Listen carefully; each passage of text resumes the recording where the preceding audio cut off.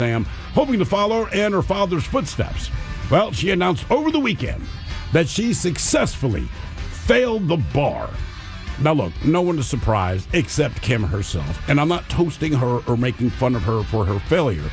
We're toasting her for who Kim blames for her failure. That's right, not her lack of studying, maybe just getting it wrong, as many people do when they take the bar. She's blaming her family's team of psychics. Ted, in my mind, the German nurse obviously sucks the worst. 10 people died or more. Gynecologist in Hawaii is second on the list as far as just being a creep, and the fact that he's still practicing. And they still allow him to do that, which is ridiculous. So even though that guy could have died who bought the Mercedes or killed someone else, that's the issue. The fact that he didn't in this instance, I'm going to say against the other two, that story sucks the least. I'm already tracking with where you're going, Ted. Just the idea, like, hey, those wooden brake pads, he just didn't die, but he at least would have injured himself, if nothing else, right? Right, and can you imagine, like, just barreling into traffic because you can't stop your car? In Germany. Because it's got wooden brakes. So, I mean, I will agree with Miles. That one sucks the least. The other two are just so bad. The nurse in Germany, like, Jesus. Yeah, and it was like one of the muscle relaxers is giving them. And granted, it's Germany, but they're like, in the U.S., they use this for executions, right? He's like, I sure didn't. And no offense, if they're that elderly, like, couldn't you just slip them a melatonin? To get them to sleep. Not saying you should be doing this to anybody, but right, you could do a less damaging thing to get an elderly person to fall asleep. Injected them, yeah. Yes. All right, Darren. Let's hope you don't wake up with your stomach like that, son. It's be bad for any sport. Now, listen. Coach can't tell you which sport to pick, but Coach can tell you this much. It's middle school, right? Feel like the cross-country team, well, was it track or cross-country? Track. Whether to run middle school track or play baseball. Track. Feel like track's always going to need a few more runners. And if you have any interest in still playing baseball, maybe get it in middle school because that'll get tougher to stay on as you get to high school. But you'll still be running. Now, with that said, I think pick the sport you like and go do that one. Right. But baseball, you're only going to have a smaller roster. Track, you'll have different distances, long distance, shorter distance. Hurdles. Right. And you can keep running in the offseason. It'll help you if you're playing baseball, too. That's a strong point. Okay. Track probably won't hurt you in most sports that aren't wrestling. My buddy, man, we were Boy Scout camp instructors. We had Army tents. They're surplus tents. Mm-hmm. So it's not enclosed. The floor is dirt. Right. You have wooden stakes in there and everything else. And you just drape a thing over. You have a cot. You have a trunk. That's basically it. So I wake up one morning, and Brett's sleeping. He slept on his back. They're old Army, really heavy back sleeping bags. Yeah. So not like the kind that's like a mummy back now. They're like industrial. If they got wet, it sucked. Yes. I wake up, man. There's this perfectly coiled garden hose right on his thighs. I mean, it's perfect. And I look at it, it's just this big-ass black snake. So I kind of just rub him real quick. I'm like, this is going to freak him out. Right. But it's not going to hurt him. Yeah. So I was like, Brett, I need you to sit up real quick. He's like, what? I'm like, you need to sit up. And he sits up. And that snake is like literally a foot from his frickin' face. And he was like, Jesus Christ, man. He jumps the hell up. Did it bite him? Snake goes fine. Black snakes don't move. They'll like bite a rat. Right. Or something like that. But they don't really they don't bite people. But it's still, they're big. And obviously, they looking for a warm spot. Oh, yeah. Brett's thigh. Like, if I could set my phone to a setting where I guarantee no matter what, even if I had a flight at 5 o'clock in the morning, I had to get up at 3 o'clock. If I set that thing to the sound of a cat regurgitating a big giant hairball, I would wake up instantly. I mean, absolutely. Even if I don't have a cat. But it takes them 20 minutes to just do it. They never just bleh. Yeah, that's what I'm saying. You're like, you've got to be. And then the worst part is trying to find where your cat is. Right. You just hear heaving, and then you tend to find it with your bare foot. Like, there it is. No, here's the deal. I could have hardwood and tile in the entire home. Mm-hmm. If I had a carpet that was 6 by 6 inches, just a small little square of carpet, that cat would throw up on that square 100% of the time. That's where cats puke. That's where dogs poop. Like the welcome mat on the inside of the house. Whatever. That's really going to do it. Yeah. It's. Pull out the dictionary and play you a game of Scrabble. Oh, yeah. On top of bringing out competitive spirit in every age group, this classic word game works to enrich your vocabulary and train your mind to focus on a single task. With an entire dictionary of words to choose from, every round is different, and you'll never tire of playing this game. It's been around since 1948. But why is there a Scrabble dictionary just versus the dictionary? Because people would argue this is not a word, right? And maybe you know it is, the other person doesn't, but it's not in the Scrabble dictionary. But if you open, I don't know, the Oxford dictionary, you're like, there's the word, man. Yeah.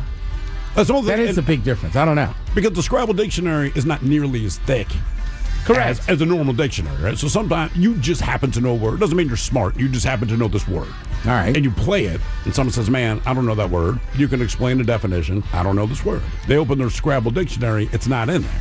You open the real dictionary, it is, and they'll still argue with you. Yeah, but it's not the They Scrabble had tons of words every year too. So it's like anything Do else. that Scrabble? Well, just based on what is a real word. Sure, So you have right. to keep up with it. How the hell you can do that? Is ain't a real word. Can I play ain't in Scrabble?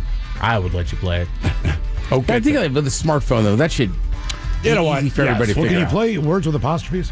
No. So then no. You can do plural, but you can't do apostrophes. Yeah. Yeah. I think ain't has an apostrophe. We are very happy once again to announce that the Men's Room Ola Days Holiday Porter is back from Black Raven Brewing Company. That is good news. Nice. This beer is absolutely fantastic. I'll be honest with you. I am not the biggest porter fan in the world. This might be one of the best porters I've ever had. I'll agree with you there. I'm the opposite of you. I enjoy porters. I'm not big on those stupid like holiday releases and all the weird taste. This thing is dynamite. Now, this thing is absolutely dynamite. It's a limited time release. Well, we did it last year. It's only available on tap. Now, the Ola Days Holiday Porter has notes of rum, chocolates, vanilla, Right. I mean, come on. orange peel, and holiday spices. And as they say, Ola Days is a special brew inspired by some legendary balls.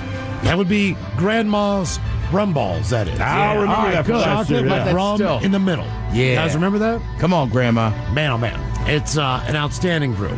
We have some of the locations early on draft. Do they already have it? We know that it's been delivered. Okay. So like anything Might not be else- on tap yet, but it's at the bar. Correct. Every once in a while, they got to wait for Something else to blow. a keg to blow. Yeah. That's why I hang on the bar, just in case it's my turn. Uh-huh. But as soon as they get that tap handle Hi, my open- name's Keg. Craig. Okay, one of the YouTube comments from David. Miles, crunchy peanut butter is less of a choking hazard than creamy. The bits of peanuts help it go down better. Listen, man. David. You're asleep. I only buy extra chunky peanut butter. I have almost died with my fingers in a handful of peanut butter in the middle of the night multiple times. Wait till he finds out it's not peanut butter. in his Look, fingers. I love peanut butter. I make a conscious decision. I can't keep my hands out of it to not buy it. Yeah. It's like kryptonite for me. Yeah. I cannot have it in my house. For fear It of will choking. kill me. I mean, they'll say, like, how did he go? And they'll, Jeff or Skippy or Does he have something. a peanut allergy? No, he ate it in his sleep. Was it Adams, the thick stuff? No, it's regular old plain peanut butter. You ever buy those little single servings of guacamole? No, but I do buy the single servings of Jif over here at the store because I know. Now, those single servings of guacamoles. I'm not sleepwalking, but just you open the fridge, it's like, I got string cheese. Good reason to have a single serving. Not a bad call. But same thing. I don't buy them because they're expensive, and they only last a few days. It's always, And I think I but get that it makes on sense. some level. That makes sense because it's they by the think door. they're doing you a favor. Correct. I don't want I to don't put it on know. your. But I'm like, bro, I wish you could like translate. Listen, the harder the surface, the happier I will be. Do not do it on anything that has fibers, because now I have to Dude, get rid of it. we have a mutual friend that has a small dog, and there's just that dog has about a 7 or 8 hour limit, right? Before it has to go out. Right. So sometimes he'll be sitting there and he'll be like, damn it, I think it's been too long. We'll get back. And his dog will have pooped in the house, but would have gone into the hardwood floor in the bathroom, not on the carpet. It will just leave it there. Oh, the bathroom. So just use the Right. bathroom. So that's, All right. I'm always like, all right. I get it. Like the dog just has a natural limit. And, like you don't want her pooping inside, but also it's kind of nice that she just uses the bathroom because she sees you. She do doesn't it. use Yeah. the toilet, but she uses the bathroom. Correct. And now, the Men's Room legacy continues. Unfortunately, what you're about to hear is real. The members of this radio program are simply not that bright, or what some people would call educated. They are merely stupid. They're not trying to offend anyone on purpose. And all have played doctors on TV. You have been warned and are cordially invited to join the party.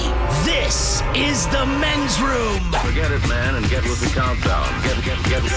Get with the countdown. Shake this square world and blast off for Kicksville. The trippers, the grasshoppers, the hip ones, all gathered in secrecy and flying high as a kite. This is the Men's Room with Miles and Thrill. You know what they say, shake your radio more than 3 times, and you're playing with it. You're listening to The Men's Room. And away we go. Welcome to the 20th anniversary season, episode number 4,427. Along with Steve the Thrill Hill, the Ted Smith, and Mike Hawk. And you are The Men's Room. On tap today, once again, we play Big Dummy. Ted's Meat and Potatoes has the greatest food scenes from movies. We will play Profile This, plus headlines, the Men's Room shot of the day, fun with listener emails, and everyone's favorite, TV Time with Ted. Click, clack. Drink, I take drunk. All right, here we go. A Canadian man steals a city bus and takes passengers on a safe and enjoyable ride. Meanwhile, a ferry in France shows a movie where all the actors were brown-eyed. Florida man running from the law falls through the ceiling onto a SWAT team. A cow escapes a slaughterhouse in Germany and is now living the dream. And an Idaho man tears down a family's brand new home with an excavator for absolutely no reason at all. That is all coming on today's very special episode of The Men's Room. And now, here's the question. Hola, bitches. Good day to you and yours. All right, today is the day that we play Big Dummy, the game show that rewards you for your stunning ignorance. And here's how it works. You call us, we'll spin the category wheel. We'll spin it, dude. We will spin the category wheel, and then we'll ask you a question from that category. But here's where Big Dummy separates itself from your average, more reputable game show. We will continue to ask you questions until you get one right. Because as always, we want you to leave here smarter than you showed up. Now, so far this year, our biggest dummy is a two-way tie between the lovely and talented Danny and the equally lovely and talented Melody, both of whom thought tube socks was slang for a condom and found a way to answer 11 consecutive questions wrong. Can you do better? Of course you can. Everyone else has. So give us a call, and off we go on Big Dummy. Brought to you by our friends at Restoration Out at Advanced Hair Restoration. For a fire neck. Smooth today. Jesus Smooth. Christ. If you would like to be a contestant and play Big Dummy, call 206-803-ROCK. Like The Men's Room on Facebook, follow us on X and Instagram and Men's Room Live. Send your emails to The Men's Room at KISW.com, and now watch the show live on YouTube at KISW Rock.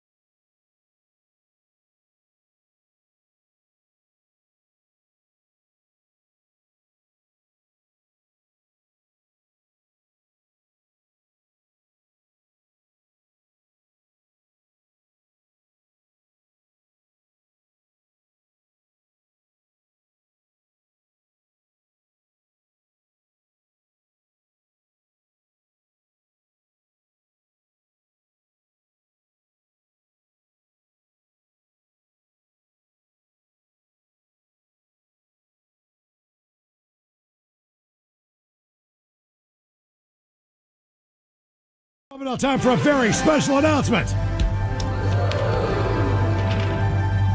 We are very happy once again to announce that the Men's Room Ola Days Holiday Porter is back from Black Raven Brewing Company. That is good news. Nice. This beer is absolutely fantastic. I'll be honest with you. I am not the biggest porter fan in the world. This might be one of the best porters I've ever had. I'll agree with you there. I'm the opposite of you. I enjoy porters. I'm not big on those stupid holiday releases and all the weird taste. This thing is dynamite. Now, this thing is absolutely dynamite. It's a limited time release. Well, we did it last year. It's only available on tap.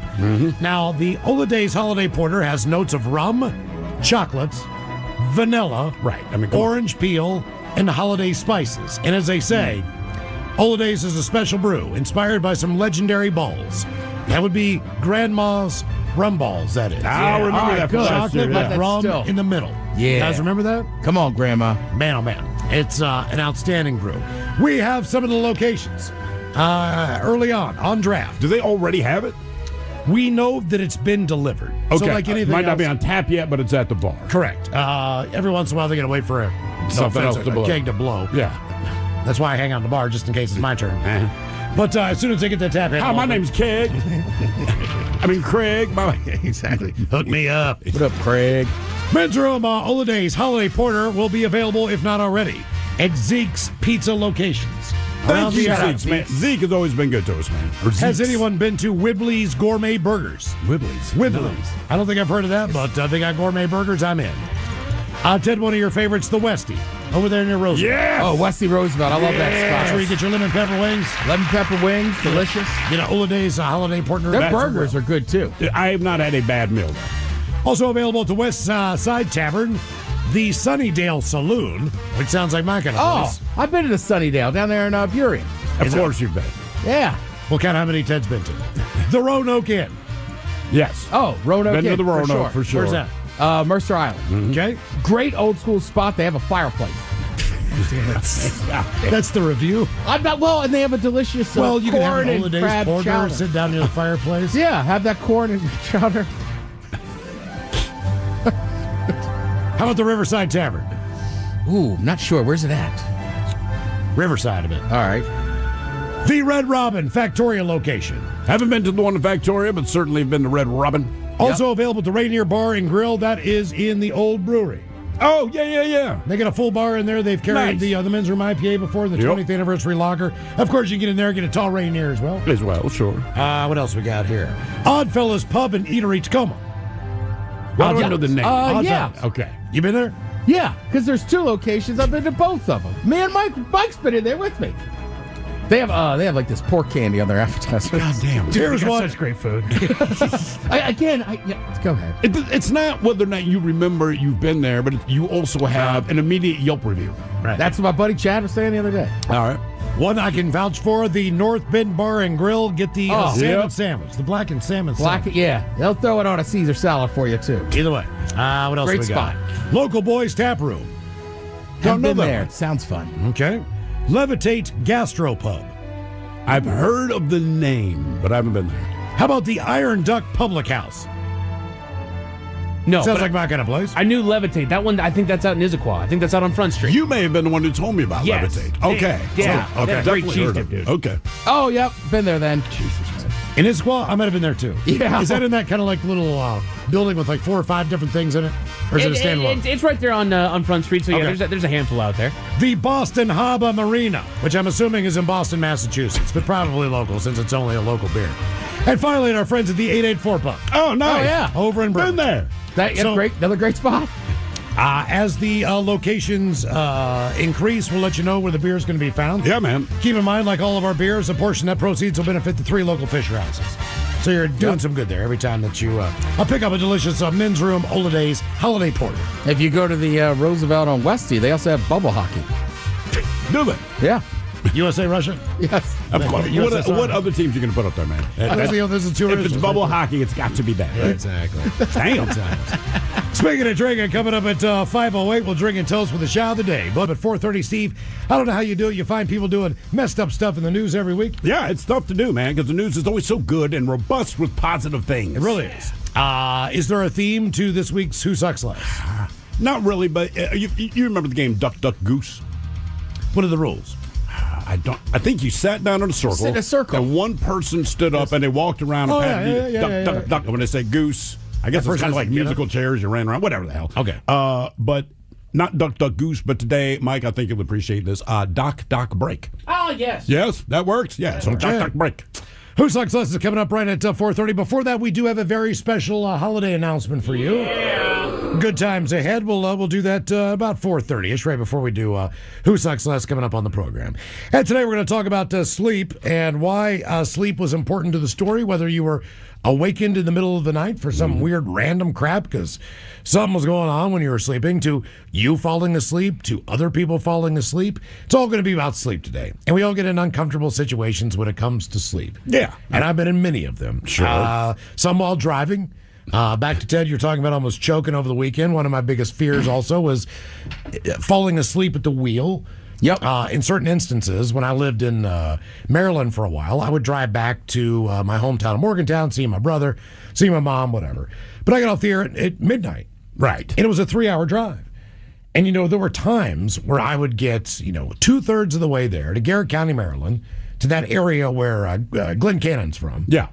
Big mountains, rough terrain as far as snow and everything. Not much traffic. And can you even Totally. get good radio reception based on that? Yeah, you could because you're on top of a mountain. I mean, but it's sporadic as hell. But yeah, to keep you up, that would be helpful. I think I probably had a cassette deck, doing one of those deals back in the day. But I found with music, man, to me, you need to put on music you hate, and that helps me stay. Because you're driving angry. They're like, why are you listening to this? Like, because I don't like it, right? If I put on stuff I like, I'm going to fall asleep. It was all the old tricks, right? Roll down the window. Roll down the window. Try to stay cold. And believe it or not, man, like 25, 26 years old, at that stage of my life and being on the East Coast, much different culture as far as just coffee drinking.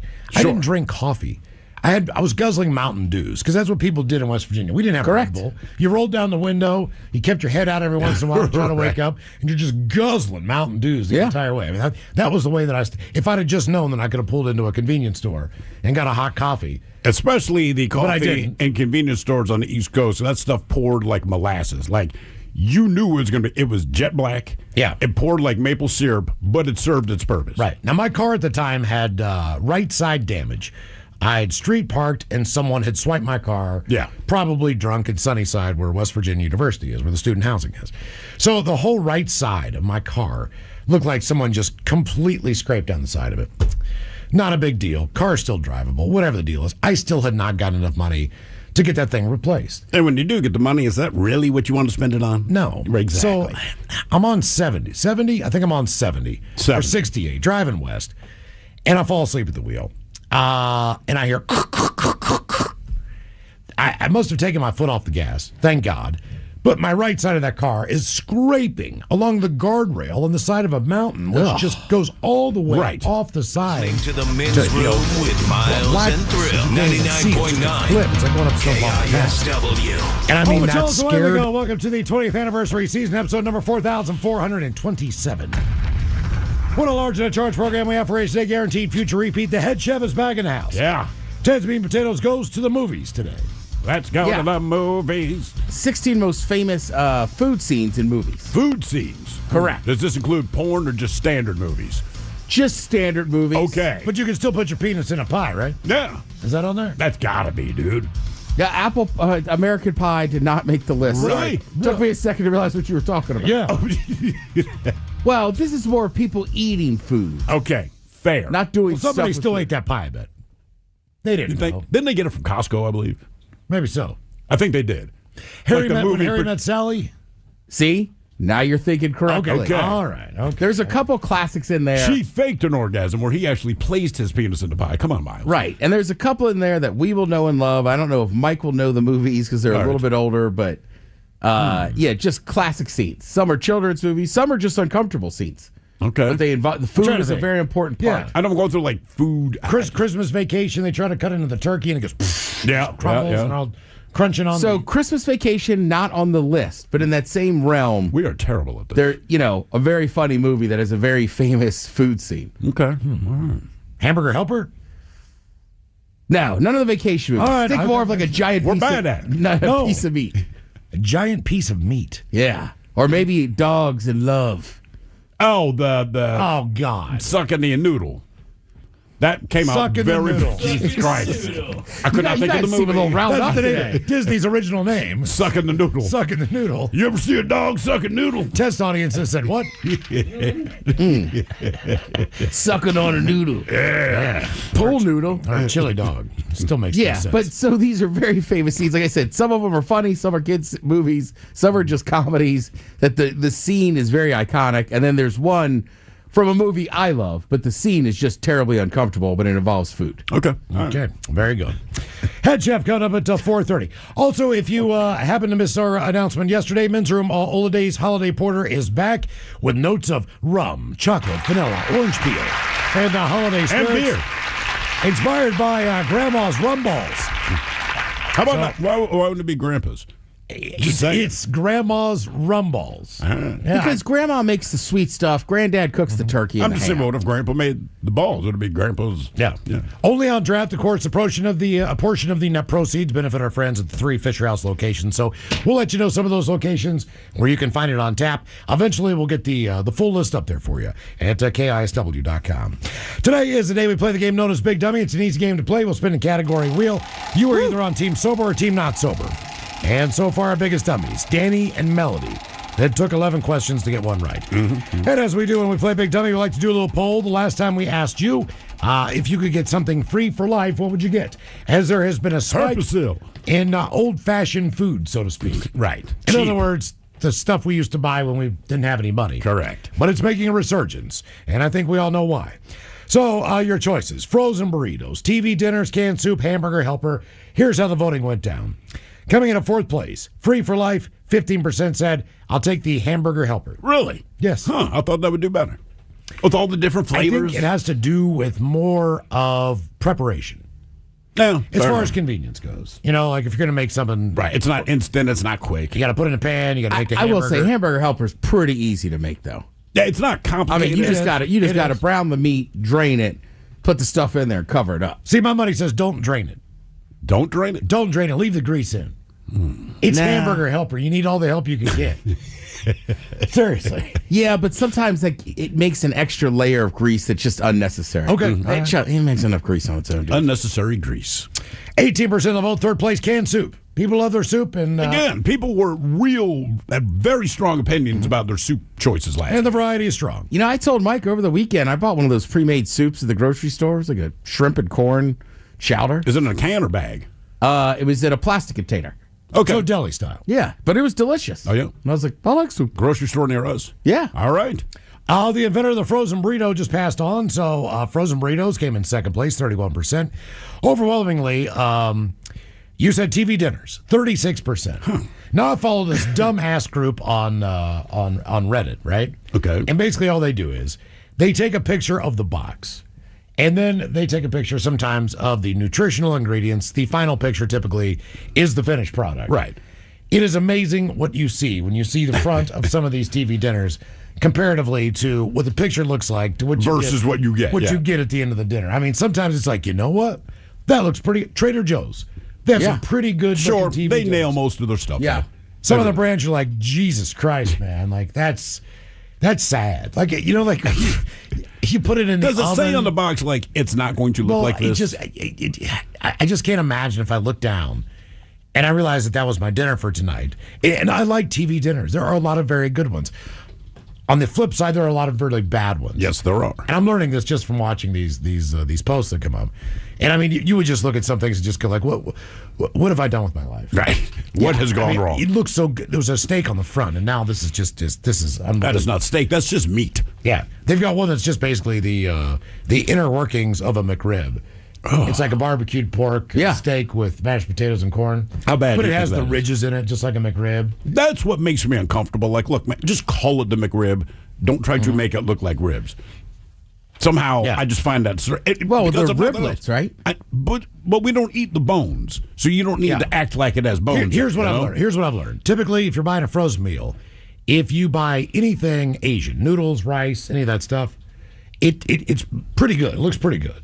Yeah. Italian the same way. Lasagna, 'Cause baked it's easy ziti, stuff, yeah. All those things, they're not too far It's off when from what you go see. to meat is when it seems to kind of go sideways. Or multiple items in one TV dinner. What So do you where mean? you have like a brownie, you have corn, you have different sectioned off things. Right. That are all getting cooked at once. And then you look at that thing and you're like, man. Yeah. This week on the poll, we are inspired by one French student, Oscar Delate. Oscar Delate. He covered more than 93 miles total with his bicycle wheel up. He did a wheelie for 93 miles. Well, a little caveat there. The student has shattered a world record by riding the bike wheelie for more than 93 miles, not once letting the front wheel touch the ground. He's a 19-year-old engineering student. He pulled off the feat over 6 hours and 31 minutes on an indoor track in the French spa town of Vittel. He completed 752 continuous laps and smashed the previous record by more than 43 miles. Damn. Why endure such a challenge, you might ask? The answer is simple. He says, because it's fun. He admits Is there any other reason that you do a wheelie? he does admit that his gooch and butt were painful for a week afterward. And while it might seem like an odd pursuit, he's no stranger to wheelie records. He already owned the titles for the longest one-handed wheelie and the longest continuous wheelie without the front wheel. Though he notes the latter is a bit easier since there's less weight to lift up. Sure. As far as your balance goes. Does that not count as a unicycle? Well, I mean, it's still the bike, you know. I mean, it's one-wheeled. For his latest and most high-profile mark, he trained for more than a year, 10 to 15 hours a week. His record-breaking setup was quite typical. A Rose commuter bike with a flat bar and slick 50-millimeter wide tires. The only modification was adjusting the seat so he could sit down as he attempted the record. Yeah. But he did wear a camera strap to his chest just to prove it really happened. He did not wear any fancy cycling shoes, people. He did not clip in. He wore Nike basketball high tops. That sounds about right. Over the 6.5 hours, he averaged a speed of 14 miles an hour. Damn. And they say that's rather remarkable. It is. That's crazy, man. So we're going to be inspired by this guy popping a wheel. Could you pull wheelies on your bike, man?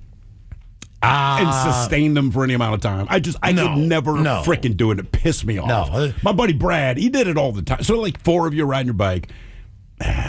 Like Brad would just ride on one wheel. He's not going to break that record, but he'd ride on one wheel. I would try. It never worked. The other two guys, they could make it maybe 40 yards or so. Have you guys seen the stunt guys that kind of like dip in and out of traffic with one wheel? Yeah. Almost hit people and then veer off to the last second. Well, look, I never did wheelies, but like doing wheelies up and down the street and kind of in the hood was a big deal. Yes. So when I was a janitor, like I'm the white guy on that crew. And one night we were playing cards, which we played cards at lunch. And they got it. These guys were all in their 40s. I was like 19. All right. And they got into an argument over who could do the best wheelie. And on Friday, they brought in their bikes. We all finished up as quick as we could. And they had like wheelie contests in the garage. Look, there's high school kids in Baltimore. Now, granted, they have dirt bikes. Right. So the front's not as heavy as a street bike. But that's all they do. But, they ride together in groups, and they just ride all over town, and they pop a wheelie 80% of the time and ride. Oh, yeah. Absolutely. I mean, that's just what they do. Yeah. But if you have a street bike, 12 o'clock boys. it's very heavy in the front. And I've had people pass me on like Yamahas or Hondas or Kawasaki street bikes on I-5 that go by me doing a wheelie. Yeah. And they're still doing a wheelie when they're out of my vision. Uh-huh. So, I mean, you can either do one or you can't. I don't know that that's the safest thing, but Well, it's not. I've been the passenger on I-5. One of those guys passed us, and we got back up to him, but like rolled down the window. Yeah. It was just right. He was like, "You want to get another one?" We were like, "Please." Yeah. He popped one in Throw there. her off again. So Pop you the wheelie. can either do it or you can't. It's one of those. Yeah. It's like when I was a kid. I maybe not the best at popping wheelies, but I would spend hours in my room because of the Harlem Globetrotters and probably, I don't know, Curly or somebody who could spin a basketball It was Curly. on his finger forever. Yep. So I just sit there, thump, thump, thump, thump, thump, thump, get it burning, get it going. I could do that for hours. I mean, it was one of those things at the time I could do. Sure. I practice it all the time. No reason to be able to do this other than if there was ever a basket. Any ball The I picked up. self-satisfaction of doing it, man. Yeah, like your kid kicks the ball, does all the different stuff. Constantly, Dribbles the ball so it doesn't touch the ground, soccer style. And, Oh, that's his big thing now.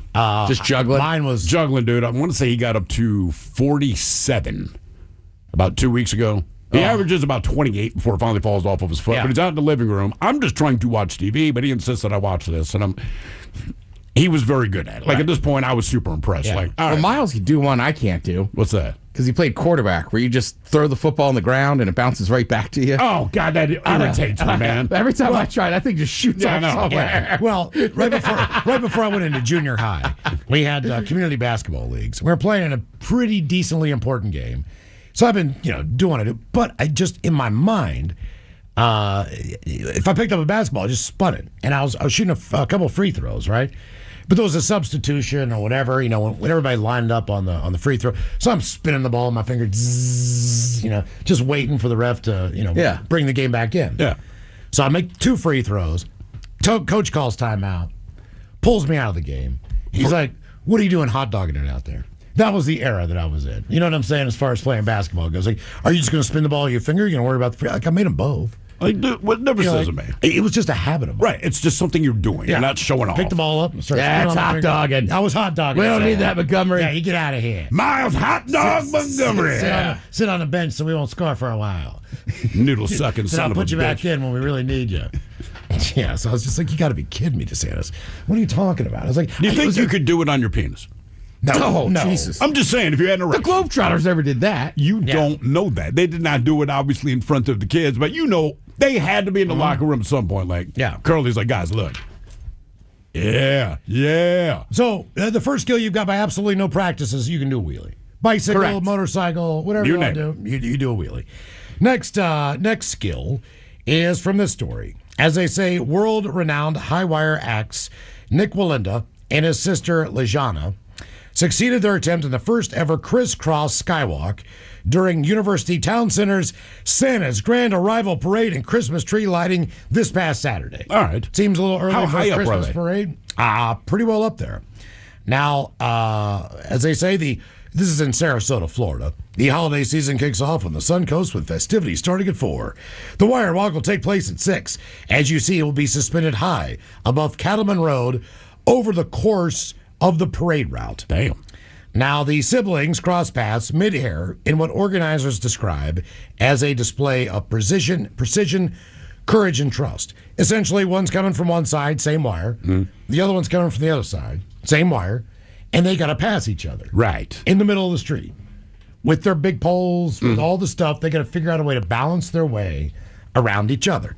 And they did it. Or die. Yeah. It's part of their annual holiday celebration. They strap in with safety stuff now. That does kind of take the punch. Look, I understand what they're doing is absolutely remarkable, but if I know you're not going to die, and that sounds terrible, but that takes away kind of the excitement of it. Right? Yeah. Because that one dude in Puerto Rico, right? That's great-grandfather, grandfather, right? Yeah, his ass wasn't strapped in. He is no longer with us. No. Because he didn't keep his balance, but that's part of the reason you watch. There's right? a plaque. Correct. There's a plaque down there by the Chili's. How big is the plaque? Cover everywhere. It's just a plaque for his Next life. to the Chili's. Damn. The Chili's in Puerto Rico. Yeah. Hey, Fantastic Chili's, by the way. Walinda crashed right here. You have no idea. They got a Dunkin' Donuts and a Chili's right beside each other. You want to talk about prime location down there in Puerto Rico, man? Especially when That's a living. I woke up in the hotel where my grandmother used to live in the hotel, so I stayed there. And you wake up in the morning and it's beautiful. You got the beaches, and sunny, and you walk out the front door of the hotel and go smoke a cigarette or whatever. There's a freaking Dunkin' Donuts. I mean, right across the cobblestone street, and a Chili's open for breakfast with an outdoor deck. You're like, this is breakfast. This is too. Chili's does everything. I did not know that. Down in Puerto Rico, they have a completely different menu. We need one of the Puerto Rican Chili's. They do the standards, but they still do they'll do plantains and just some of the more traditional food items they got down there. Well, in Cape Cod, they were opening a new Dunks, as they call it, and they were all riled up. Oh yeah, like it's in the old bank building. You talk about the new Dunks? Weird thing is, donuts taste the same. Everything tastes the same. Absolutely. Dunkin' Donuts. So the performance comes in the wake of the high wire incident in 2017, where Lejana tumbled about 35 feet up. And basically, she broke her back, she broke her shoulder, she messed up her face during the rehearsal for the 8-person pyramid stunt to break a Guinness World Record. Something went awry. Everybody fell. You have to see the video of this. It is, and she's at the top of this bad boy. She takes a neck shot off the wire, spins her body around like she's in like Homer falling down a mountain, going all the way down to the bottom of this thing. Not good, but you can walk a high wire. All right. Now some people I've seen practicing this, like in Green Lake, where they put the actual. It's what, maybe 4 feet off the ground? No, Or it's something? like Two. Slackliners. Yeah, Yeah. one, but it's still Yeah. impressive. No, I can't do is. it. I can't do it. You know? I got a better chance of doing a wheelie. It's like watching those guys who know how to hacky sack. You think you should jump in. You're like, nope. Don't do it. Nope, this is not me. Next up on the list, you can do a backflip.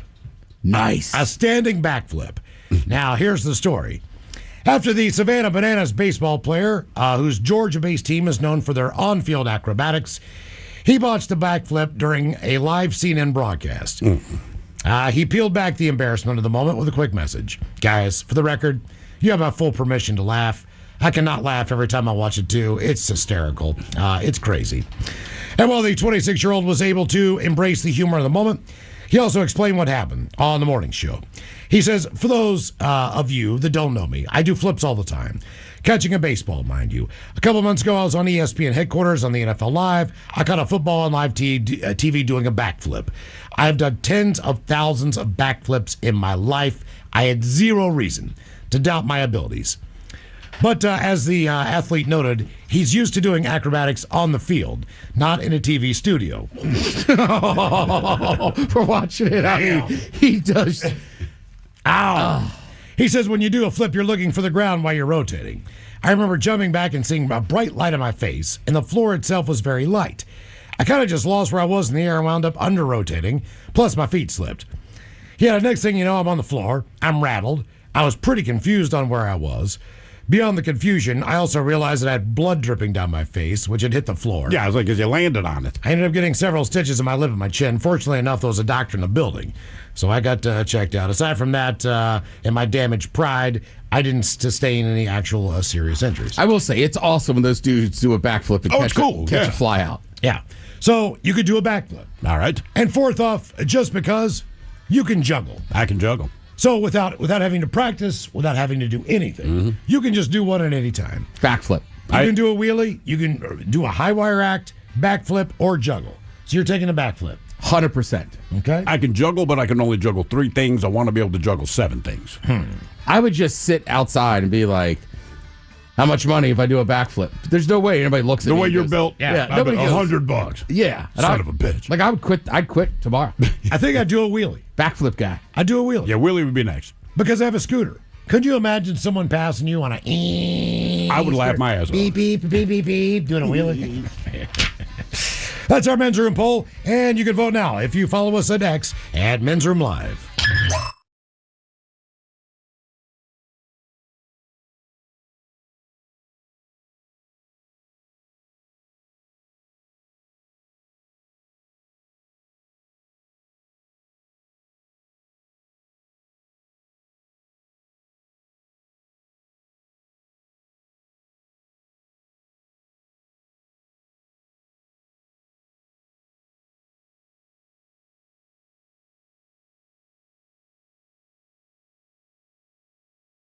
The side of a mountain, which just goes all the way off the side to, blackness that you can't even see. It's just a cliff. It's like going up Snoqualmie Pass. And I mean, that scared the living bejesus out of me. And I got out of the car, and I looked at the side of my car. It looked the same. I was going to say, at least it's the same side. Like the damage wasn't any worse, really. There was a couple more scrapes on it, but it didn't look any better for the worse. But I swear to God, man, that absolutely threw my mind into a panic. Like my heart was racing. I started to get a tension headache in my shoulders when I was driving. Like, Yeah. it just sucks. It freaked me. But the it hell also out. helps you stay awake from that point on, doesn't it? It does. Last week we brought you the story of the judge. I think when you get older, too, you'll be smart enough. You are. I've been on a road trip where, like, my buddy was super pissed. And I said, look, I know you're mad. And I said I'd drive for the next 8 hours. I said, but I just woke up behind the wheel. Oh. I think I dozed off for like 2 seconds. I said, either you have to drive or we've got to stop for like an hour. It's terrifying. To take a nap. It's absolutely terrifying. I've done some other dumb stuff where I've fallen asleep before. This is ridiculous. But one time, I took the bus home, I think from a concert down at CenturyLink, or it might have been at T-Mobile. I don't know. Anyway, I get on the bus, and the last thing I remember is that we get to Ballard, or it was Ballard or Fremont. Either way, the bridge is up. Yeah. Okay, and it's up, like up. And I'm just looking like, oh my God. And I fell asleep. Now, I'm literally just a few blocks away from my house. If it was a Fremont Bridge, I can't remember because when I woke up, I didn't know where I was. I was essentially basically up in Shoreline. Yeah. When I woke up on the bus. This is Yeah. now 1 o'clock in the morning. I've done 12:30. that a million times. And the driver always does it. Hey, buddy, it's the end of the line. After the last time it happened, hey, buddy, it's the end of the line. I'm like, okay, well, can I just ride the bus back south again to get where I'm going? Do you have fare? I said, I don't, man. Can you give me a transfer? I don't You can't have give fare. somebody a transfer at the end of the line? No, the dude he wasn't mean about it, but I was asked pleasantly that I had to get off the bus. I'm like, bro, I fell asleep. And he's like, hey, dude, this is not my problem. You got to stay awake. And it's happened a billion times. I will say, oddly enough, in Baltimore, they were nicer about it. They almost didn't care. They came to check to see if your ass was alive. If you were alive, they were like, cool.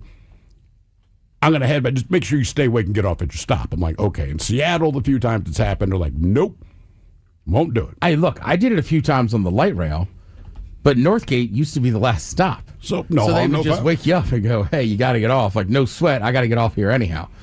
Well, Now now, brother, you're in yeah. Linwood. Right. That would be a problem. They say there's so much unnecessary stress in transportation from going to point A to point B. Light rail seems like it'd be smoother than doing a lot of things. A video has just been released from an incident that happened back in September, the 24th in San Francisco, where a light rail train flew into a curve at a high speed and severely jolted the passengers. It was going about 50 miles an hour, Yeah. which is way higher than the average speed of 8 to 10 miles an hour. The operator had apparently dozed off. Now, in the video, you can see the driver, who was slumped over before being shaken awake during the rough turn. Have you seen the video? I have not. Okay, just understand when they show the video, they're kind of leaning back. Then you see them hunched over where now your chin's on your chest, all right? This light rail starts taking its turn. When you look back in the cockpit of the light rail, keep in mind, the passengers are screaming and they're flying all over the place. When I go back to the cockpit, the driver, it's one of those things where, when you're so tired that no one can wake you up kind of thing. So you see them fly to the right and they fly to the left. I think it's when their head banged into the window. This is the driver. Okay. That they actually woke up and put on the brake. They slept through this whole thing. Driver managed to regain control, slow the train to a stop. Passengers were shrieking and screaming. So the driver opened the door to the first car and said, quote, I'm sorry, relax, relax. We didn't crash, relax. The train did not, in fact, derail. Passengers did think it might. So emergency crews were dispatched to the scene. Most passengers were okay, some with minor bumps, bruises, but at least one person claims they slammed their head, and they were treated for a concussion. After the investigation, officials confirmed that the cause was, quote, operator fatigue. Yes. They also said the operator had been placed on non-driving status. They said safety is a priority, blah, blah, blah, blah, blah, blah. Either way. The other thing of course- about that video, there's two different videos, all right? So there's the one from the train, and you see the driver, you see the passengers. Then there's another video from someone who's on the street who has their cell phone out. The train is downtown, all right? So when this thing makes this turn, which is the moment that the driver... Is this the BART? I believe so. Okay.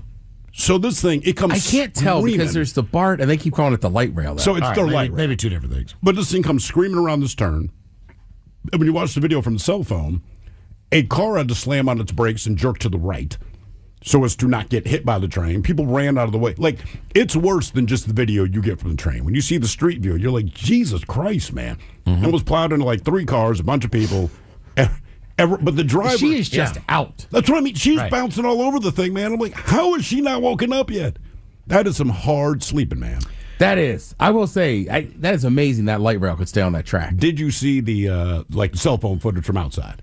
No, this is just showing inside and then her. Okay, I'm But I mean, telling at you, one point, when you see outside, it's I'm even trying worse. to see if I can get the moment. Like, it's cruising up there, but I mean, she is. When they cut back to her, okay, yeah. she is just out. out. We go to Corpus Christi, Texas. They said you've all heard the expression, where's the fire, when someone's in a rush, but Corpus Christi Police Department officers found the fire had literally been on the man's pants in an uptown neighborhood on Friday night. See what I'm saying? She is just out. She is out. Police got a call for help at 7:20 in the evening. During the call, the man told officers he fell asleep while smoking. When he woke up, his pants were on fire. They said they found the man in South Staples Street with injuries to his groin area. Yeah. He was taken to a local hospital for treatment. There's no word on his condition, which reminds me of a time And Ted, you were somewhat involved on this that night. We've told the story before. I've only tried OxyContin one time. Yeah. In my life. We were in Baltimore. And one of the guys we worked with, I traded him for some weed. And believe me, this guy was one of those guys who could do oxys all day long. He could not do weed.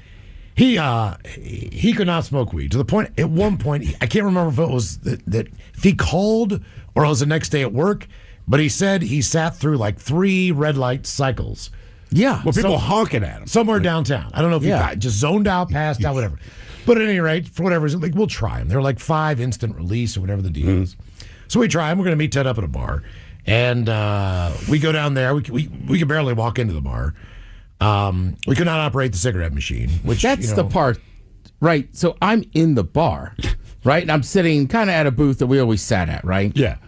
So I could see, people, you walk into a bar and there's the first 2 doors, a little bit of a hallway, there's a cigarette machine.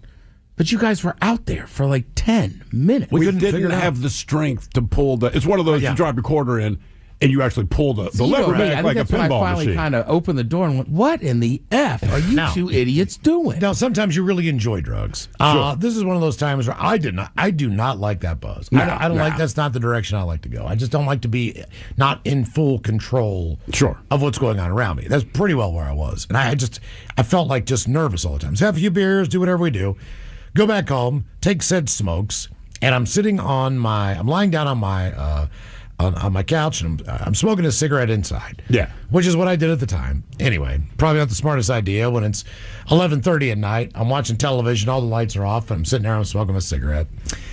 And I fell asleep. Now, I had a blanket over my legs, and this blanket was the softest, most comfortable, had a VU emblem in the middle. All right. It was just a nice big throw blanket. It was awesome. And I wake up to my knees feeling a little bit warm. And I have my knees up, I guess. And the blanket was over top of them like a tent. And I guess I just dropped my hand down into the blanket with a cigarette. Now, the way this thing burned was it burned like looking at a solar eclipse. Okay. Right. So, like when I open my eyes, I can smell all the crap. And there's this huge, perfect circle. But it's got this red outline on the entire perimeter of it. Yeah. It was slowly burning out. And my hand has now fallen through the hole in the middle. Cigarette's out, by the way. Yeah. Somehow, either I don't know if the blanket probably knocked the cherry off. Whatever happened. But I mean, as soon as I woke up, one of those little edges kind of flared up and started to fire again. I'm like, oh my God! Like I'm in an apartment building. I'm in the bottom floor. Like I could have lit the entire building on fire. Immediately got up, took the blanket to the dumpster, washed it in the bathtub real quick to make sure it was out. Right. Ran up, throw it away. I'm just like, I couldn't go to bed that night. I mean, honestly, I could not. I was so shaken again. Sometimes my anxiety, my heart's racing like crazy. Yeah. I could have caught myself on fire. I think that's the most dangerous part of smoking, if you're also a drinker. Maybe still summertime, but I mean, just this summer, smoke out front, got my little thing under the covered porch, and the last thing I do before I go to bed is smoke a cigarette. I knew I was drunk. That's not that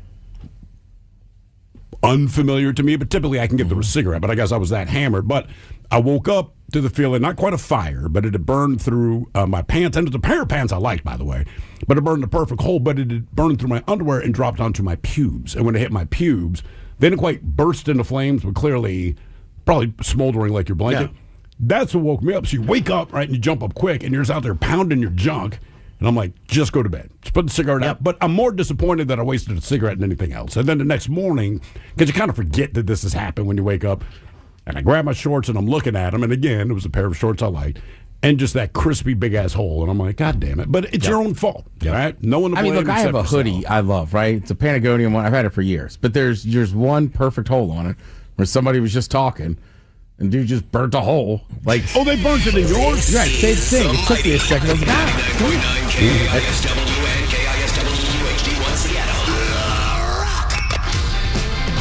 Always live on the free Odyssey app. Text the guys at 206-803-ROCK from the Pinky's Plumbing Studio. You're in the men's room. Let's do this. Game is Big Dummy, 206-803-ROCK. Steve, who is our first contestant ready to play the big game? Hello, Tom. Welcome to the men's room. Big Dummy! Hola, gentlemen. Hola. Tom, you sober or not sober? I'm sober. Okay, Tom, welcome to Big Dummy. On our men's room poll, you're going to do one. Wheelie, high wire, backflip, or juggle. Juggle. All right, my juggle. man. You could juggle anything. You could juggle knives. I can't do that. I tried batons, man. Like I can. I would it never sounds try that. stupid. I can juggle balls. I can juggle eggs. Anything that's kind of round. Juggle Rubik's Cube. I know, Ted. There's no other way to put it. Well, don't They're people juggling start balls, Don't man. start. A lot of people start with pens.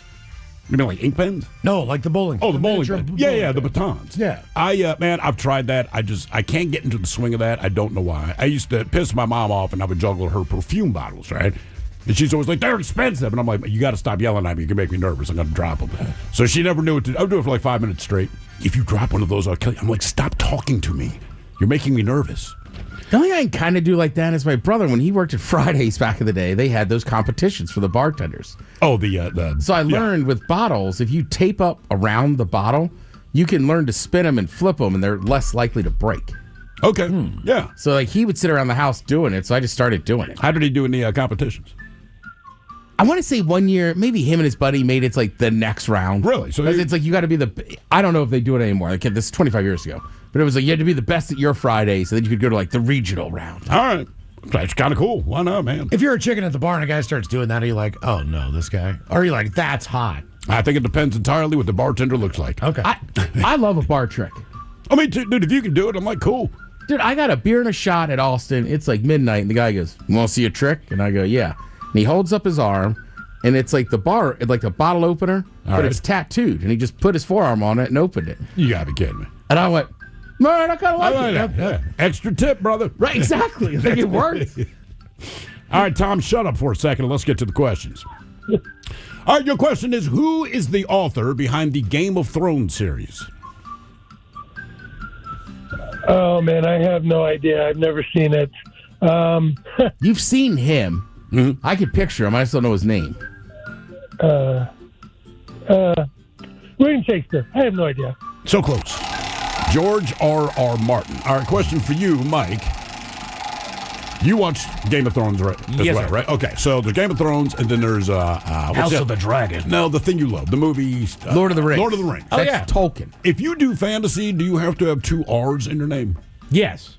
I just that's so weird to me. Then there's also J.K. Rowling, who did Harry Potter. So you must have initials. Yes, you just need initials in your name in order for people to take you seriously. Okay, so remember that, kids. If you want to write fantasy or anything, just change your name to your initials, and you will get published. Yes.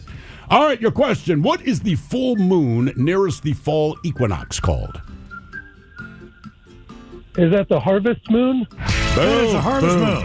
Yes, indeed. Very good. Remember the moon we just passed? Was that the super beaver moon? That was the beaver moon. Was it a super beaver moon or It just was the a beaver super, moon? so it was a super moon, but it's also the beaver moon. Did you see the beaver moon? I did. So was it a super beaver moon, or is it just a super moon and a beaver moon? Well, it's always if you get that one in, then it's always a beaver moon. Right. It happens to be it was the third super moon of this year. So That's the super beaver that would make it a super beaver moon. I'm just saying, do they say it's a super moon and it's also the beaver moon, or do they say it's a super beaver moon? It's also the one night a year that the mascot of Buc-ee's comes alive. Oh, yeah. One time. Big Dummy! Hello, Matt. Welcome to the men's room. Hola, Bichola. Hola. Matt, are you sober or not sober? Not sober today. Okay. What are you doing over there, Matt? Just smoking some weed. Okay. All right. Good day to do that. All right, you're going to be able to do one there, Matt. What are you doing? Wheelie, high wire, backflip, or juggle? I'll do a juggle. Give me a also. juggler. My man. Oh, all right. right. Juggler. I'm telling you, man, it's a good stress reliever. It really is. I just think you're doing this stuff to impress people. Most of the time I juggle, it is just me. You know, seriously, man, it is a good stress reliever. Okay. You focus on stuff. The kids used to find it so impressive. Now they don't care. All right. Here is your question. What two SNL alumni were the weekend update anchors before the current weekend update anchors of Colin Jost and Michael Che? Could you repeat that once for me? Dear God, man, you stoner. What two SNL alums were the Weekend Update anchors before Colin Jost and Michael Che? Last one I remember was Dennis Miller, and I know that's not it. So Wow. Back to 1984 for you. All right. Tina Seth? Fey and Amy Poehler. Nope. Seth and Tina? Seth and Amy Poehler? Cecily Strong. Oh. She replaced Amy Poehler. Okay. I thought the same thing. Yeah, I I'm like, completely I know bugged that. this. And I'm like, I am wrong. All right. Who provided the voice of Bugs Bunny, Porky Pig, Daffy Duck, and Sylvester the Cat? As well. has to be Mel Blanc. Boom. Got it. Oh, that's too easy. I mean, he thinks Dennis Miller's still on SNL. But he can hit Mel Blanc. Well, Mel Blanc also way back in time. Yeah. Gabus Big Dummy, 206-803-ROCK. Hey, dummy! Hello, Jeff. Welcome to the men's room. You, your girl, and your Johnson. Hola. Hola, Jeff. My guy. Jeff, are you, guys? What's up? are you sober or not sober today? Team not sober. We can never tell with you. Would you find some cocaine, I'm Jeff? glad. Maybe. Who wants to know? All right. Nobody important. Maybe. All right, tell you going to do one. Will you do the wheelies, high wire act, backflip, or juggle? I've always been impressed with the people that can just do a backflip off the ground. They're going to go backflip. Backflip it is. Although the results could be devastating. Well, we've met you, man. You have the frame, I think, to be a guy that can pull off the backflip. Surprisingly, as everybody you say you don't remember, I'm surprised you remember me, but it's like, yeah, I could. You maybe. scream, you, your I- girl, and your Johnson every time we hear from you. Yeah, I remember you, man. Okay, fair enough. All right, Jeff, here's your question. What is happening to your hair if you have poliosis? Are you balding? Not a bad Is guess. it coming out in clumps? It's just turning gray. Thing? Oh. Turning gray. Oh, it's just turning. Why have it then? I mean, if your doctor said, oh, you're suffering from poliosis, you'd probably get tunnel vision, go into shock, break out in a sweat. No, man, you're just going gray. Sorry. I would have thought I just had polio. Yeah, poliosis. All right, your question. What was the name of Danny's gang in the movie Grease? Originally called Only Lube. think of well, I can only think of the song "Grease Lightning."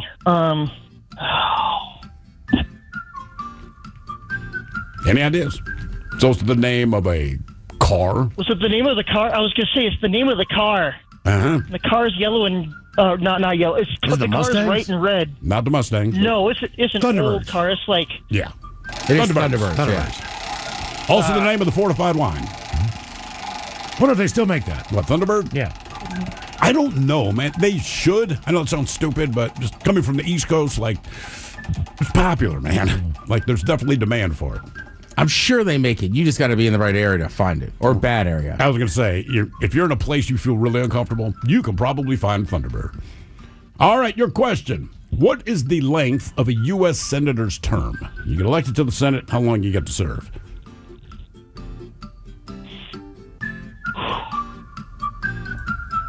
I didn't know they had terms. They do. Good. A lot of people don't.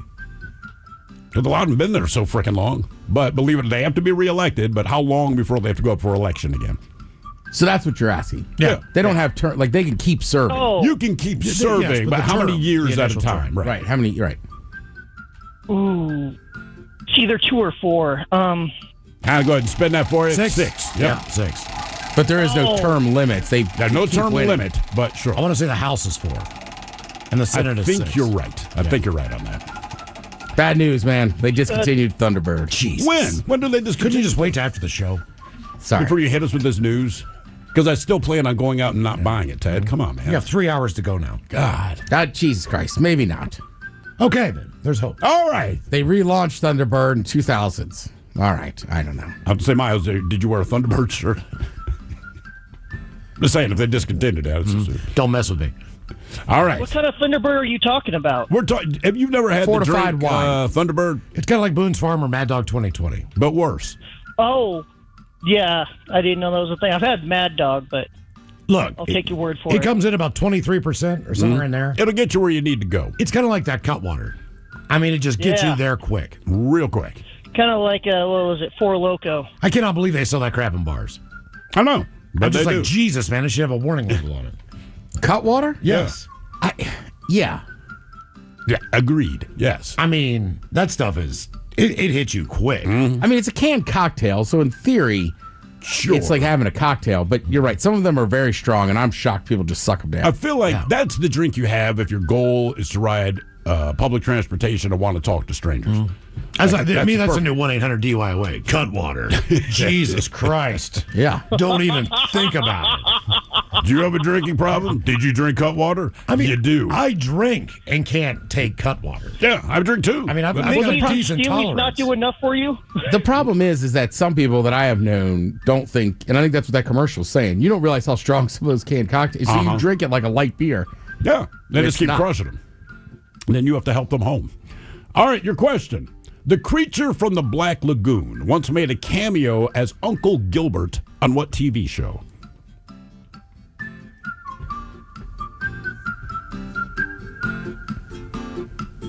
There's pretty much only two to choose from. So the creature from the Black Lagoon, he shows up on this TV show under the name Uncle Gilbert. The Addams Family? The other one, the Munsters. Oh. I was like, really? I was going to say Love Boat. What? Jesus Christ. Fantasy Island. Yeah. Little does he know. Shows up in the Brady Bunch. Hey, Mom, the creature from the Black Lagoon's Yeah, we're here. going to Hawaii. Look who it is. All right, your question. Which Beatle was once in a band called the Quarrymen? The Quarrymen, sorry. They dig rocks. The Dig Rocks, is that a drug? Is that like a hit to drugs? No. Well, I think it was- Quarrymen, they're yeah. like, if you work at a quarry, you're You're probably digging dealing rocks. with rocks. They had kind of had a rock sound to them. That was the idea.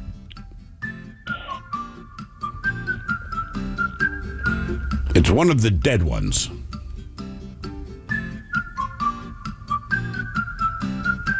John Lennon? There we go. Nice How one. young guys? Nice Yeah, one. man. Quarrymen. Game is Big W 206-803 Rock.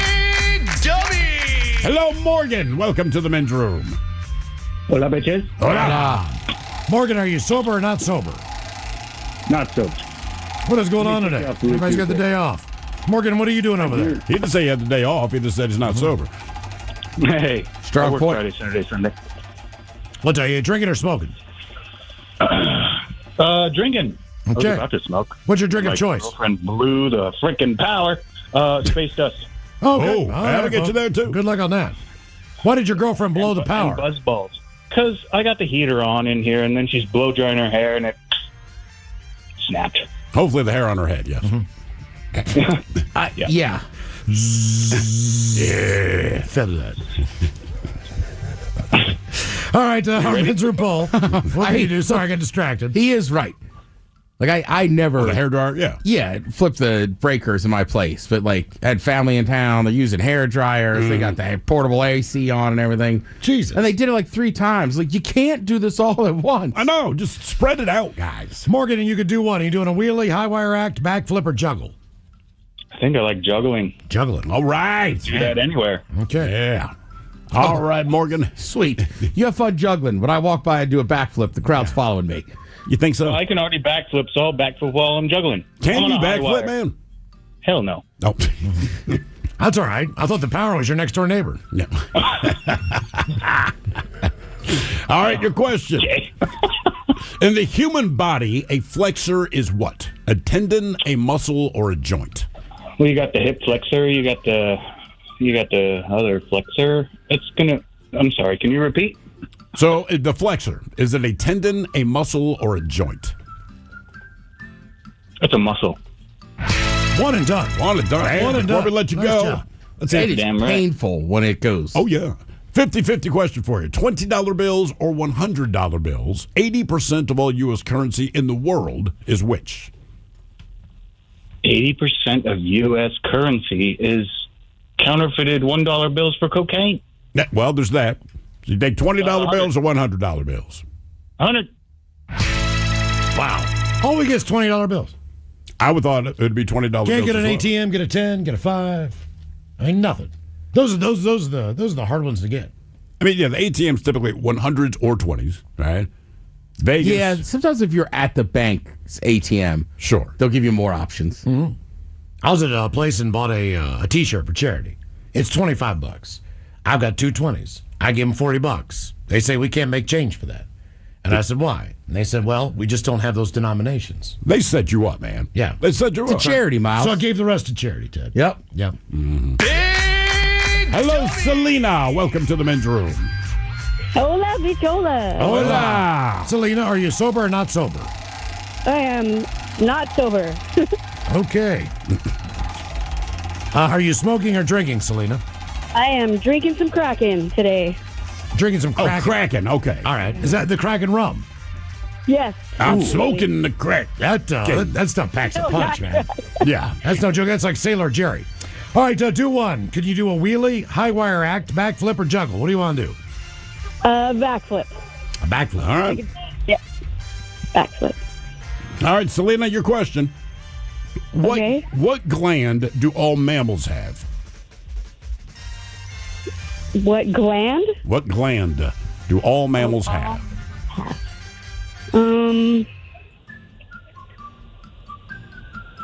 Butthole? A butthole. I'll say pituitary. It's in the name, the mammary gland. Oh, the mammary Hence, gland. mammals. Uh-huh. Yeah. That's how we got our name. They were going to call us the boobles, but they went with me. All right, Selena, how many Oscars was the film The Sixth Sense nominated for, coincidentally? Oh, yeah. 2? 6. Oh. Coincidentally would be the clue. I mean, I threw it in there. I get it. Bless you, Ted. Bless you, Ted. Sorry. You germ-spreading son of a bitch. It's warm in here. All right, Selena, what very famous author sometimes writes under the pseudonym Richard Bachman? Richard Bachman. Very famous. See, he wrote The Running Man. He wrote Did he Thinner. write The Running Man? He wrote The Running Man. Huh, He wrote did not know. Thinner. Shawshank Redemption. No. He did not write that. I don't believe so. I thought no. he did. I think he wrote that under his normal name. Oh, okay. I got you. I don't know. The Long Walk. Who's The a Long very Walk, famous author? Very famous. I don't believe he goes by Richard Bachman anymore. Because everyone figured it out. Yeah. Tom Clancy? I don't know. That's not a bad guess. All right. This is famous author Stephen King. Oh, I don't know. All right, Selena, your question. What is the traditional herb in pesto sauce?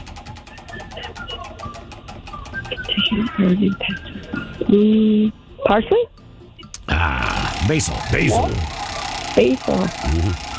Selena, do us a favor. Hang on the line. We got to go to break. Get yourself smart. More of Big Tubby coming up. If you'd like to be a contestant, 206-803-ROCK.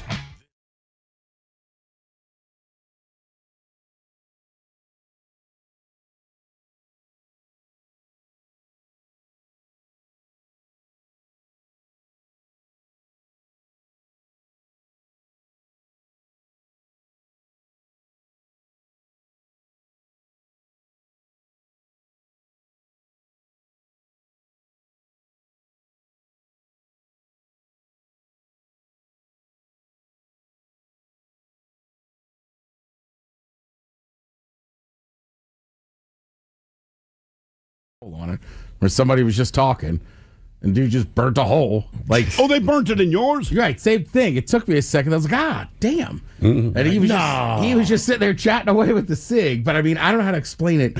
Somehow they burned, like, you know. Oh, yeah. Like, I could look at those shorts and be like, It's a cigarette. There's Cigarette. nothing else, right? Yeah. But at least From the Pinky's Plumbing Studio, you're in the men's room. Are you special? Yes. At 4:30, we have a special announcement. Oh, isn't that sweet? 4:30 coming up on the program. Yeah.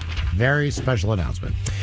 In the meantime, our question, why is sleep important to the story? 206-803-ROCK. sometimes special's good, sometimes it's bad. It really depends on the context of the word, right? Special forces badass. Yeah. You know? Other times, not so much. Not the compliment you want to get. That kid's special. I know I told this years ago, man, but early 20s, like five of us share a house. And one of the things we always did, as young men are prone to do, you just play pranks on each other, right? Whatever you're going to do. And our typical night, everyone drank their face off, whatever, go up to your room, go to sleep, pass out. And at that time, I just had a mattress on the floor, had the sheets and all that. I wake up the next morning, and between my mattress and the door to my bedroom, which is closed, there is a Rottweiler sleeping. Now, the big problem with this is I did not know anyone at the time that had a Rottweiler at all, okay? And certainly none of us that lived in the house did. So I'm laying in bed, and I'm being as quiet as I can, and I'm just laser focused on this dog that's sleeping directly in front of my door. So it's not even like I could open the door without touching the Rottweiler and waking it up. And I'm going through my mind, and I'm mad at everyone in the house. Because first I'm like, Tony, you son of a bitch. Nah, it's probably going to be Paul. That's Leon. Leon's the guy. And then again, I'm like, but we don't know anyone with a Rottweiler, but it is in my room, and it is sleeping, and I'm laying in bed, and at some point, I need to get out of bed to go to work. But I don't know how to do this, right? Because I don't know if this dog is nice. I do not know if it's mean, but either way, I don't want to find out alone in my room. And there's really no way to open the door. It's a big dog. You don't want to have to wake it up. It is a very, very large dog. Right. And there it is, dead asleep directly in front of my door. I could go out the window, but I'm on the third floor of a row home. Right? And even then you got 12-foot ceiling, so it's even higher than normal. And there's no yard. You've just dropped to the sidewalk. So that's out. So I lay in bed. I'm honestly got for like 45 minutes just staring at this thing like, who snuck this in while I'm asleep? Where's this dog from? And at this point, it's no longer funny to me. And I'm even going through my own head like, I would not pull this prank on someone. I might put a Chihuahua in front of the door, but I'm not putting a Rottweiler, man. You know what I mean? And again, I don't know where it came from. After about 45 minutes, I slowly kind of slither off my mattress. I still don't want to touch the dog yet, but I'm trying to get a better view of it. And my relief when I realized it was my crumpled up black leather jacket. Yeah. It was not a dog at all. It's just, but I don't know why I thought it was a dog. Maybe that's just kind of the shape it took. Obviously, I just pulled it off, threw it at my door, but the way it landed, it looked like a sleeping dog. And because of the size of the jacket, the way it kind of bubbled up, it looked huge, man. So for 40, and I was late for work, by the way. So when you get to work late, and they ask you why you're late, I was very honest about it. My boss just looked at me like, are you stupid? I'm like, maybe, man, but I, honest to God, thought that it was a Rottweiler. And I ended up not getting in trouble because he said, I believe you. Said, that story is so stupid, I believe you. So I couldn't even make that up. Why is sleep important to the story? 206-803-ROCK. Hello, Murphy. Welcome to the men's room. Hey, how you doing? Hola. Hola, Kimosabi. Very native of you. So, me and a couple friends go to Orlando to go to Disneyland, and we get back to the hotel, and one of our friends is so tired he just goes to sleep. And we go down to the bar, we hang out with the bartender for a little while. The bar closes, we take her up to our room and party a little bit. I go in the bedroom with her, I do my business, I come out, my friend goes in there, and I sit on the couch and I fall asleep. I wake up later on, and she's singing karaoke La La. And I was bright-eyed and bushy-tailed. See, I've never had that experience. No. As many times as I've gone to sleep, I've never just woken up that way. This is the bartender at the hotel bar? Yes, she was. Yeah. Nice. What kind of magical power do you possess? Right. I'm trying because like dudes probably hit on her all the time from out of town. What was your game that happened? Well, when I was 23, I got laid a lot. They said I looked like Peter Frampton. I could go in any bar any night and not go home alone. Wow. Lucky you. All right. Do people say you look like Peter Frampton? No, not anymore. All right. Okay. What do you look like now? Peter Frampton. Peter Frampton is 65 years old. Yeah, I was going to say, probably looks like Peter Frampton He's now. still a good-looking guy. You know. He's not bad looking, but, back in the day. Well, chicks like Peter Frampton. They definitely like Peter Frampton. That was their artist back in the day. In a survey, 93% of pilots admit to taking a nap on the job. There's a new norm in the skies. Snoozing pilots. Yes. A survey in the German Pilot Union revealed that nearly all participating German pilots have dozed off during flights in recent months. Yeah, I go to sleep now. A habit the union calls a worrying reality amid mounting fatigue in the aviation industry. Of the more than 900 pilots surveyed, 93% admitted to sleeping during flights. Specifically, 12% they nap every time they fly. Every time. 44% say they do it on the regular. And 33% said, occasionally. The union, by the way, represents around 10,000 pilots. Cockpit staff stressed that the survey isn't statistically representative. Then why'd you take a survey if you don't believe that your numbers are accurate? But then they got the results and found out the troubling fatigue issues. They said what started as a safety measure, short recovery naps, has now become routine, driven by staff shortages and increased operational demands, especially during busy travel periods. The union clarified the practice referred to controlled rest phases during the flight phase. I can understand this. Controlled rest on phases. some very long flights. I told you, man. Yeah. Well, I mean, look, Miles watches enough of Air disasters that you realize, like, basically getting that thing in the air to a cruising altitude, then landing it is like the hard part. Yeah, that's the thing. Most of these guys are sleeping when it's just going through the sky. And like I said, every commercial pilot we've ever talked to on the show said, look, with autopilot, man, there's not a lot. Even if I'm awake, I'm kind of not doing anything because there's nothing happening. Your trajectory's correct, blah, blah, blah. And if the flight staff needs to get to you, they'll wake you up. And also they have all the alarms and stuff. So like, look, taking off and landing are the tricky parts. Once it's in the air, that's why, look, if you got on a Cessna with somebody and say, hey, can I take the controls? If they're in the air, they say, sure, sit down. Don't touch this, this, and this. But because it's hard to F that part up. If you said, hey, can I try landing? They're going to say no, right? Absolutely. So I completely get it, man. I would too.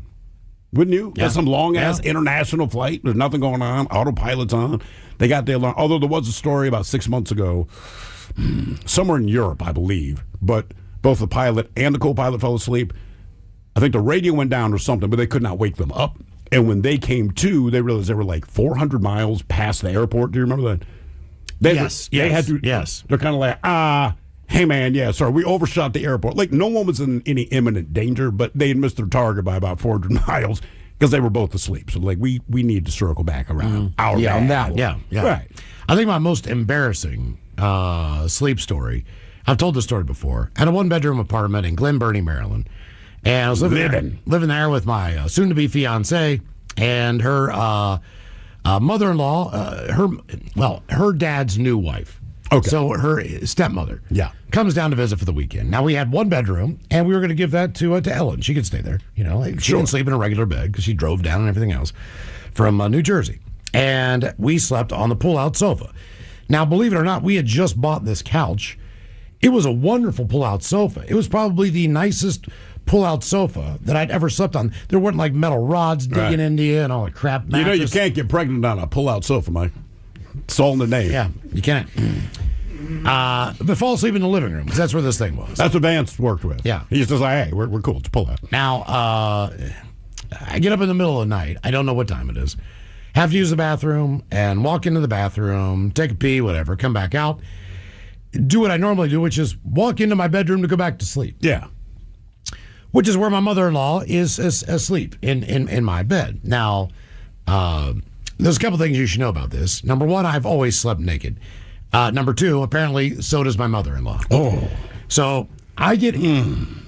Okay. Is she good looking at least? I mean, it's Ellen. You know, I've never met her. Like Once that. KISW. All right. The shenanigans So, I mean, continue. This is the men's room with Miles and Thrill. Game is Big Dummy. 206-803-ROCK. And we have Selena on the line. Selena, you still there? I am here. Fantastic. Okay. All right, here is your... What question are we on there, Miles? You are on question number 5. Question number 5 for Selena is, what kind of dog is Ren on Ren and Stimpy? Ooh. A pug? French Bulldog. Nope. Chihuahua. Chihuahua. That is correct. Chihuahua. Yes. I was just thinking about his giant ears. I just thought he had a flat nose, a flat face. Chihuahua. Yeah. That Chihuahua's a little pointier. I mean, it's a little person. pointier. Yeah. And loud. Boy, they have a big attitude. They do. They're some of the meanest little dogs I ever met. They will bite you. Yeah. They're like ferrets that bark. They're annoying. That's kind of what I was getting at. Yeah. I was talking to somebody the other day, and they're thinking of a dog with some behavioral issues. I said, well, how bad? And he goes, it bit somebody. So I'm like, well, it's got to be a small dog, right? He's like, no, weighs 50 pounds. I was like, okay, we're not going to your house till you train that That dog. is a problem, yeah. All right. Your question, which body joint includes the patella? The patella. Wow, the patella body joint. Ted got it. I mean, no pressure. Yeah. If you heard it enough, you'll learn this term. Yeah, that is a good point. No, here's the body joint, patella. I don't know. The body joint, the hip? The knee. The knee. Oh, Question 7, Selena. yes. Question number 7. Boo Boo is the companion of which cartoon character? I'm sorry, who, what? Boo Boo. Boo Boo Boo, yeah. Boo Boo. Boo-boo. Winnie the Pooh? Right animal. You know what? That's a good point. Right. Yogi Bear. Yogi Bear. Oh, yeah. Oh, yeah, that's right. I'm a Boo Boo. Yeah, that's right. They go way back. Boo-boo. Hey, Boo Boo. All right. Your question. Who was the first U.S. president to be assassinated? Abe Lincoln? Got it. Boom. Nice job, Selena. Very good. Isn't he proud? Game is Big Dummy 206-803 Rock. Hello, Austin. Welcome to the men's room. Hola. Austin, are you sober or not sober? I am sober. All right, Austin. Welcome to Big Dummy. Okay, our men's room poll. You can do one. You doing wheelies, walking a high wire, doing a backflip, or juggling? I'm thinking backflip on this. Never been able to do it. I always thought I was too tall. Okay. Coordination's just horrible. How tall are you? 6 foot. I feel like you'd be right on the borderline of pulling it off. All right. Your question, which Detroit-based car brand that is not Ford introduced the popular Roadmaster model in the 1930s? And I want to say they reintroduced it. What's that? Chrysler? General Motors? Buick. Buick. I've said this before, but a family friend of ours, the eye fell off, and it was just It's a buck. And he thought it was the greatest thing ever. That is kind of awesome. Yeah. All right, your question. What kind of animal is Shere Khan from the Jungle Book?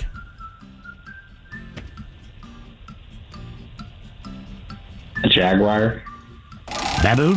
Tiger. A baboon. Who would name a baboon Shere Khan? Obviously, it's a tiger, Miles. Have you seen the Jungle Book? No. You know, I've never seen it. No. What?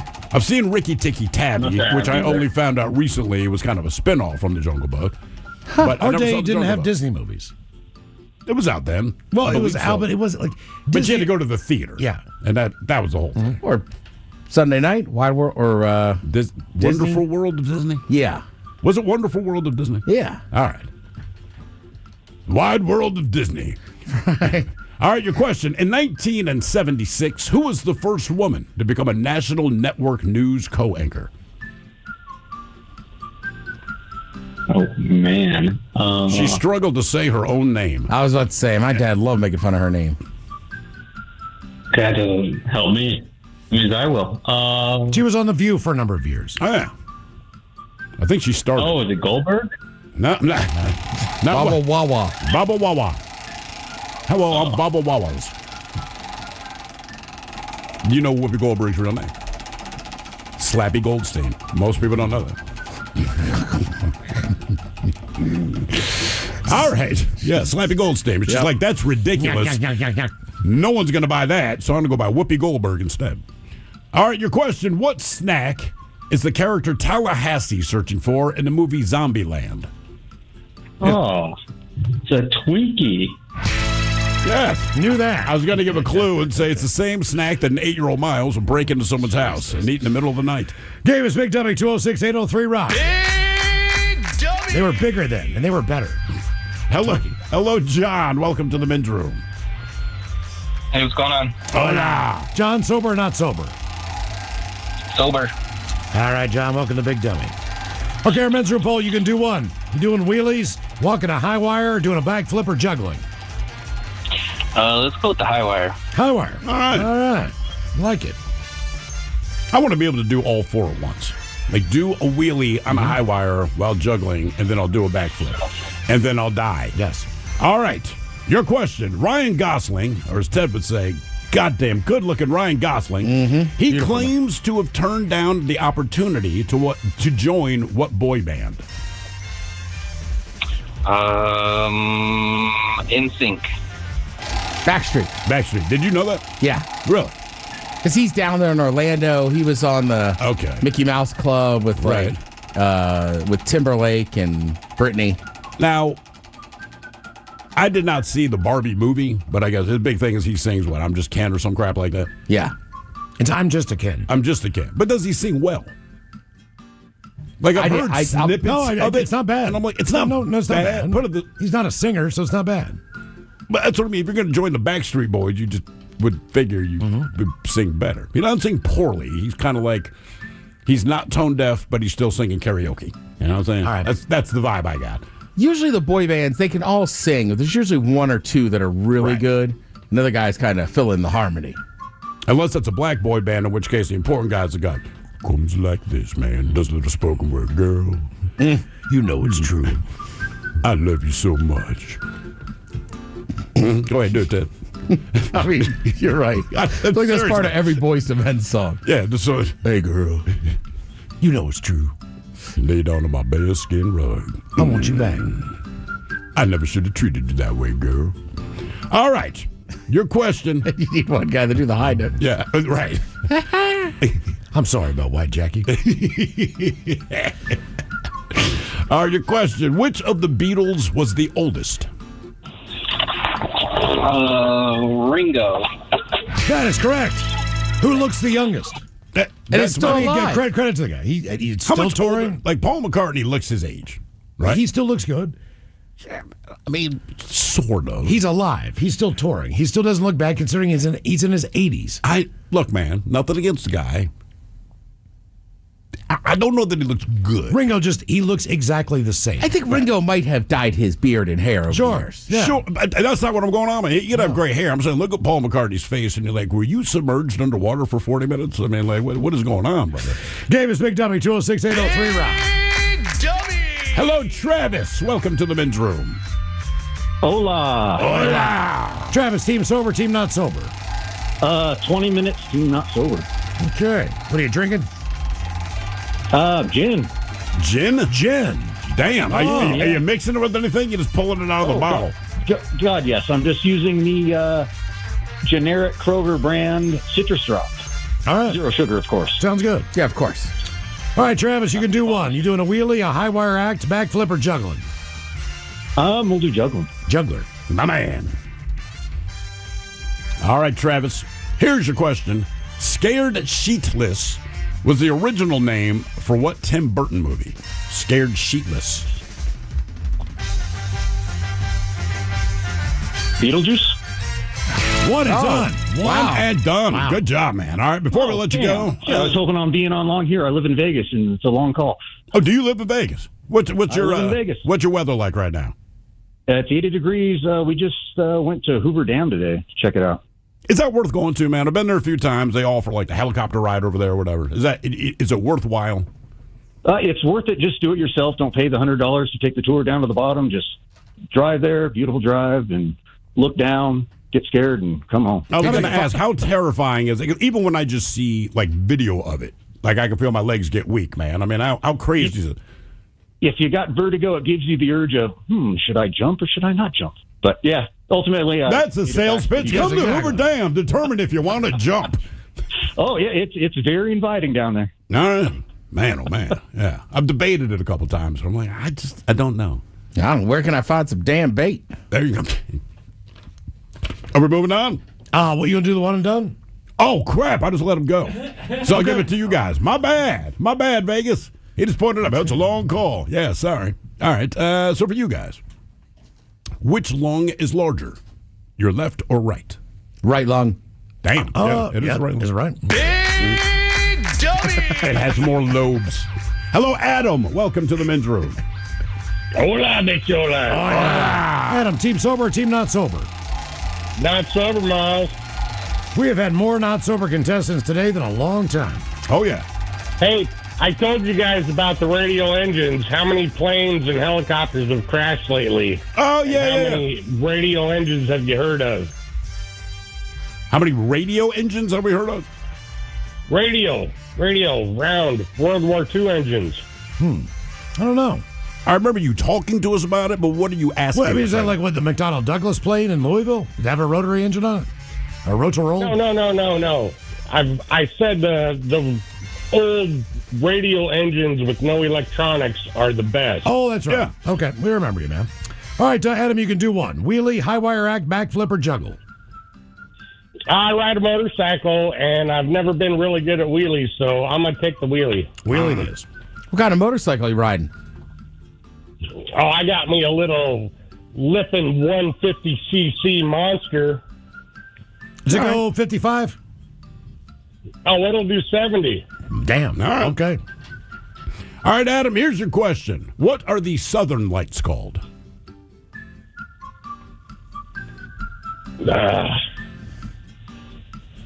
Aurora Uranus. Aurora Uranus. Truck lights. Any guess? No. Aurora Borealis? Sorias. Aurora Australis. Aurora Australis. No rules. Why do we call ours Borealis? Because we're boring. I don't know. Like, All Australis makes sense. Like, all right, you're in Australia. Yeah. Where's Bori? No. I don't know. I'm confused. Greenland. There you go. All right, your question. The Virgin Islands are located in what ocean? Indian. Atlantic, yes. I know, because I am a virgin. Yes.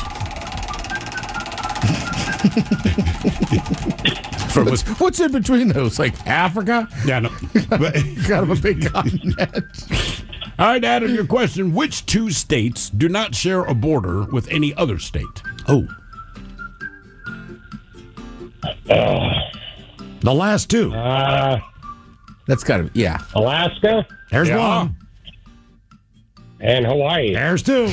Yeah. Well done. I started thinking, then I was like, don't overthink this. I'm saying that's one of those questions where people are like, oh, Maine? Like, bro, seriously, do not overthink that one.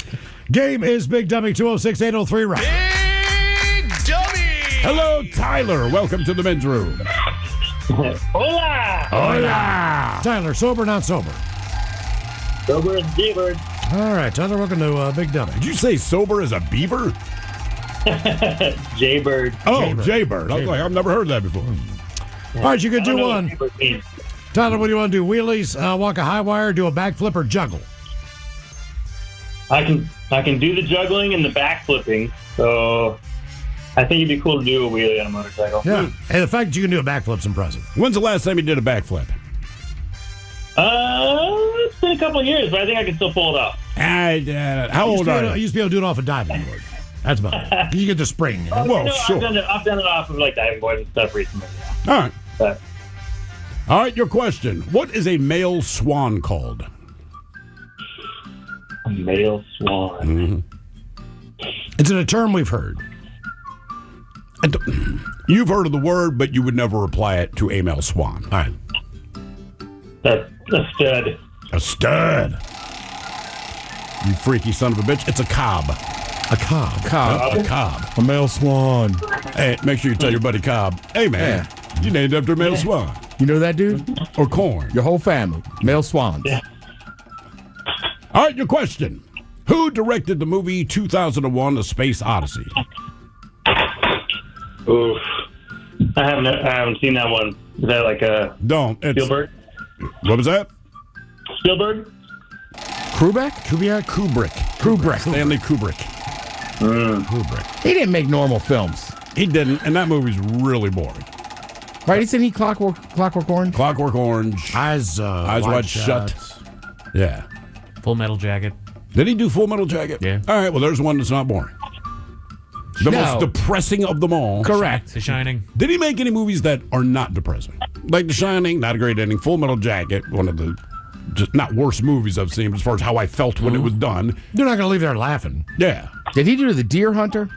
It sounds like he would have. That's one you watch it and you're just like, life sucks. Yeah. I'm out. Seriously. Pennsylvania sucks. He should have tried a comedy. Well, yeah. All right. War sucks. Your question, what is the clinical name for the sternum? Actually, Scapula. I phrased that wrong. It should be sternum is the clinical name for stomach, breastbone. Oh, chest. Oh, breastbone. That's right, kids. The breastbone. Tell your mom there's bones in her boobs. Ma, you got bones in your boobs. I had it on the men's room. All right, your question. What is the official language of Brazil? Ooh. Hairless. Brazil. All the South American Spanish? countries speak Spanish. No, Brazil says we speak Portuguese. Portuguese, the man. Oh, my gosh. I knew that one. Question 5, Tyler. Question number 5. What state is nicknamed the Sooner State because of premature ejaculation? Oklahoma? Got it. Very good. What exactly is a Sooner? Do you want to know? Yes. That's why it's weird they used the nickname. There was those land grabs, and they cheated. Really? And they would go out there early. They were the Sooners. And they decided, hey, let's keep that as a So nickname. it's not the stagecoach in the back. That's what I was assumed. Or is that... That's the Sooner Schooner. Okay.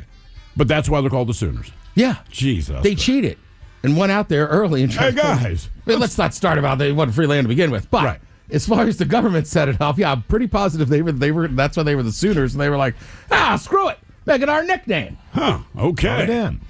More Big Dummy coming up. 206-803 Rock.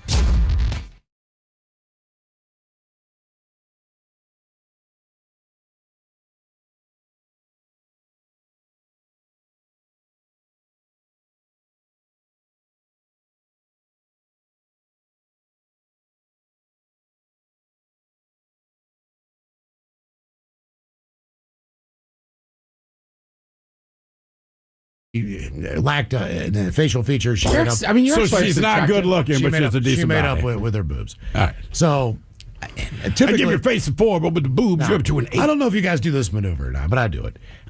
So when I'm snuggling with someone asleep, I don't know why I do this. If I have my hand or my arm over them, I shoot my forearm between their boobs. You said you don't know why you do that. Let me explain. Because they have boobs. Correct. I shoot them under Yeah. there. Yeah. I'm in between the boobs. Even Yeah. if it's hot and summery and they're sweating, the whole deal. All right. But the boobs. Now I am naked again. Correct. Yeah. I shoot them through. I shoot my hand through the boobs. So what do I do when I get to bed? The same thing I do when I get to bed every single time with my soon-to-be wife. I shoot my hand through her boobs. I cuddle up to her. I start falling asleep. Did the boobs not feel different? Like, was there no... That is what woke me up. Really? Yes. The feel of I mean, the it just snapped me into reality. It wasn't, you're somewhat semi-conscious. Obviously, I got up and walked to the bathroom, used it, went back in. When I laid down, I think I was rolled the other direction. Then when I finally, so I'd been there a little while. Yeah. Rolled over, asleep, shot my, did the boob move, shot the hand, and then I'm like, these are big. Like I don't just work in my hand. It was harder to get your hand through the normal. cleavage, you know what I'm saying? Because they were so big and heavy. and then I was like, oh God. And when I said, oh God, I woke Ellen up. And I'm like, I am so sorry. I just went to the bathroom. I'm sorry. Did you have also I just woke up erection, since they tend to go hand in hand? Well, when I stood up, I was buck-ass naked. Right. And I'm sure you could see something. I mean, it was a dark room, but I'm sure you could. I'm naked, man. Man, the next morning. For some reason, too, your body seems to know if you've woken up for good, or if you're just doing that pee. Yeah. Because I feel like if you just do the late night pee and then back in, you're not always at full. attention. Right. Yeah. So now my dilemma when I wake up.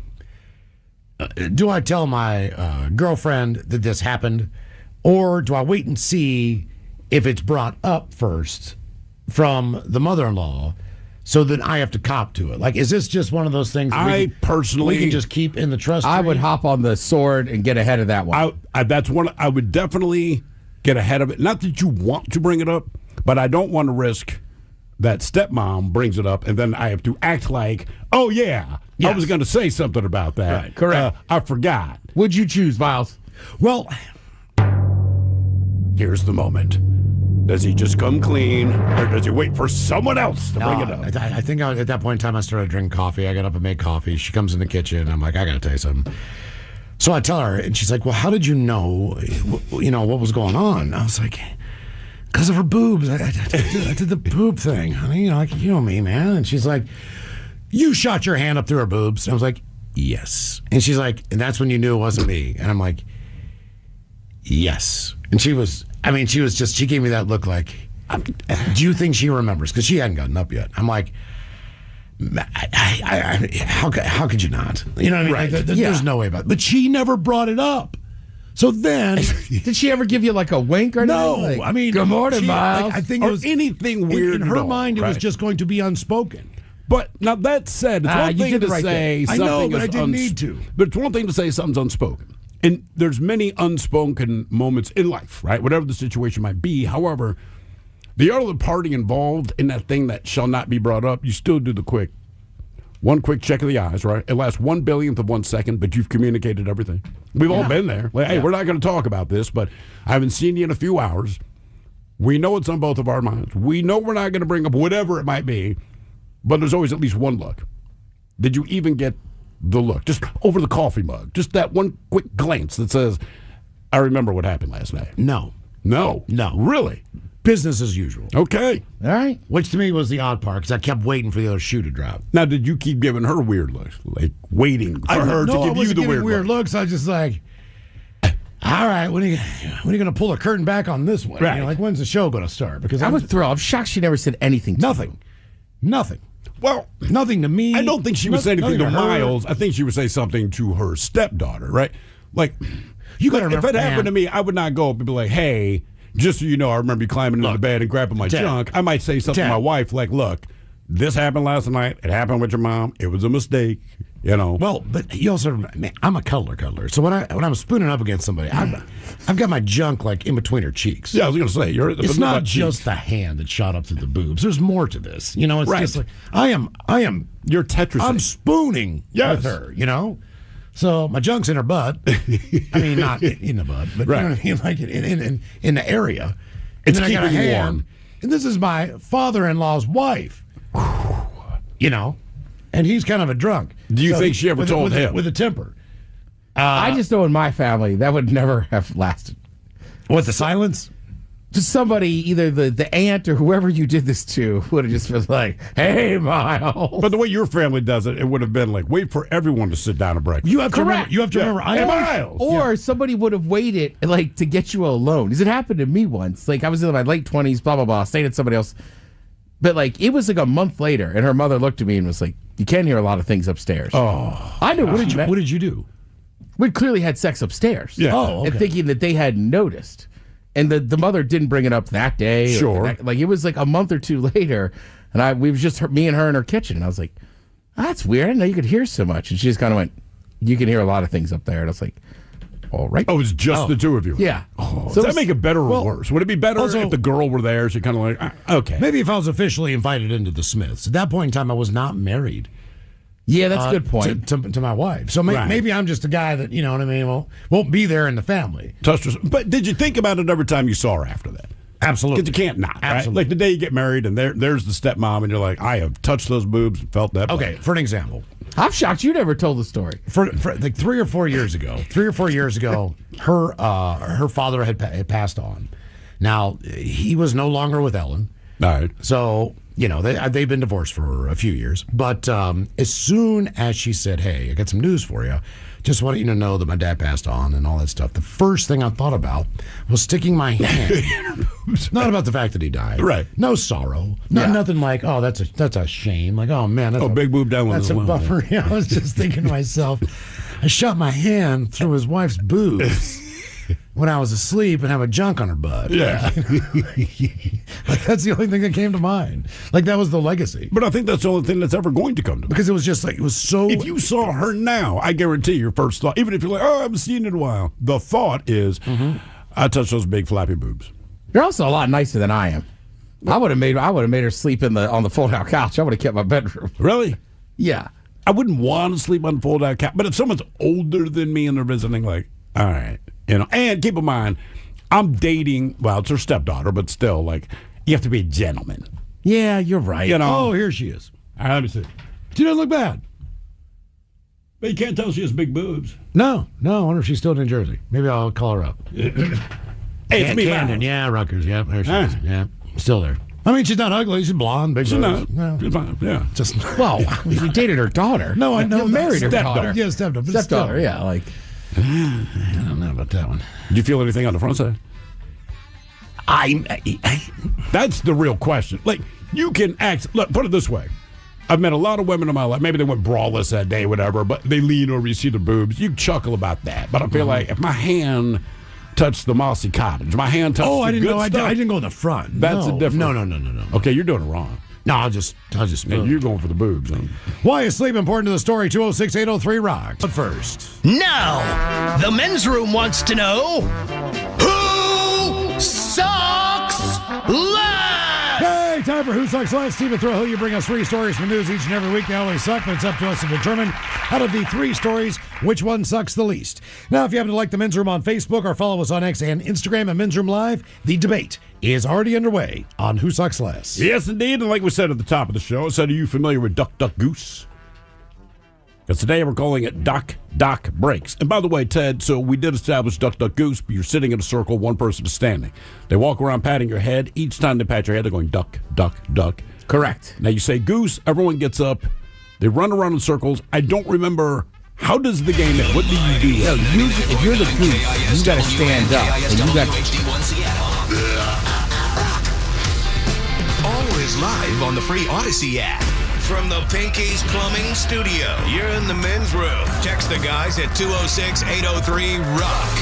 Hey, be sure to join us for Unwrap, the acoustic holiday gig we're putting on Angel of the Winds Arena up in Everett. That would be Friday, December the 12th. It's going to be an incredible show. Tickets are going fast, but there's still a few left. You can get those Unwrapped tickets for as low as $55. It's going to be a great show. I'm a lot really of looking forward to surprises and just an unbelievable lineup. All the details and tickets at KISW.com. In the meantime, the game is Big Dummy 206-803-ROCK. Hello, Justin. Welcome to the men's room. Hola. Oh, yeah. Justin, are you sober or not sober? Team sober. Unfortunately, I'm home with 2 kids with hand, foot, and mouth. That is the time to drink, my friend. Justin, how old are your kids? 8 and 4. 8 and 4. Did you say they're sick with hand, foot, and mouth? Yep. How did they get the hand, foot and foot, and mouth? Yeah. The youngest was preschool, had something going around. He started it. What are the symptoms of that? How would you know? The first thing that you notice is spots. He's got like little red dots all over his hands and his feet. Are you thinking at first that's chicken pox? Sort of. It wasn't itching him initially, so and then the school knew about it, so they sent an email like, hey, just so you know. Okay. So that's how we. Good times. Nursery school. How long? What's the recovery on that?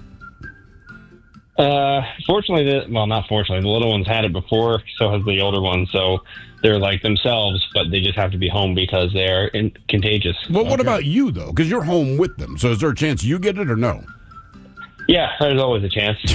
So see what happens. A lot of hand washing, a lot of hand sanitizing. Sure. Get a drink. Maybe the alcohol will help on the inside. I'll give that a try. There you go, man. All right, Justin, our men's room poll 2-1. You can do a wheelie, a walk a high wire, do a backflip, or juggle. Let's juggle. Juggle. Hell yeah. All right, Justin. Here is your question. What is the capital of South Carolina? I was going to say Charleston. I mean, you can say that. It's not right. It's not right. It's the other big one. I know you know. Well, I mean, population-wise, Myrtle Beach might be bigger now. I don't know. Ted wants to say it so bad. You can look at Ted's face. Like, he just wants to yell it out. Darius Rucker went to school there in this town. Columbia? Yes. Oh! Yes, it is. One and done. Nice job. Tell your kids that you're smart. All right. Now, before we let you go, a true... going to help Thrill. They won't care. True or false question for you. The employees at Disney parks are not allowed to point with just one finger. True or false? True. Okay, but now the reason why. The reason why they can't point with just one finger, because it could be seen as a negative gesture by people from other countries. So they always point with 2. At least 2. They're also not employees. They're cast members. That's right. They're cast members. And do they point with 2 fingers or do they just do the hand? # I feel like it's a lot of hand gestures, maybe two. But do they only have 3 fingers, most of them? Well, the characters. mascots, the characters, Okay. but the cast members. I see. Yeah, so yeah, Like they probably, the Princess Parade or whatever. right? Probably do it with their hand. I'm guessing. Well, no. Princess Parade is princesses. We're talking. They technically don't have employees. Anybody that works at that park, you're a cast member because it's all part. So of if you the have a name show. tag and you work at so Disney, you could right? just be the guy using the street sweeper, but you're still a cast member. okay. And if, All right. if I Gotcha. ask you for directions, So even the janitor, like whole hand. right, and you need to know where to send us. Like if you work in that park, you have to have the intimate knowledge of everything in that park. I'll be damned. He was not messing All around for with that $6 stuff. an hour. Yeah. Game is Big Dummy, 206-803 Rock. I tried to get into their college age program, and they were like, no, the grades suck. Wow. Really? Rejected Yeah. by Disney World. I mean, Yeah. is it? If I go to Disney University or whatever the hell it is it like academic or is it just specifically learning the ins and outs of the park? I feel like you go there and work for like a semester or something, and you all stay kind of like Disney dorms or whatever. All right. But yeah, it's like I don't know if you get credit for it. I just know me and my cousin Tom, we tried, and they were both like, yeah, no, not for you two. Yeah, Mickey doesn't mess around with that, man. Yeah, like you go to Prince George's Community. Get out of our face. Mickey bitch slapped him. Yeah, Ted always leaves that part out. You're in my office. You're fired. Hello, Thomas. Welcome to the men's room. Boo, bitches. Boo! Thomas, are you sober or not sober? Team not sober. What are you doing over there, Thomas? I am having a nice little dinner of devil's lettuce with the one Miss Stella Artois. Well, with a fancy glass. All right, our men's room poll. Thomas, do one. You can do a wheelie, walk a high wire, do a backflip, or juggle. I totally want to do a backflip. Backflip. All right. In current condition. Get it Holding your for Stella. first, With a but joint in your mouth. Yes. yeah. All right. Your question, what musical act was sued by Rosa Parks after they used her name as the title of a hit song? Oh, thank you for a good one, too. That would be the one inducted into the Hall of Fame recently, Outkast. Boom. Got it. I respect that. Well done, sir. All right. True or false question for you. True or false? Elephants need approximately 8 hours of sleep a day.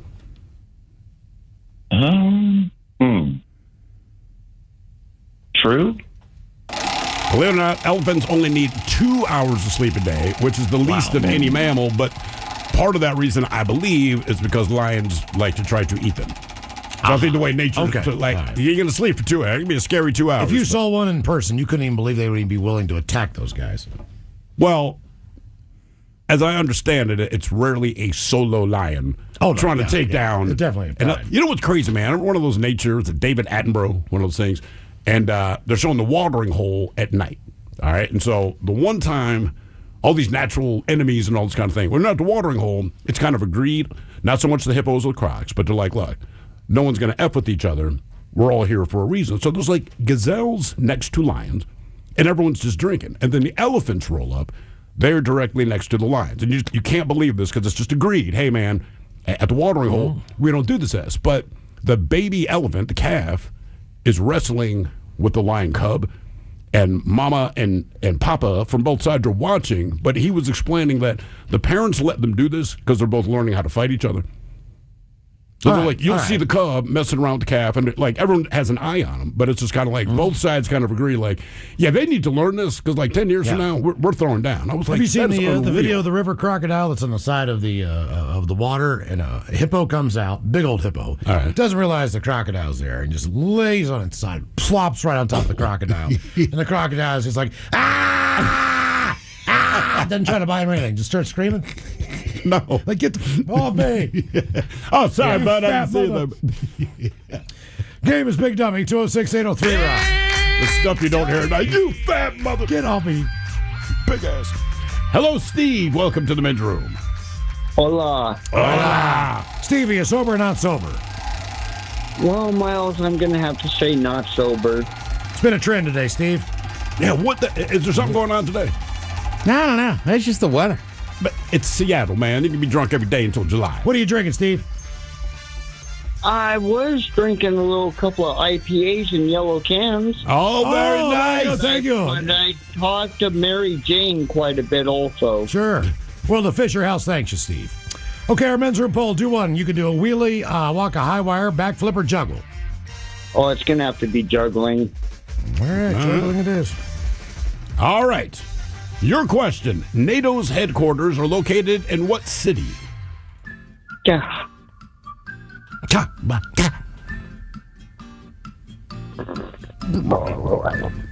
New York? Geneva? Not a bad guess. Stockholm? Brussels. Brussels. Home of the Sprouts. Thanks for those. All right, your question. What is the name given to the first 10 amendments of the U.S. Constitution? Preamble? You got it. Oh, so the preamble. Bill of Rights. The Bill of Rights. Jesus. Bill of Rights. The preambles that we the people. Yeah. Didn't you learn that? To form a more perfect union. No.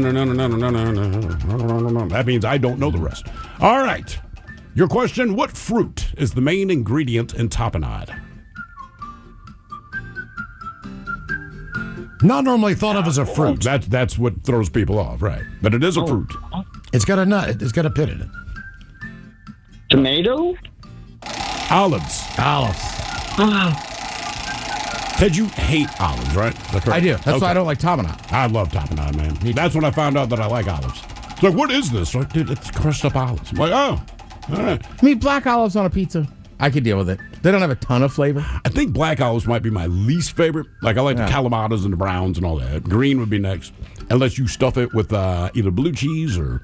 Have you ever had those, the cheese stuffed olives? No. Brother, do yourself a favor. Huh. Just buy the jar. Okay. I'm telling you, you're going to snack. Ted, you'd hate it. But yeah, it's the two things I really... Blue cheese and olives. Ted, eat up. Wrapped in a mushroom. Wrapped in a mushroom. Covered in coconut. On ciabatta bread. All right. Your question, what is the capital of Wyoming?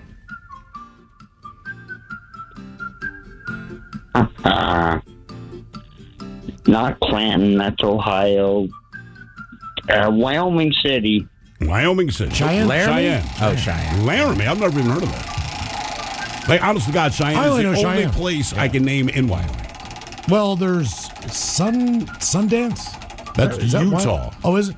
Crap. I think so. There's one that you know. And I want to say Wyoming, its tallest building is like 3 stories or something like that. It's weird.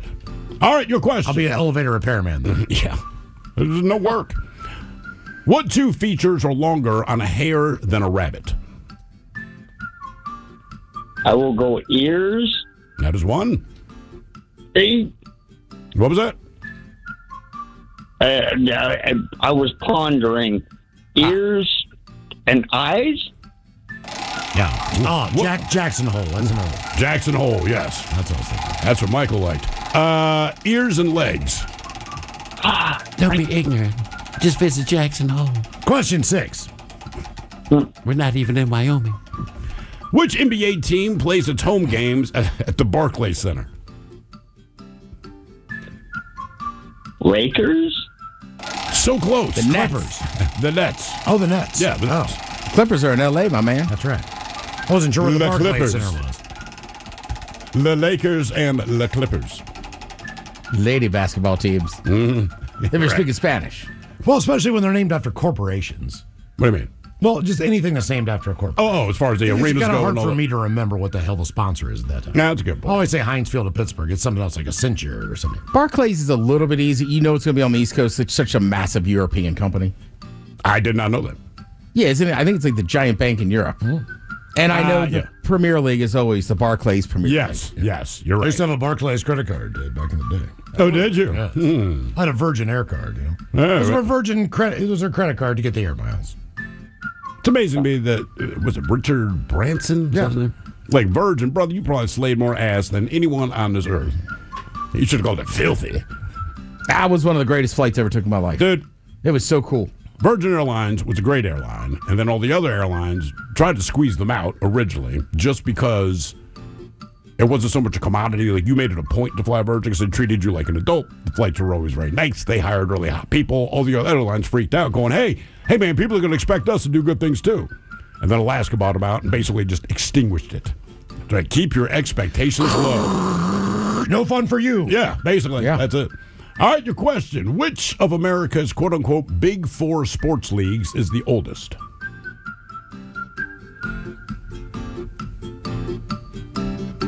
NBA?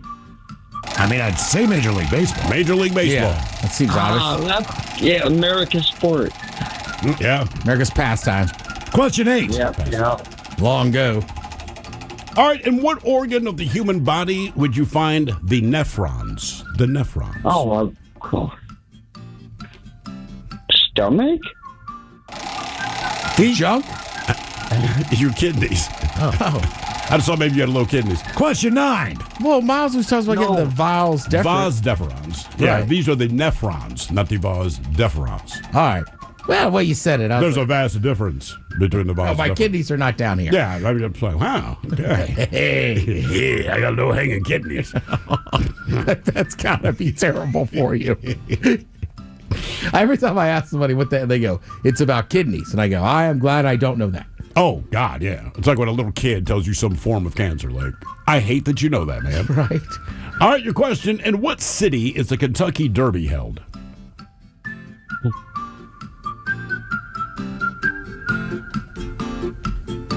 Kentucky City? Which Kentucky city? Yeah, what city in the state of Kentucky? Good. So it's not Kentucky City. No. Oh, you were guessing Kentucky City. No, I did not realize. A city in the state of I do, but Kentucky. I know no cities over there. They also make baseball bats. I don't know if they actually do. Yeah. And old sluggers. Louisville? You got it. Boom. Nice job. They can just walk you there, buddy. Yeah. Did he say? I thought when he said Kentucky City. I did not You realize let he him was get away with guessing. it, but- See, but initially I thought it was Lexington. I did too. Because those three cities are so close. So it's Lexington, Frankfurt, and Louisville. And they're all just kind of right there in the eastern part. And Frankfurt is the capital, right? Frankfurt's Correct. the capital. Okay. Louisville, to me, is the biggest one. And then Lexington has the University of Kentucky. That is correct. And the Rupp Arena, I guess. It's always going to be the Rupp Arena. So it never will be a AT&T Rupp Arena. Right. Game is Big W 206-803 Rock. Hello, Brendan. Welcome to the men's room. Hello, Brendan. Oh, sorry. Hey, I'm sorry. I had my phone on mute. Oh, no worries. Hola. Hola. Brendan, are you sober or not sober? I'm driving home from work. So you're sober. I'm drunk as hell. And I can't take it anymore. I've been sitting in traffic. So I'm chilling. I bet you are. I got a cold one in the refrigerator. Though. Nice. All right, Brendan, do one. You can do a wheelie, walk a high wire, do a backflip, or juggle. What are you taking? All right, so I'm thinking I would take the high wire because I already know how to juggle, and I'm too old for a backflip, but my balance could use some work. So I'm thinking that that high wire could be a cool trick. All right. You know, I want to see the Walendas do it drunk. Like, look, man, we know you could do it because you do it all the freaking time, right? We know you're really good at it. I just want you to just do like 3 shots, all right? You don't have to be hammered. Just do 3 shots of Jack, and then try walking across that. And that's the get out of jail free card, too, if I get pulled over on the side of the road, you know what I'm saying? Yeah, that works on cops. I'm a flying Melinda. I'm hammered. I think it'd be harder to do hungover. Than drunk? Well, if you're like hammered, but... So you think it'd be easier if you're just 3 shots of Jack, right? So you're not like balls to the wall drunk. You got 3 shots in there. Then being hungover? Yes. I don't know, man. I've seen drunk people, do some amazing athletic things. Okay, fair enough. All right, your question. What is the largest Starbucks size? It's the largest drink you can get there. Tall? Big? I don't know. Venti. Trenta. Oh, I forgot they had Oh, they that. just keep making crap up, huh? It actually means, does it mean like, Venti means 22. so That's Trenta, why- is it 30, 40, something Yeah. like that? Wow. All right, your question. What was the bloodiest battle of the Civil War? It was either... I'm gonna go with Gettysburg. Even if you say it slow like that, you're still right. Yeah. Antietam's the bloodiest one day. battle. 1 day. So Gettysburg was 3 days. How many men died in that? 3 days. I should know this. I was watching Civil War stuff. I last figure of night. all the people that would know, it'd probably be you. What was Revolutionary War? 60,000? Bunker Hill? 50,000. 50,000. 50,000 men in 3 days, man. Correct. Yeah, I don't know. And was Bunker Hill the bloodiest of the Revolutionary War? I don't remember. But I feel like with the Revolution, I feel like Bunker Hill's when you're about that and Valley Forge, right? Game is Big W 206-803 Rock. Yeah, Tina basically, the South's like, we're going into Maryland, and then like they just bump into each other. And it's like, oh, it's on. Throw down, yeah. Same thing kind of in Gettysburg. Really? Yeah, it's the cavalry was just kind of messing around. Like Lee's like, I don't know what's going on. Then before you know it, it's like, oh, they're right there. It's on. Hello, Robert. Welcome to the men's room. Hey, guys. Hola.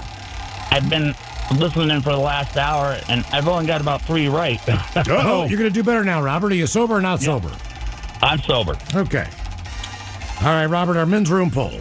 You can do one. You can pop a wheelie, walk a high wire, do a backflip, or juggle. So I'm kind of partial paraplegic, so I would love to be able to do a backflip. That would be impressive. That would be the most freaking impressive. Are you in a thing wheelchair? No, I'm not. See, that would be really cool. To stand up I out don't of the have a lot of wheelchair muscles. and then just do a backflip. Yes, that would be impressive. Cool. So do you use a walker? No, I just maintain. I do it. I don't have some muscles that help you walk. So okay. I have no balance. I just keep going. Do you have a card in your wallet that says, I'm not drunk, officer? No, but I take 3. Okay. All right, here's your question. What 2 boxers fought in the famous matchup dubbed the Thriller in Manila? Muhammad Ali and I can't remember his name. Mike Tyson. Down goes. One more time. There's a famous clip of the guy going, down goes. Well, Muhammad Ali. Yeah, I don't know Cosell. Frazier. Joe Frazier. Frazier. Yeah, okay, now sounds familiar. All right, I get the feeling you might know the answer to this one. What part of the human body is affected by scoliosis? The spinal cord. There you go, Robert. Very good. Yeah, the back. There you go, man. What do you think? One more and again. Yeah, one more. One more? All right, Get one him more. in. Hold it. Party Come time. on. Let's talk to the first man on earth. Hello, Adam. Welcome to the men's room. Hola, gentlemen. Hola. Adam, are you sober or not sober? I am sober. Okay, Adam. You ever wonder why they don't name an apple after you? You know? The Adam's apple. Yeah. Okay. Adam, do one. Pop a wheelie, walk a high wire, do a backflip, or juggle. We're gonna do a backflip because I've done the other 3. All right. You walked a high wire, or at least balanced on a wire. Yes. That's impressive. Damn. Not for long. I didn't say I didn't fall. Okay. Okay. That's strong caveat. All right. Your question: in the Godfather movies, what fruit's appearance foreshadows death? Ironically, it showed up in Breaking Bad too, which I think was an homage to the Godfather movies. Did it repeatedly throughout the series? There's just one famous scene. Okay. Pineapple. No, that's when they wanted to let you know they swing. Or go on the sailor step and go banana. Oranges. No, oranges. Or as I say in Maryland, oranges. Somebody gets killed by mistake in Breaking Bad, and he trips over and hits his head on a table, and oranges fall. That's definitely an homage. Right, that's what's like, oh, I know that one. All right, your question, HG. HG is the symbol for what element that contains neither the letter H nor the letter G?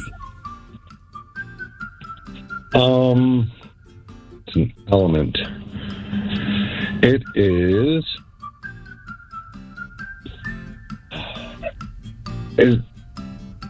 Mercury? Boom! Oh, got it, man. Yeah, Wow. Mercury. Okay. Let's go. Very AG? AU. AU. AU. AG. I think so. AU, I like your change. Yeah, Lead, AG like is lead, silver. gold, AU. silver, they're all kind of. Yeah, lead is LB, I believe. Or PB. Or PB. Right. PB. Head Chef cut up Ted's Meat and Potatoes has the greatest food scenes from movies in history at 4:30. And we've got your emails coming up next from the men's room at KISW.com.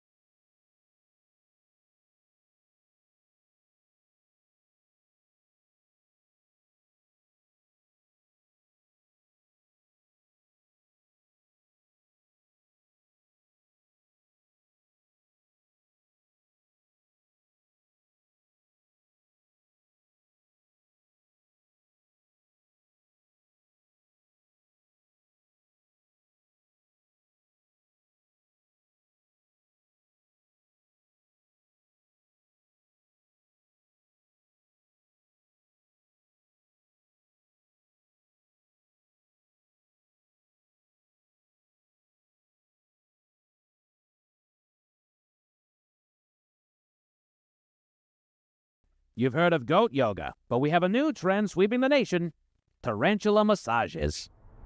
But first, interesting news from the personal care company Duo Lever. They have developed a new non-toxic soap designed specifically to wash out your child's mouth.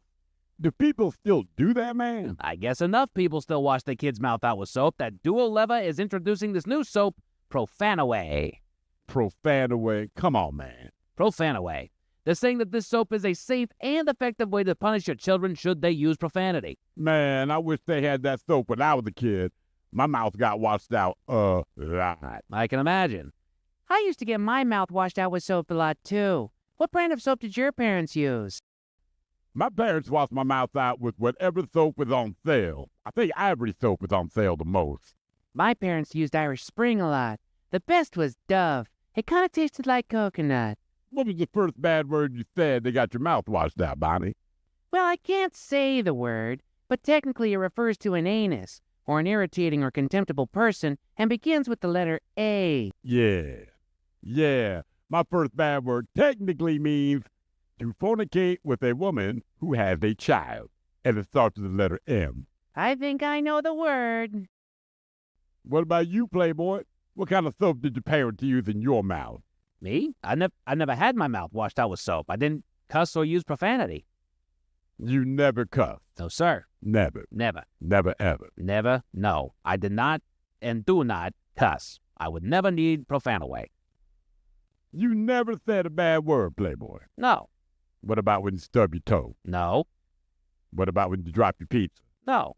What about when you drop your pizza face down? No. Fall down the stairs? No. Get poked in the eye? No. Spill hot coffee in your lap? No. Sit on a wet toilet seat? No. Hear your girlfriend's husband come home early? What? No, absolutely not. Look, I just prefer not to use profanity. Cheese and rice. Dagnabbit. Phooey. Baptist preacher. Son of a biscuit. Mother Francis! Judas priest. Heavens to Betsy. Mother of pearl. Present. Fraggle rock. Good googly moogly. Philadelphia cheesecake. Well, sometimes you use bad words. I do no such thing. What about when the teleprompter malfunctions? The teleprompter malfunction is not my fault. I just read what you enter. But sometimes it goes wrong, and then you cuss. We have the evidence. Hundreds of people gathered downtown to eat shit. Eat shiitake mushrooms at the annual mushroom festival. Oh, God. Doctors are asking people to avoid eating ass. Asparagus during the current recall. Oh, local chef Mario Parmigiani, fresh off his James Beard Award, says the secret to his world-famous deviled eggs is adding a liberal amount of cum. Cumin, adding a liberal amount of cumin to the yolks. A woman is suing her coworker, claiming that every day she makes the office smell like she, quote, took a big old shit. Damn, Stone. Shih Tzu. A Shih Tzu. A dog. The Shih Tzu, man. Rumor. That was not cool. Yeah. Sorry. Well, it looks like I'll be ordering new Profanaway soap from Duo Lever. The safe way to wash out a mouth as a punishment for cussing. We'll be back next hour.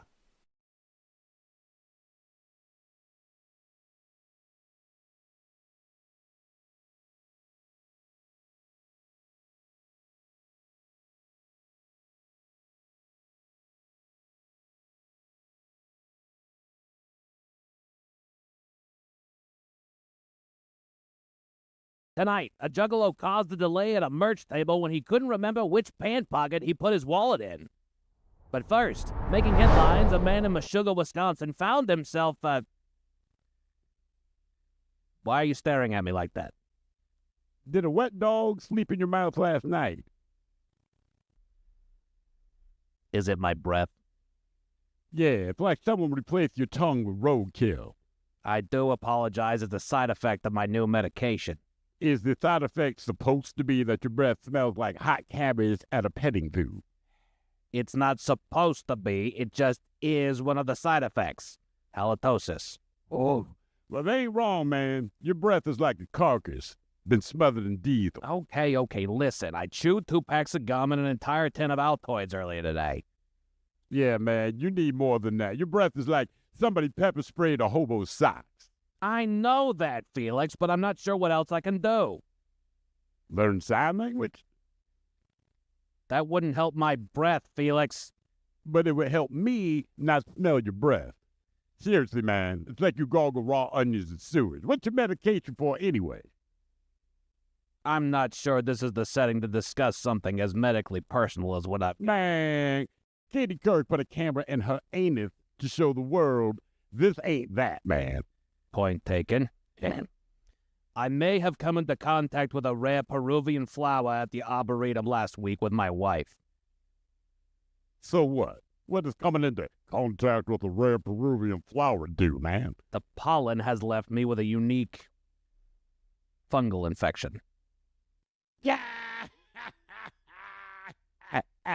A unique fungal infection. You crazy, Stone. I'm not crazy, Felix. I'm suffering from a fungal infection. Yeah, so there's a fungus among us.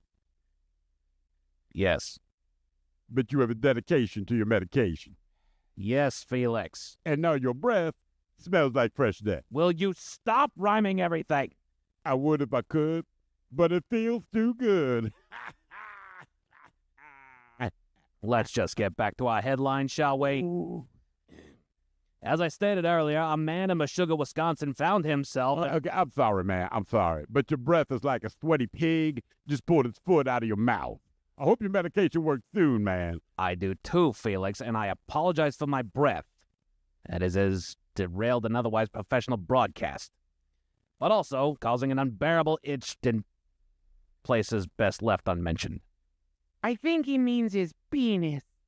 Damn, Bonnie, we got it. Why you gotta call the man out about his itchy penis? I never said where I was itching. I just said... Now we're getting emails from concerned viewers. Are Stone's Kit and Caboodle okay? That from Lucille in Cincinnati. My kit and caboodle are just fine, thank you. It's just a little bit of a... Angie in San Diego wants to know if you expect a full recovery of your Alvin and your chipmunks. Okay, Bonnie, I think this will be a good time to go to break now. And Stacy in Detroit is hoping for a speedy recovery of your twig and berries. That's a quote. I appreciate everyone's concern. Let's please just collect ourselves and come back next hour for celebrity birthdays. And we're out. Yeah, Bonnie, the red light is still on. I think we're still on camera. Oh, geez, you're right. Hang on, it's a technical thing. Bonnie, please. I need to scratch where I itch.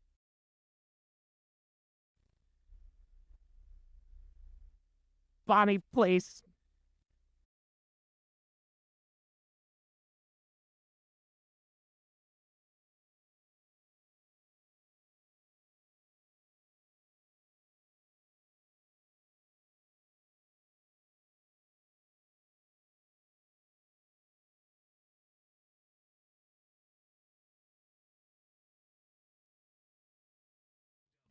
We return to the men's room with Miles and Thrill. Head chef cut off Ted's Meat and Potatoes has the greatest food scenes from movies. That's coming up at 4:30. But first, time for a few emails to the men's room at KISW.com. You've got mail.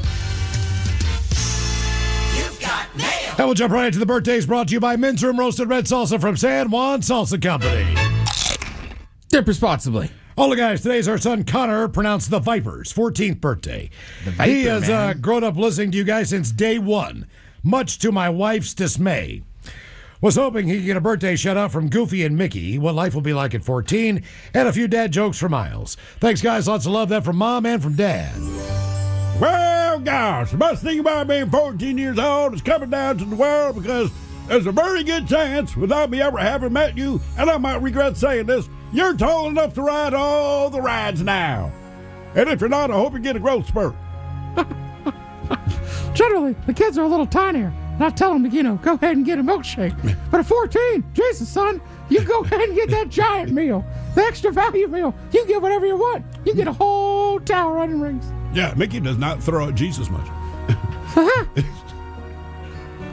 Okay, jokes for a 14-year-old. Make them dirty. I'm trying. That's man. my I will spirit. say- I had to mark them. In Miles' defense, I told a joke around Easter dinner, and the two kids were 14 or whatever. Yeah. Right? I dropped an F-bomb, and his wife goes, "That's what uncles are for." That's right. All That's right. right. Did you guys hear about the cross-eyed teacher? No. The cross-eyed teacher. She could not control her pupils.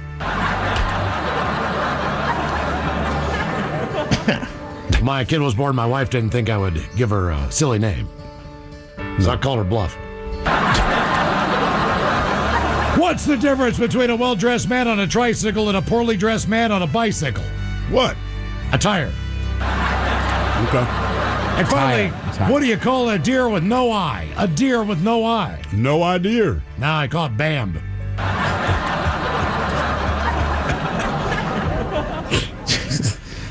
Okay. Happy 20th birthday, Acacia, pronounced like acacia tree. Grandma, Grandpa are so very proud of you. We love having you here and are excited for you to start your nursing school at Olympic College. You're an amazing, beautiful, smart young lady.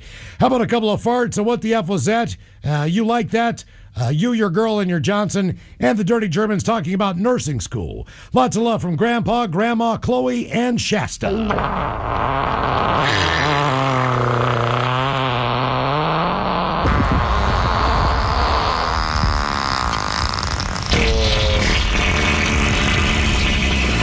Oh my god, what the is that, bro? You like that? You like that? Mike is glitching. You, your girl, and your Johnson. Yeah, I went to nursing school. That's how I learned how to play with breasts. Yeah, the impressive part about being 20 and going to nursing school is you skip the bikini barista part. Yeah. It's usually the first step. Hello, this is Deacon's fiance wanting to wish him a great 23rd birthday. Tell him I love him, and I can't wait to celebrate it with him tomorrow. I believe we would want the Dirty Germans, a big old bong rip, and a couple of dad jokes for Miles, please. Thanks, guys, for doing this. He's been dying for one of these for years.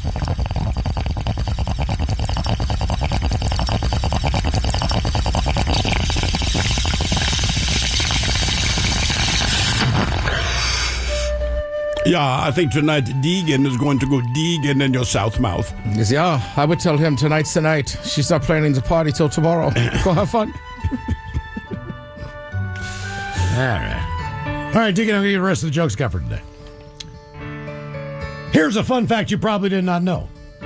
The indoor lap pool that was on the Titanic, Yeah. still filled with water. You guys probably know this already, but my close friends call me the fireman Oh, yeah. because I turn on the hose. That's good. I know. I'm going to have to use So that. turn on them hoes. I recently bought a Michael Jackson album, but I returned it. Why? It was bad. Here's one of my favorite pickup lines. Damn, girl. Are you my pinky toe? Why? Because I'd love to bang you on the table. What does Steve... That works every time, by the way. Every time. What does Steve the Thrill Hill and his wife going out to dinner have in common with Kim Kardashian? What's that? They both can't pass the bar. I emailed that guy back. Yeah. I told him, well done, sir. Got a few more here. I feel like your wife caught a stray, but very good job. She did. It's more me and Kim Kardashian, but... Guys, when you fart, it can be either 1, silent, or 2, loud. Oh, yeah? There's also a turd option. I bought my girl a new prosthetic leg for Christmas. Oh, yeah? It's a stocking stuffer.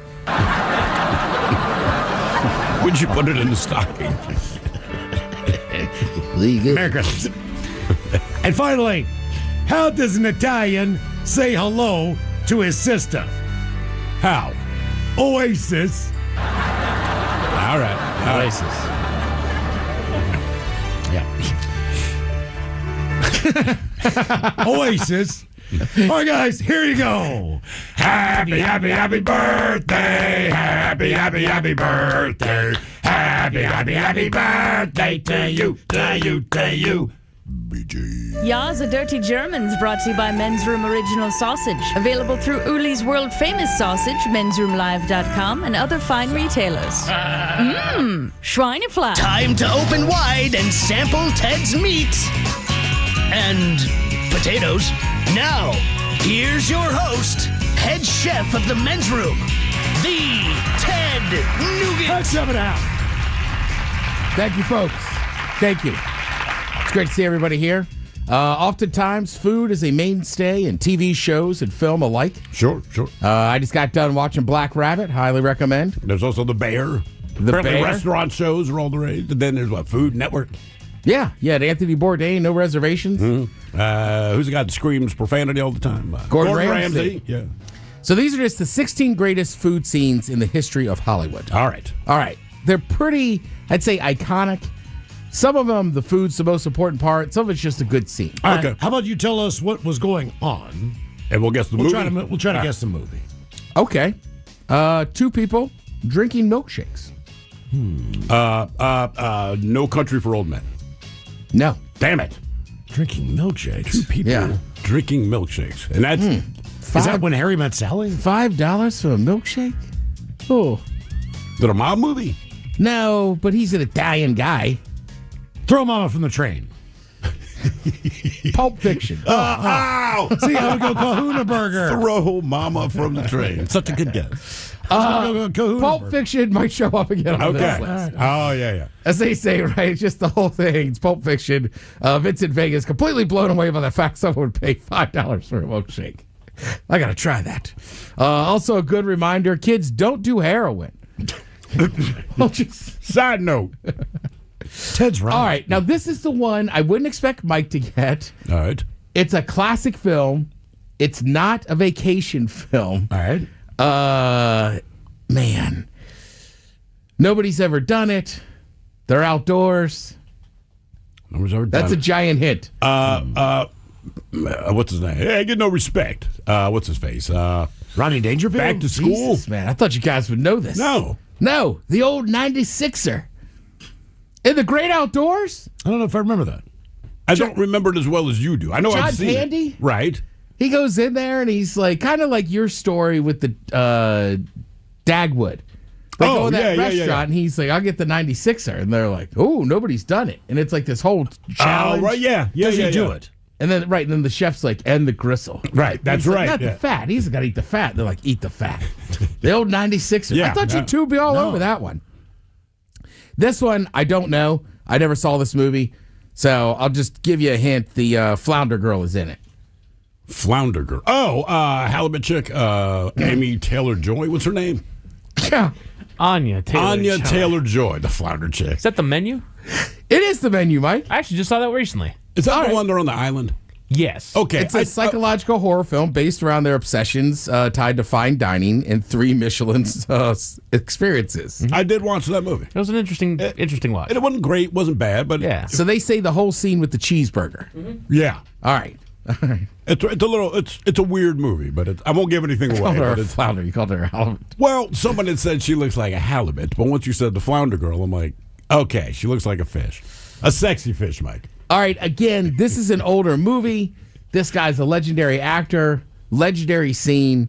Paul Newman, Cool Hand Luke. Boom! All right. How did you know that already? Because you said legendary actor, so that narrows it down. You got Redford, Newman, Nicholson, whatever. And then I'm like, Paul Newman eating all those freaking boiled eggs. I thought he was eating his own line of product. No, he's eating 50 eggs. Try the salad dressing. This is right. amazing. There could have been any number, right? 25, 30, 35. Luke just thought I could eat 50 eggs, but somebody said nobody can eat 50 eggs. Then he specific to the hour as the time limit, and basically he was just like, no, I'm going to do this. And he ate 50 eggs. He did. This one should be a pretty easy hint. Again, we're going over 16 famous foods and films. Fra-ra-ra-ra-ra. Rah. Oh, damn it. Which movie was that? Hang on. Man, if you did that now, people lose their freaking mind. I cannot. It was a comedy. I cannot think of the movie. God. Christmas Story. Yes. After the dogs eat all the turkey and everything, they go to the Chinese restaurant. Right. They have duck. And remember the guy's like, sing the song. And they keep it's not rah, it's la. Right. No, it's in the movie, folks. Right. Don't kill the messenger. All right. Simply the messenger here. You know, you're right. When I say it out loud, it sounds much, much worse. Let's see. Has anybody seen Birds of Prey? No. Mike? All right. No. Harley Quinn and the BEC sandwich? Nope, don't know. Yeah. Bacon, egg, and cheese sandwich devolving into a chase. Basically, I don't know. It's an iconic scene for an otherwise forgettable film. Okay. Forgettable film. Yes. Thurl brought this one up earlier. Lady and the Tramp. Oh, noodle sucking. Yeah, the spaghetti. I always forget. Like, I always think she's the tramp, but it's not. Right, and the tramp is just like a occasionally employed person. Yeah. Oh no, when you think of a tramp, you say like a tramp stamp, right? So you think, Yeah. Well, it makes sense in its other context. Well, yeah, there you go. Yeah. Oh, this one disgusts me. I don't know. You two should know this for sure. Alive. No, well, no, they eat the butt first. I remember that. It's a legendary franchise. All right. He's always discovering stuff. He's going to other places. Indiana Jones? Quigley Down Under. Snakes for Dinner. Indiana Jones. I don't remember Snakes for Temple Dinner. of Doom. Oh. Yeah. They serve like live snakes hidden underneath another dish. Ah, okay. Yeah. Why do I not remember that scene? I don't remember. Mr. Jones! I remember that. Well, that's always kind of a thing in Indiana Jones, right? That Snakes always pop up, right? But he hates them. He hates them amazingly, yeah. Yeah. And then in real life, he's like, they don't bug me at all. Oh, really? He's that guy. Yeah, he's like snakes, spiders, none of that stuff bugs him. But Indiana Jones, like, hates all that stuff. Which is weird, digging around all those temples and stuff. Yeah, you would think, like, if snakes freak you out, maybe don't be an archaeologist in Correct. the jungle. Now, here's a movie I've never seen, but Matilda and the Chocolate Cake. I'm assuming they eat a chocolate cake. Yeah, they say one of the 10 greatest. Oh, Matilda. Okay, so she is she's a housekeeper. All right. And she is employed, so to speak, by the house masters. Mm-hmm. But the woman is a complete bitch. So she basically makes her a little cake bun after taking a crap in it. Oh, and then wow. serves it to her and No. lets her eat it. Is that the wrong movie? That is the complete. Yeah. What is it, The Help? Is that The Help? Did you just make that up? No, that's The Help. No, Mike's this was like, chocolate cake. They say the scene alone punishment. caused 10% increase in chocolate cake sales nationwide. that's So The that's Help. probably not it. That's The Help. What happened to Matilda? She didn't eat no poop? No, this is a kids movie. That's what I'm looking at. Yeah. It's got okay. So I'd put that in a kids movie. What? Oops, wrong movie. My bad, kids. Sorry. no, what happened? She's been listening since she was 2. No, there's a terrible, terrible woman. There is a woman who's a complete bitch in the movie. Miles a Trenchbull, but she has this big old cake. And there's this kid that's a little bit on the portlier side, all right, who sneaks a bite of the cake. Husky, thank you. Sneaks a bite of the cake, and then the punishment is that I don't know if it's a school, I don't know what it is, but all the kids have to stand there and line up and wait for this one kid that took the bite. They put them out there right in front of everybody and make them eat the entire cake. Yeah. Okay. So no one pooped in the cake. It was The Help after she eats it. She goes, eat my ass. Right. Well, that's The Help. I told you the movie's called Matilda. I know. I just, for whatever reason, I got them confused.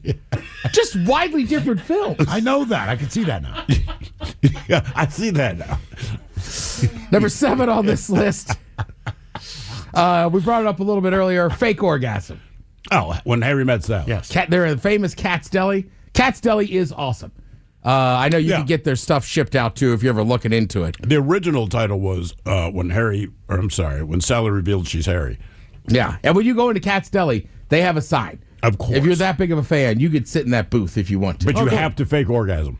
Right. And if you like Jewish delis, just heads up. You don't want to fly to New York, go to Palm Springs, go to Sherman's. Right. Also, you can get it on Goldbelly. Ooh. Catch you can. Yes. Not Sherman's.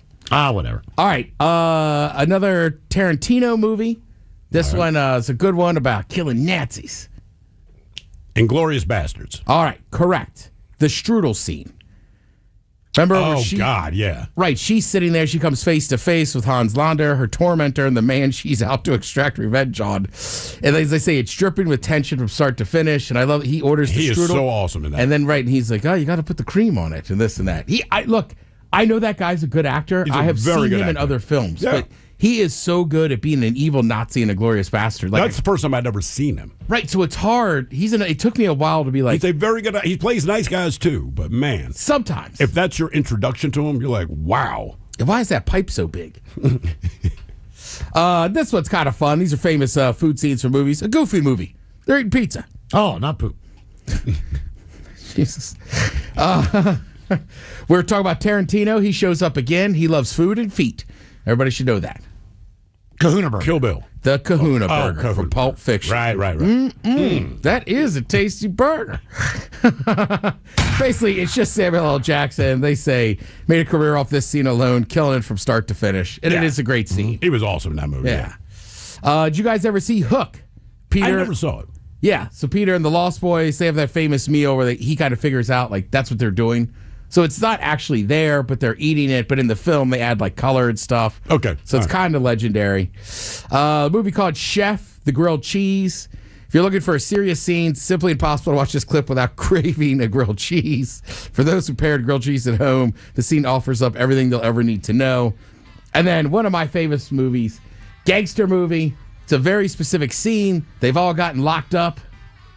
Is it Goodfellas when they're making the sauce? Goddamn right. Good call, Miles. Is it? Sundays in prison. in the sauce. Gotta slice that garlic. That's exactly razor the thin. picture with a razor thin. Yeah. Right? And they're bringing in stuff, and it's Sundays in prison. And that's what Italians do on the East Coast, right? You get together, you got to make gravy or whatever. Right. Just for the record, just zero poop in the food. No fecal No matter. oregano. Oh, I know, Matilda. I highly recommend She you run it pooped in the tonight. cake. No, she didn't. Thank you, Head Chef. We appreciate it. Coming up at 5:08, we'll drink a toast with the shot of the day. You are listening to The Men's Room.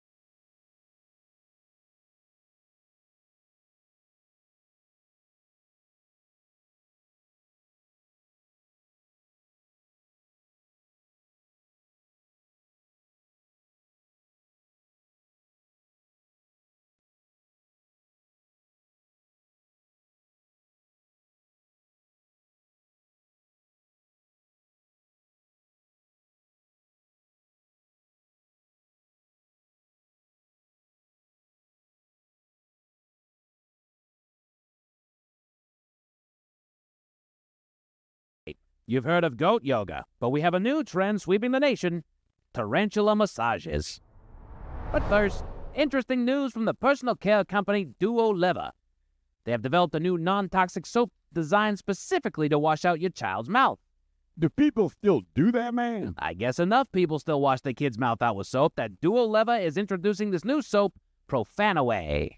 Profanaway? Come on, man. Profanaway. They're saying that this soap is a safe and effective way to punish your children should they use profanity. Man, I wish they had that soap when I was a kid. My mouth got washed out a lot. I can imagine. I used to get my mouth washed out with soap a lot, too. What brand of soap did your parents use?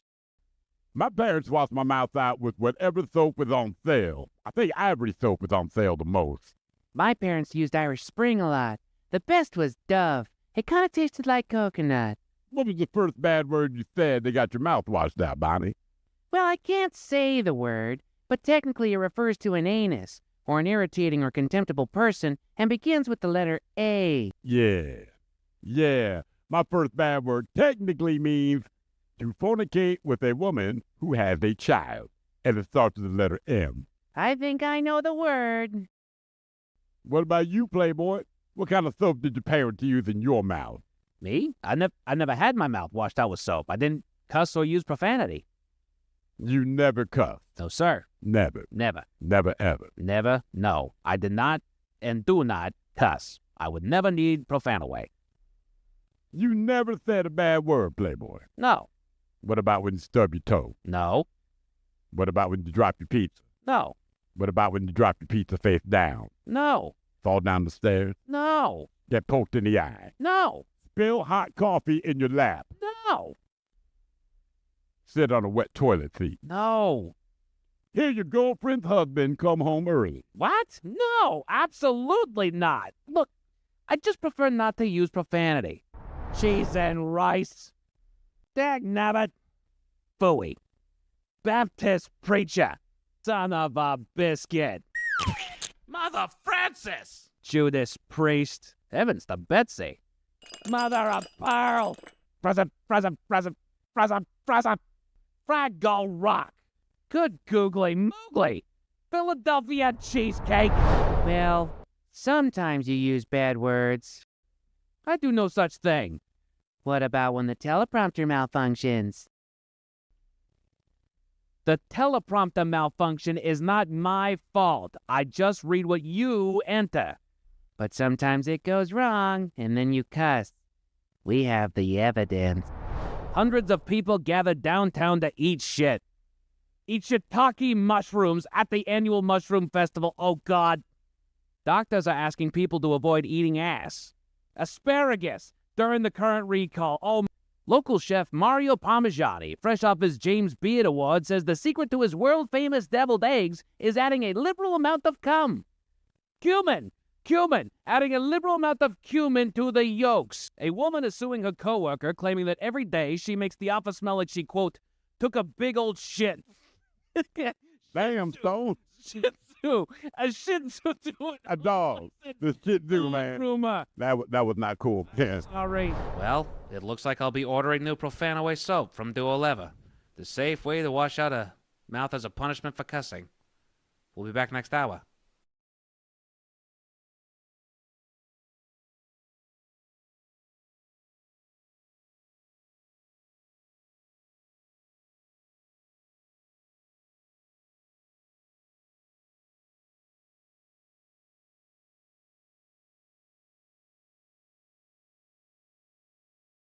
Tonight, a juggalo caused a delay at a merch table when he couldn't remember which pant pocket he put his wallet in.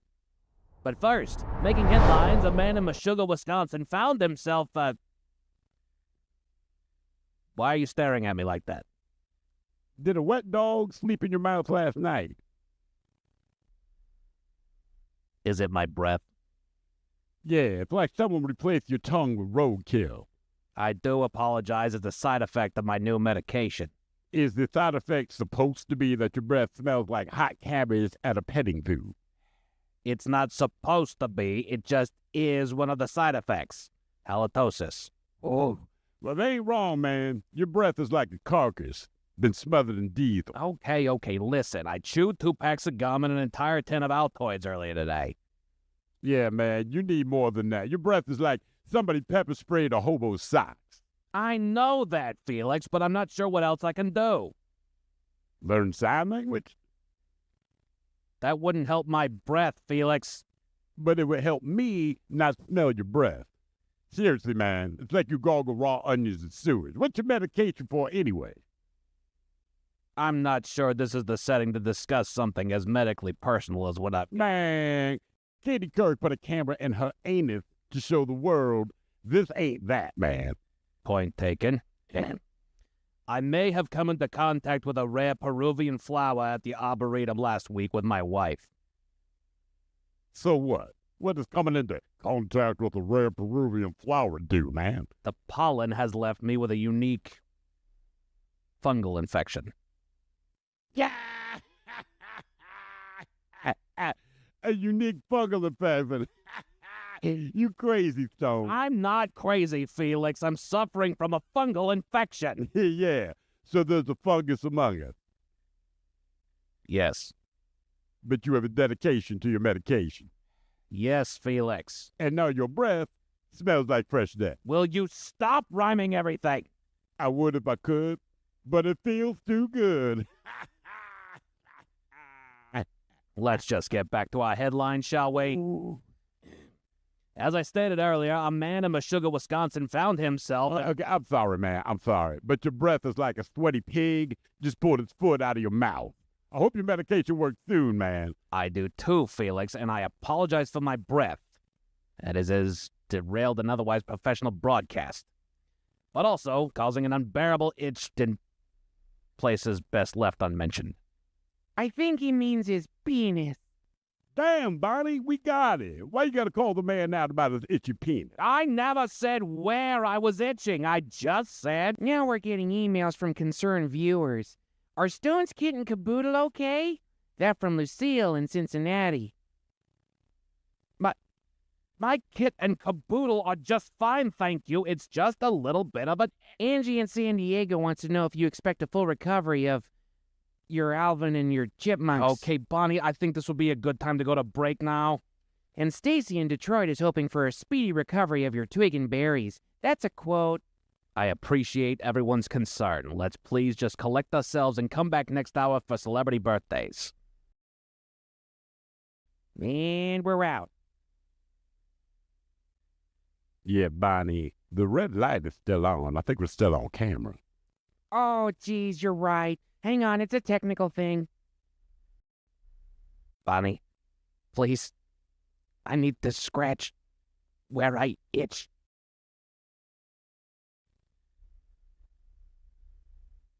Bonnie, please.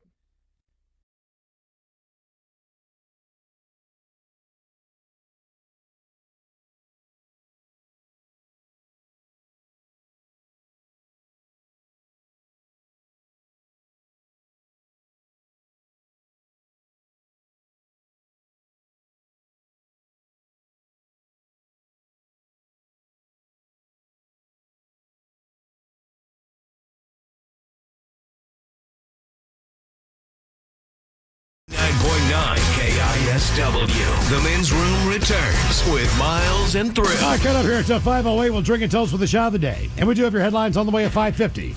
But first, quick check out with Mike Hawk and some of the stories and headlines he is not working on. Well, thank you, Miles. Sorry, you were just so sure of yourself. Oh, no. That's the movie. That's the movie. There's a black and white skunk-like squirrel that's been discovered in Ohio. Did you see the picture? Yes. It looks like a skunk without the white stripe all the way up the tail. It looks like Pepe Le Pew. Yes. I mean, it really does. Like, it's obviously a squirrel, but it looks like a skunk. You good, Dan? I thought you said stunt squirrel. I was like, what is he doing? Stunt squirrel. I gotta know, right? Oh, hey, I'm Squirrel. Welcome to Jackass. We're gonna jump out of this plane. For today's thing, I'm gonna run across every 5 dishes at this restaurant and see what happens. We're gonna run across 6 lanes of the interstate. South Korea is seeing an influx of drugs washing on a vacation shore that are disguised as bags of tea. My guess is they fell off the boat. I was gonna say, yeah, the boat went down. That seems like an odd method. Like, oh, I'm on vacation. You just look out in the ocean. Like, who do you pay on the beach to have your drugs wash up on shore? Right. I feel like it makes sense, though. It does. I mean, if you have them on the boat and the thing goes overboard, or maybe you're about to get boarded, yeah, you push your product off. You would want it to be close to the vacation island. Well, how many drugs are out there floating in the ocean? Oh, I'm sure there's an S-ton. Yeah. When I was like 14 years old, I'm in the Bahamas.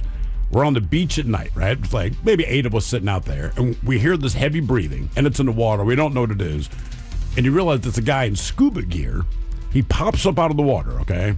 He looks at us, we look at him, and he's like, sorry, wrong beach, and disappears in the water. We realize this dude's running drugs up and down the coast. Damn. It was so weird, man. I mean, I've watched at least 2 films. There's a famous one of these dudes in Florida who basically find all this coke and are just like, we should sell it. Yeah. Call the cops. Wait. Right. Hold on. I'm watching another one too where it's just like, I don't know, they showed up on the beach, but that's the thing. Kilos of that stuff shows up and you're sitting there with it. It's like, I know I shouldn't sell it to somebody, but I can make a lot of money. A lot of cocaine. Yeah. Can't really Google how do you sell cocaine in bulk. I mean, you can. While venting to reduce anger seems like a good idea, studies suggest they do more harm than good, and more calming and relaxing exercises do more to reduce and remove anger. Say that again from the top. So basically, it was, you're angry, you're pissed, so you need to vent, you need to get it off your chest, so to speak, and you're gonna feel better. And they say, actually, no, that's what do they call it? An inflammatory thing, as opposed to solving it by just calming yourself down, doing something that is more calming. They even say going for a run is not recommended for when you're go mad. for a walk because your heart rate's already accelerated. Right, and that's basically what they're saying. All right, is that venting is actually doing more harm than good. It's fun sometimes. Yeah. Smack somebody. It feels good. I guess it's like getting drunk. It feels good, but in the long run, it's not the healthy choice, right? Put your thinking caps on, Jen. It's time for the Merriam-Webster word of the day. Oh, boy. What's our percent on this? Honestly, I'm giving you guys 10%. Jesus. Yeah. It is a P word and an adjective. It's a formal word used to, especially in legal context, to describe an order, command, etc. that requires immediate compliance with no opportunity to show why one should comply. This something needs to happen. And it's a P word. It's a P word. Any quick guess? You guys are not going to get this. I do not know. Penal code. Peremptory. Peremptory? Oh, never heard. Peremptory. Sounds like something Scooby would say. Peremptory? Yeah, Joe would know that, but he's a lawyer. Yes, he would. Yes, he would. A single-seat, all-electric flying car conducted a demonstration for a crowd in North Carolina. And crashed. Oh, did it really? I didn't see that part. And they pooped in it. Dude, I saw a flying, I guess it's like a flying taxi. They had it all set up at the F1 race. It was like, it looked like a giant drone. But you could get in it and stuff. And I was like, that's wild. Well, they were saying that who pilots it? You do. The drone? Not that taxi, no, but the flying car. Yeah, the flying car, sure. I mean, do you just type in a destination? Is it like an autopilot situation? I mean, because this one that they had reached like 150 feet in the air. Enough to kill you, yeah. Yeah, so at that point, like, it doesn't... I mean, you really only got to get around 14, 15. Yeah. Yeah, that's good. Bad enough fall. But 150 feet's more than enough to basically bypass traffic. How does it know where the power lines are? Well, we don't know how it knows, and we might find out it doesn't. Man, smart cars these days, they know they can show you the people that are walking in traffic in front of you. That's true. So, I was in a Tesla when I was in Phoenix. Oh, looking at the screen? Yeah, and you can literally see people walking on the screen as they're getting by, like, okay, I saw my house on the Tesla. This is getting spooky. From I-5. But it kind of blows out a little bit, and I'm like, that is where I live. And it's the exact shape of my house. Right. That is weird. Yeah.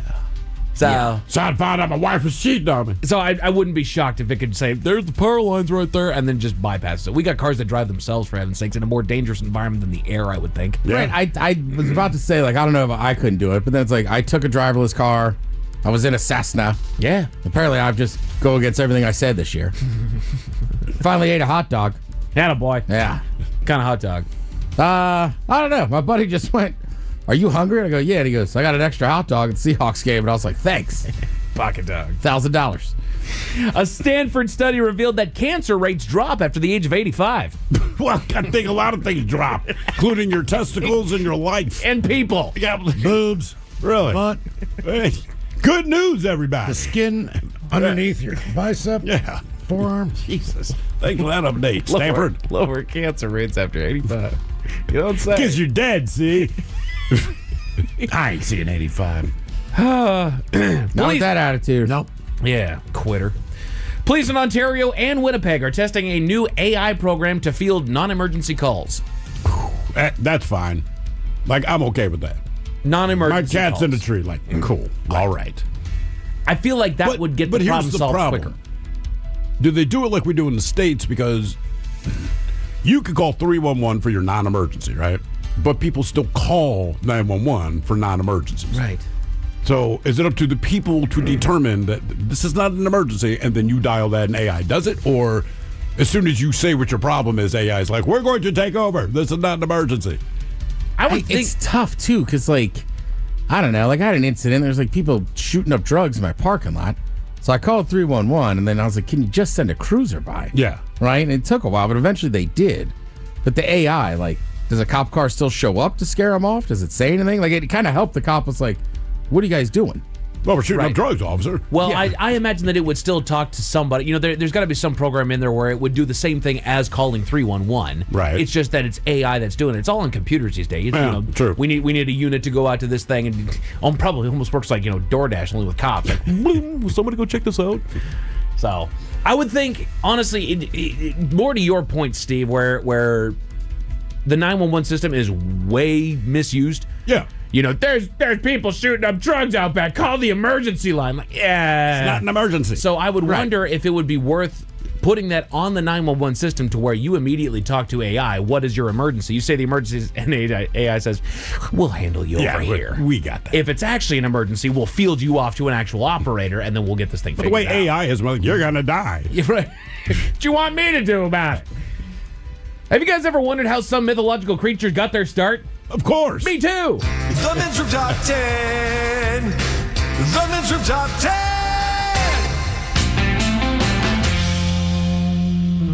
So this comes to us via Go-To Tutors, and it is myths from your childhood that are actually based on real things. Okay. Yes. El Dorado. We all know El Dorado, yes. The City of Gold. The City of Gold. The Spanish conquistadors' quest for the legendary City of Gold was not pure fantasy. It was based on real ceremonies in Colombia where tribal leaders would cover themselves in gold dust and make offerings of gold and emeralds in Lake Guatavita. European misinterpretations and exaggerations transformed this actual ritual into an entire golden city, sparking centuries of destructive expeditions throughout South America. Sounds about right. We got to go find this thing. Everyone was covered in gold, right? By the time it gets back, you're just talking months. Correct. Like, what was the game you play? Like, I don't know, it was like Telephone. 12 people. Yeah, exactly. Right. Starts with one comment you made. By the time it comes back, like, what is even going on? Right, and as you said, 12 months on a boat, you're getting drunk, you're a little bit, dehydrated from all the sunlight. That you're scurvy, all the rest sun of it. poisoned. The people are made of gold. Let's go. Right. I mean, right? You're pooping in a pot in your place. Yeah. That time sucks. So he's like, hey, man, you want to hop on this rickety boat and go find a city full of gold? Like, yeah, man. Yeah, I do. Myths from your childhood that were actually based on real things. Thor's hammer. Can anybody other than Steve tell me what Thor's hammer's name is? I can't pronounce it. Lightning? Lightning. I like it. Starts with an M, right? Like Mojron? Mjolnir. What? Mjolnir. Mjolnir. How do you know you're saying that right? Mjolnir. I've heard it from a few different sources that say that. Their voice was like this. I don't say it with full confidence, but I say it with enough confidence. Like, enough people say it says Mjolnir that I believe it. Mjolnir. So, the Norse god's magical hammer Mjolnir represented something very real to ancient Scandinavians, meteorites. These thunderstones there, Ted, that fell from the sky were often composed of iron, a rare and valuable my poops. Thunderstones. Thunderstones. Releasing the thunderstones. Iron, a rare and valuable material in early societies. Ancient Norse blacksmiths discovered that meteoritic iron made superior weapons compared to terrestrial iron, fueling the belief that Thor's hammer was made from a special metal with extraordinary power. I can't believe it could melt. Melted. Yeah. Yeah, no kidding. How do we make fire hotter, damn it? Mythological creature with only one eye. Cyclops. The Cyclops. The one-eyed giants from Greek mythology. Turns out they were looking at him from behind. He was just bending over to pick something up. Sorry. I have two eyes. You guys are going to stop spreading that rumor. Knock it off. I don't have a belt, all right? Just because it blinks doesn't mean it's an eye. He was just picking some up. But it's the first plumber. It likely originated from ancient discoveries of elephant skulls. The large central nasal cavity in an elephant skull looked remarkably like a single eye socket when viewed from the front. Ancient Greeks finding these fossils in Sicily and other Mediterranean islands naturally concluded that they belonged to giant humanoid creatures with a single eye, creating the basis for the Cyclops. Yeah, if you see an elephant skull, that's exactly what you would Which, think. when you also look at them through a handful of different interpretations, they all have some form of tusk. Right. So I don't know if they're all that big, but yeah. Werewolves. The legend of humans transforming into wolves originated from Italy. From Italy. Turkey. Greece. From actual medical conditions and historical events. Certain rare conditions like hypertrichosis, causing an excessive hair growth, and porphyria contributed to the werewolf myth. Additionally, cases of serial killers claiming to transform into wolves like the 16th century French nobleman, that guy, provided evidence of werewolves to medieval communities already primed to believe in such supernatural transformations. I love how that works. I know the medical condition here. He's a wolf. Yeah. Yeah, it makes sense. Who's the name of the monarch that had a wizard for a friend? Monarch King Arthur. King Arthur. Oh, yeah. Yeah. He did have a wizard. Known as Artie to his friends. While not a mythical creature in the same way as Zeus or unicorns, the legendary British king's story grew from the seeds of truth. Historians believe Arthur may have been based on a 5th or 6th century Romano-British leader who fought against Saxon invaders. Over centuries, bards and writers embellished his exploits, adding magical elements like Excalibur and Merlin, transforming a possibly real military leader into the centerpiece of elaborate medieval romances. Yet again, we're dealing with a time where there wasn't a whole lot of fact-checking. There was a lot of things that got written down, a lot of stories that got passed by word of mouth, and then eventually when we get around to writing it down, it's been completely destroyed. It also just makes sense. If I'm a king back in the day, like, yeah, bring me a wizard. Well, now I just know where the band Saxon came from. There you go. The big Saxon. Yeah. I mean, there's leaders today that there's a whole bunch of BS about them that people completely believe. Yeah, Kim Jong-un could dunk. Yeah. Correct. So, and some of the people around him, you'd be like, what? Right. Right? Like years from now, they'll be like, that's crazy. But the wizard thing seems cool. Hell yeah. I got a wizard. Just coming from the man who talked to a wise goat. You'd have been the easiest king. Here's your wise goat, your highness. The wizard sleeve. I mean, Pamela Anderson. I've hung out with some wizards, I feel like, at a festival. Like, imagine. Yeah. It's like, yeah, can I use the bathroom? Sure. Don't forget to stop by the wizard. See what he's got going on. It's just in the other room, hanging out, smoking a bowl. Oh, geez. The Sirens of the Sea. Oh, yeah, manatees. that'll draw you manatees. Now, my only Mermaids. thing with that is, right, the mermaid, they're like, well, they probably saw manatees. Now, to your point about El Dorado, how long have you been on a boat when you look at a manatee and say, I'm jumping in the ocean for that hot chick? Yeah. It's Man, a manatee. You're talking to a guy from Enumclaw, okay? Eventually you hit a point. Where did Mike go? Especially the pirates and stuff, man. Yeah. You've been on a boat with just dudes. Yeah. For a long time. Even a manatee will do. Right? I mean, it's close enough. That fat water bitch is looking pretty good. Guys night out. These aquatic humanoids likely originated from sailors spotting manatees and dugongs during long voyages. Long voyages, dude. The longer the voyage, the more likely. Well, I mean, I watched this whole show on pirates, and it seemed like they'd reach a point where it's like, we're either getting down with manatees or I'm going to kill the captain just for fun. Wow. The sunken city, everybody knows it. It's Atlantis. Again, these are myths that are actually based on real things. Was that Plato or Aristotle? Yes, Plato. You nailed it. Account of an advanced civilization swallowed by the sea might have been inspired by the Minoan civilization's downfall. Around 1600 BCE, the Mediterranean island of Terra experienced a massive volcanic eruption that decimated the advanced Minoan culture on a nearby Crete. This catastrophic event, combined with tsunami damage, created a real-life template for the story of sophisticated island civilization just disappearing beneath the waves. Yep. Makes complete sense when you think about it. The Pied Piper. We all know that story. The disturbing tale of the Pied Piper of Hamelin, who lured away the town's children, has historical documentation supporting it. He was driving a white windowless van. Oh, no. We got chocolate. candy. Well, yeah, I mean, also, I think children follow a lot of people. Sure. Yeah. I think he's just probably the first well-documented. Yeah. But that behavior's been around for a long, long time. So, record from the German town of Hamelin noted that in 1284, 130 children born in the city were led away by a piper dressed in many colors and lost at the place of execution near the Koppen, I believe. Yeah. Historians believe that this could reference either a children's crusade, an emigration movement, or perhaps an epidemic that particularly affected young people, as you guys are saying. A weirdo who just lured a bunch of kids away. That's what I'm guessing it was. Yes. Well, if it's like Santa Claus, you'd follow him. Well, yeah. Exactly. You know, that guy came around and was like, I got toys, follow me. Come on, kiddos.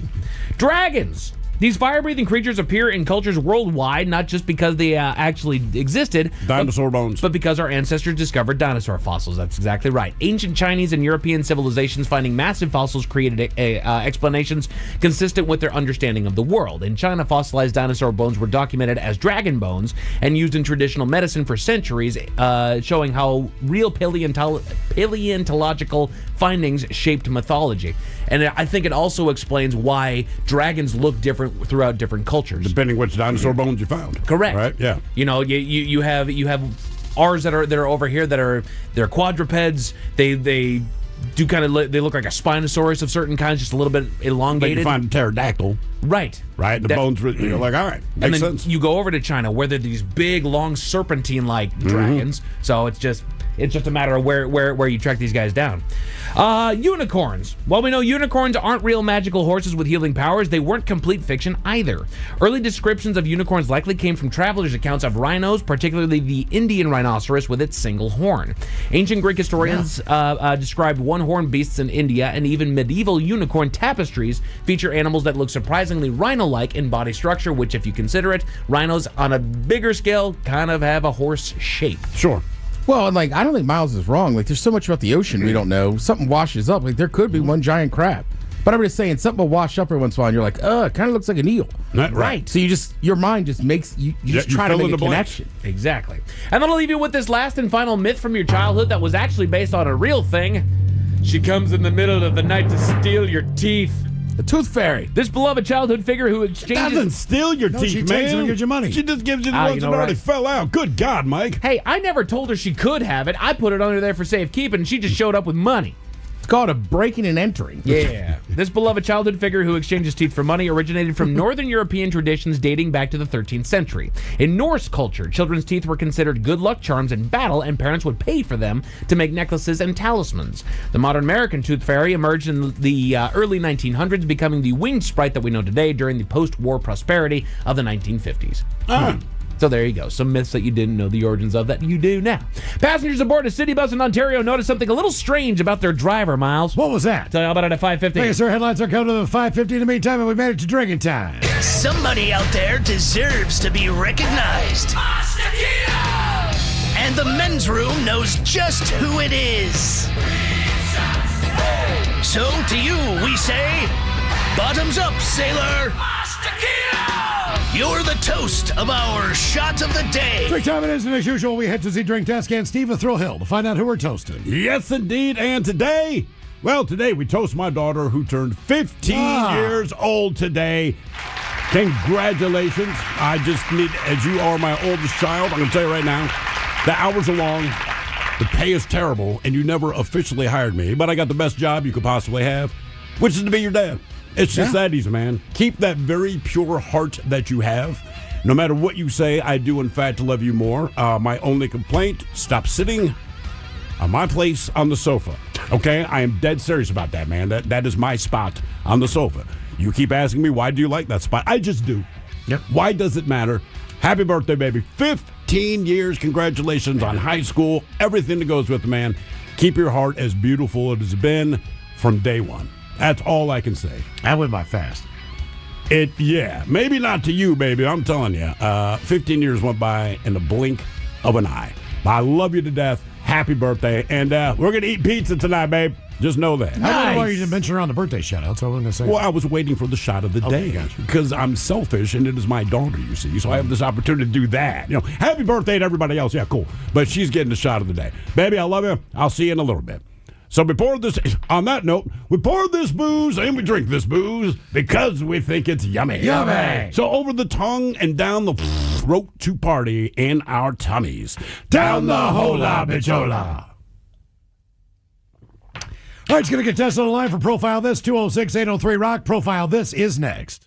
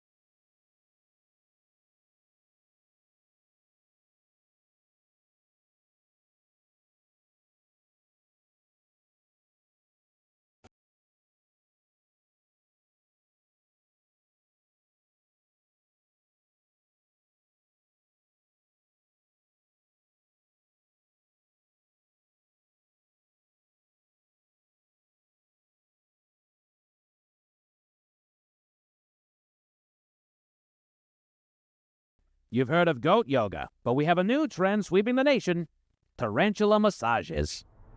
But first, interesting news from the personal care company Duo Lever. They have developed a new non-toxic soap designed specifically to wash out your child's mouth. Do people still do that, man? I guess enough people still wash their kids' mouth out with soap that Duo Lever is introducing this new soap, Profanaway. Profanaway? Come on, man. Profanaway. They're saying that this soap is a safe and effective way to punish your children should they use profanity. Man, I wish they had that soap when I was a kid. My mouth got washed out a lot. I can imagine. I used to get my mouth washed out with soap a lot, too. What brand of soap did your parents use? My parents washed my mouth out with whatever soap was on sale. I think Ivory soap was on sale the most. My parents used Irish Spring a lot. The best was Dove. It kind of tasted like coconut. What was the first bad word you said they got your mouth washed out, Bonnie? Well, I can't say the word, but technically it refers to an anus, or an irritating or contemptible person, and begins with the letter A. Yeah. My first bad word technically means to fornicate with a woman who has a child, and it starts with the letter M. I think I know the word. What about you, Playboy? What kind of soap did your parents use in your mouth? Me? I never had my mouth washed out with soap. I didn't cuss or use profanity. You never cussed? No, sir. Never? Never, ever? Never, no. I did not and do not cuss. I would never need Profanaway. You never said a bad word, Playboy? No.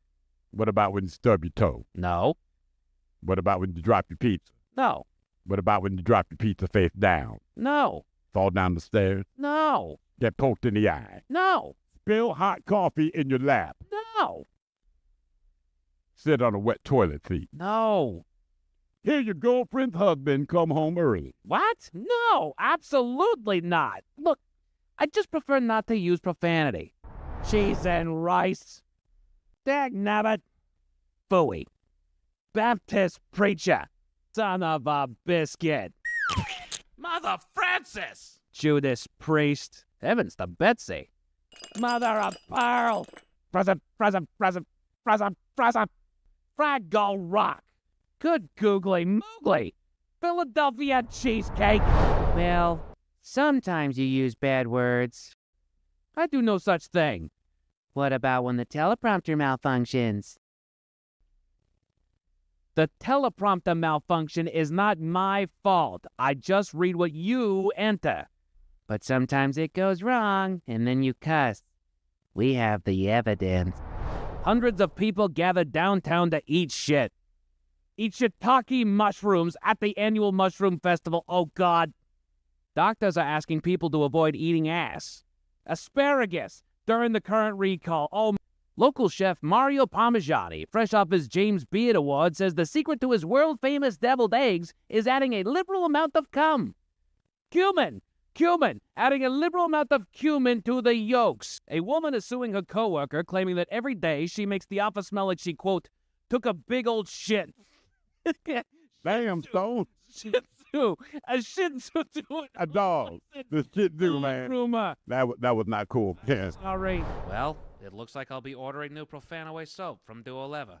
The safe way to wash out a mouth as a punishment for cussing. We'll be back next hour. Hey bro, Mensuru Muragana Besuto Bira. Super freshu, super strong, taste boom. You drink now? Anatawa big man desa. No wait, no think. Just grabu Mensuru Muraga. Say just. Kanpai. Mensuru Muragana Besuto Bira.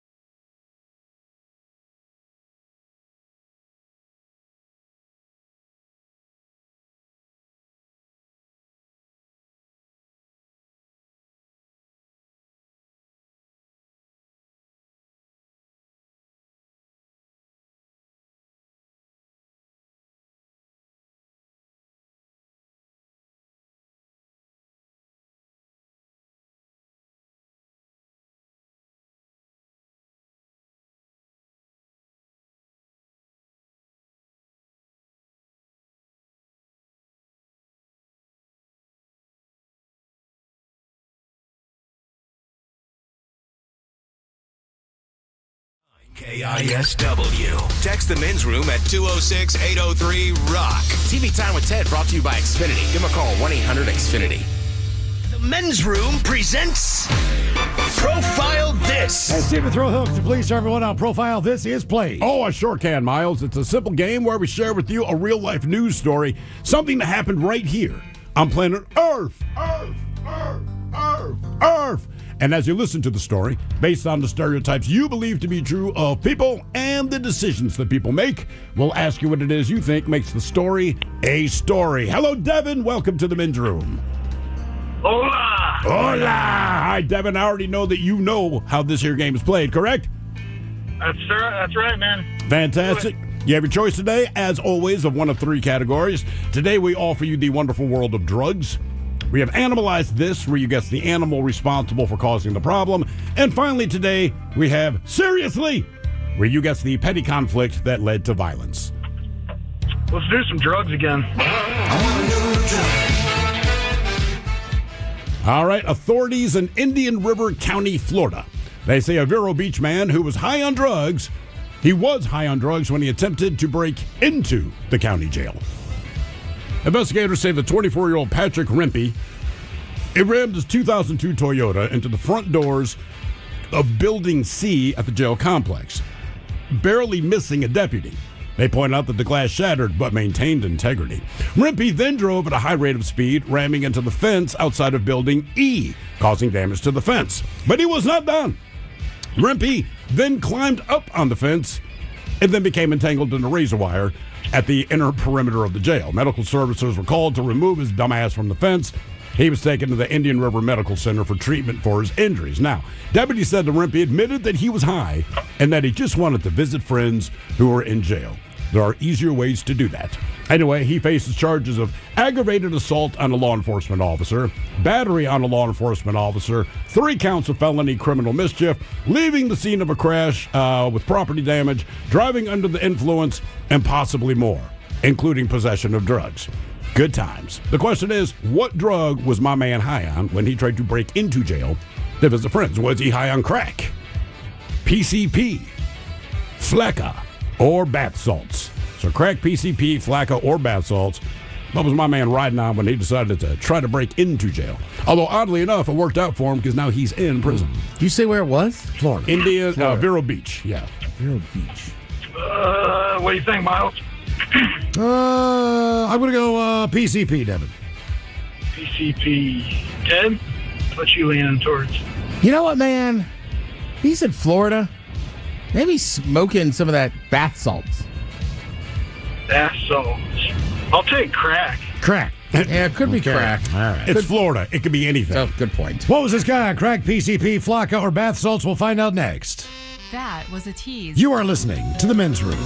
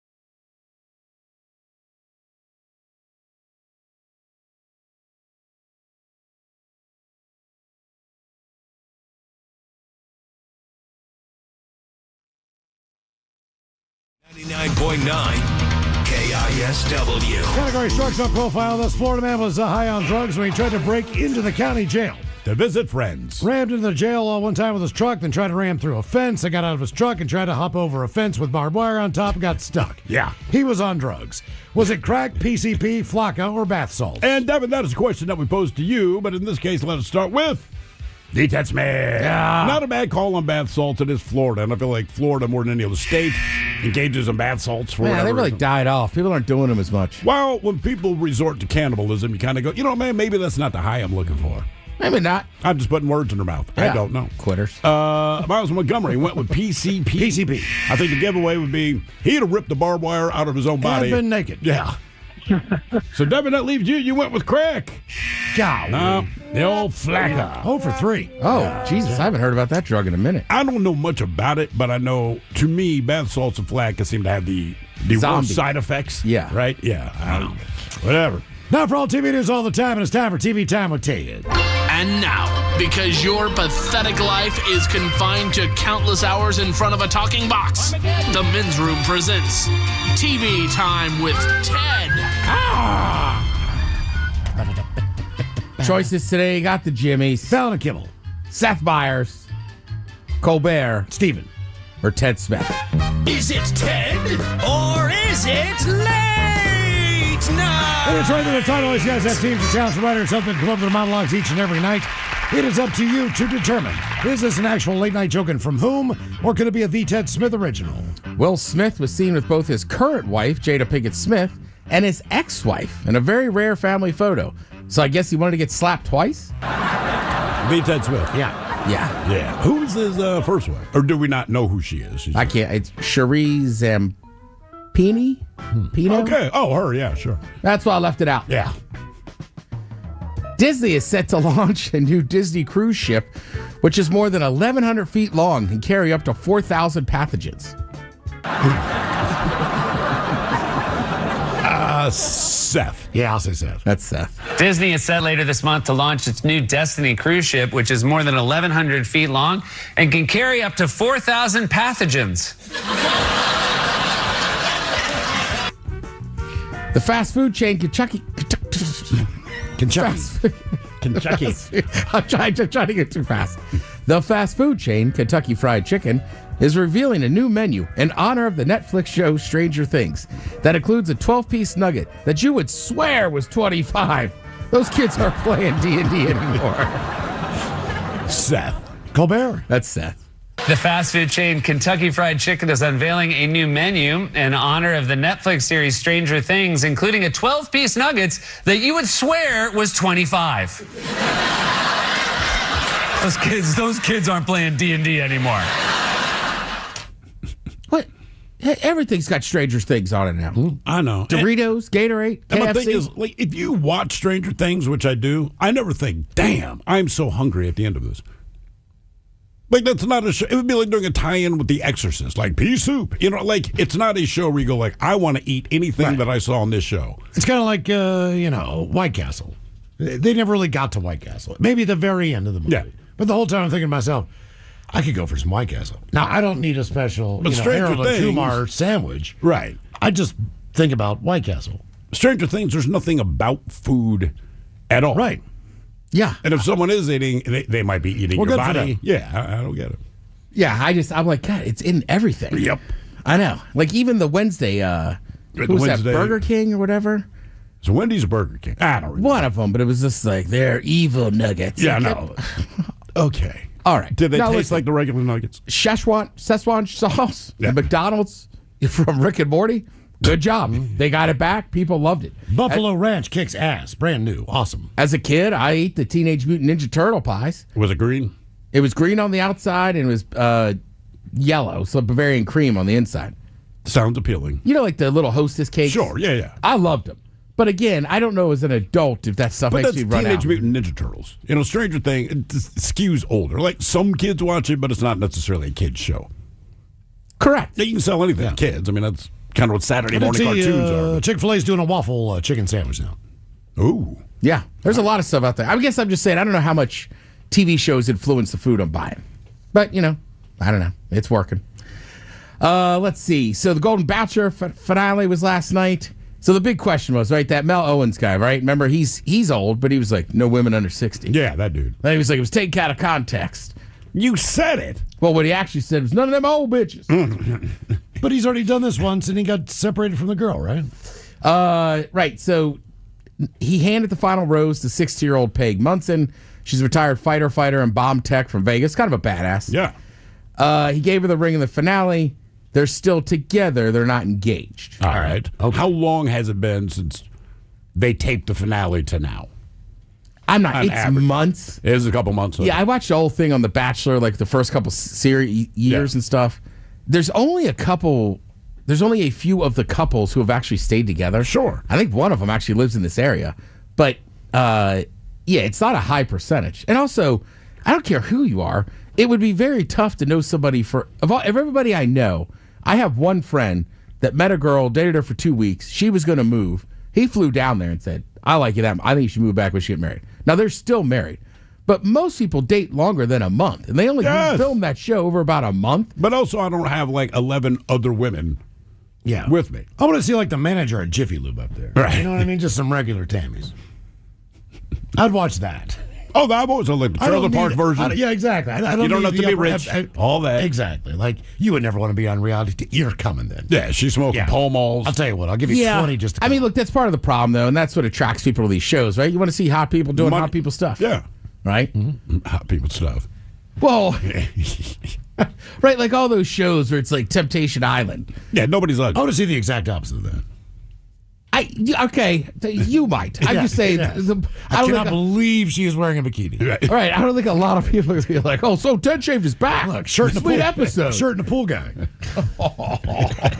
You know, now that's acceptable because there you got all the suntan shirts. Everybody's wearing a shirt in the water. It just upsets me. Let's see. Eddie Murphy says he cured himself of OCD. Cured himself of OCD. Tell me how, There's a new Netflix documentary, right? I believe it's called just like Being Eddie.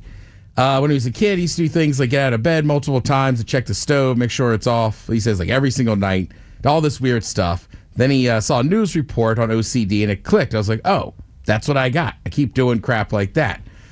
So basically, he was like, he looked at it like it was some sort of mental illness. I made myself stop doing it. I'm like, I'm not doing it anymore. I thought I was a weird kid. And I ain't know I had some mental illness. So basically, like, he forced himself to stop doing it. All right. I mean, you could will yourself to do it. It's just a lot of effort. Correct. Yeah. Some people have severe OCD. Sure. So it's like, okay, you might. His was probably not severe. Bad, Correct. but not. Look, put it this way: if you diagnose it, then it's bad enough that it got diagnosed. But I go through severe a is a lot worse. Mine's a checklist. I go and go like, did I leave the oven on? Did I leave a burner on? Did I completely close the refrigerator? I just wait for the smoke detector to go off. I'm completely I mean, relaxed. check Then when I my walk back in, I'll check it again. Yeah. For some reason, when I'm finally going to sleep and leaving the living room, I know I've locked my door, but I will check it I will check it. That's always my last thing that I do, and I never did it until I had kids. Once I had kids, I'm like, just make sure the doors are locked. Right? I also have a light switch right by there.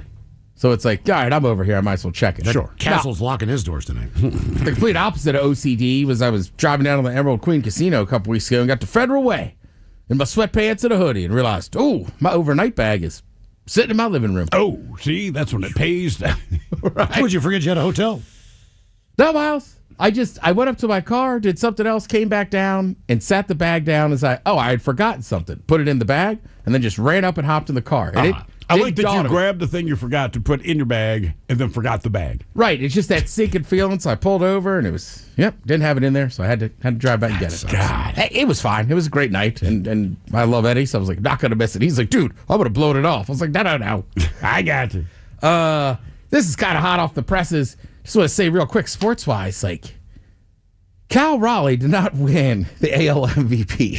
Now, we have some, obviously, living in Seattle, you have your own thoughts on it. But also, he should have. You Mariners fan or not, man, he should have been the MVP.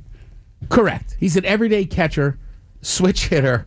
You know what I mean? And I didn't even realize how big of a deal it was until this summer, right? Like my nephew's a huge baseball guy. So the one day he's working all day at the bar, right? So I go in there during the day to have a couple drinks and BS with him. And I mean, he spent half an hour making the case, and I was like, all right, I agree. Right. Plus, also, it's the only time since the award came out in 1931 that anybody's hit 60 home runs for their team, led them to the playoffs. It didn't win. Well, he's also basically the captain of the team. He could be a Golden Glove catcher, too. His defense is that good. Correct. So I think it's one of those things, and Throw and I were saying during the break, too, like some of these awards, just change the names of them. Right. Like in the NFL, like Jonathan Taylor, the running back in Indianapolis right now, is the clear MVP. Without question. But He they're ain't gonna still win. talking about quarterbacks, right? When's the last time a primarily defensive player won the Heisman? Charles Woodson? Right. And he still returned kicks and played a couple downs on offense. Yeah, but like and I know Travis won it last year, but... overwhelmingly, it's called the quarterback awards, and it's fine. Correct. Right, that's all. Yeah, it's just wild. And it's just, I know it's an old man thing, but just like, man, he was so good. And at the end of the day, it's not about the best offensive numbers, which he had. Right. Well, I know his WAR or whatever wasn't as good. Right. But it's like, the Yankees have a much higher payroll. You take Aaron Judge off that team, I still think the Yankees have a shot at making the playoffs. Without Cal Raleigh, the Mariners, they wouldn't have been the Mariners this year. That's what makes you the most valuable player. Wait, what was, Mike, help me out. You're a better fan than I am when it comes to Mariners. What was that, 2 years ago in spring training or after the season? He blatantly called out ownership and just said, that's why they got a new coach. We need a new coach. We got to spend some money, which a lot of clubs could have jettisoned him at that point. Yeah, it was either last year or 2 years ago that he made that call. 2 years. Right. Just legend. I mean, the beginning of last season. Yeah. After the end of the second. Which is just good for him, but that's hard to do. Right. And that's legendary to begin. But so he you did took it, and he was right. Right, so you look at most valuable player for a team. How is it not that guy? I don't know. Well, it's like Myles Garrett. I mean, he trusted the Cleveland Browns organization, signed the contract. He got paid. Cal was going in there and doing the same thing. Like, I need to trust you, or I'm maybe playing somewhere But in else. baseball, it's easier to get traded to move around. Like Myles Garrett, don't let him fool you. I'm here to win championships. You're on the Browns. Shut up. You're a goddamn liar. You're there for the money, and you got a good payday, and good for you. But don't say you're here for championships. Ain't ever going to win one. It ain't going to happen. And you know that. You know that. You're on the team, have been on the team. There's nothing about the ownership or the coaching of the locker room that suggests that this is going to be a good team. And if you honestly believe that they are, Myles Garrett, you are freaking insane. You're insane. Anyone would have told you, then go to a different team. Yeah, he's just full of crap. Right, and he wrote the letter. Like, he was already out the door and then came back inside that deal. So I'm with you. Like, Look, I don't know that I can blame the guy. That's a ton of money. I would just, my thing is like, yeah, I'd have taken the money too, but don't say I'm here for the championship. Like, man, the average fan knows that that's BS. Come on, dude. Right. On the Browns. Come on. Jesus. And the NFL is just a different beast. Right. You know what I mean? Outside of Deion Sanders going from the Niners to the Cowboys, very rare is there one trade that makes a team that much better. Hey, he won with the Ravens as well. He did. I know nobody cares. I'm just saying. Well, I would also say, like, when you look at the Seahawks, right? Like Coach McDonald, he's been building this thing for 2 years. They have made a ton of trades. Yes. It's almost ridiculous, right? Sam Darnold's the most obvious signing him. But look at the team. Correct. They've drafted well and this and that, and it's just so stop asking me if I think Mike McDonald was a good hire for the Hawks. I said it last season. I said, yes, you guys are going to be surprised. He's one of the best minds in football, man. Yeah. And you're seeing it. This is year 2. Right. Like, damn. Right. And he comes from the Harbaugh tree, coaching tree, and that family. It's just like, hey, those guys love ball. Yeah, they do, and it shows. Yeah. Great stuff there. You do have football on tonight. You got the Patriots hosting the Jets. Yeah, look, man. Division game. Who knows? Who knows? Yeah. The Dolphins crushed the Bills. At this point, I'm like, anything can happen. Yeah. I mean, you're right. It won't, Miles just but said it anything best. can Like, happen. divisional game, who knows? Yeah. But I think the Pats win this one. They should. Thank you, Tim. We appreciate it. You're listening to the Men's Room.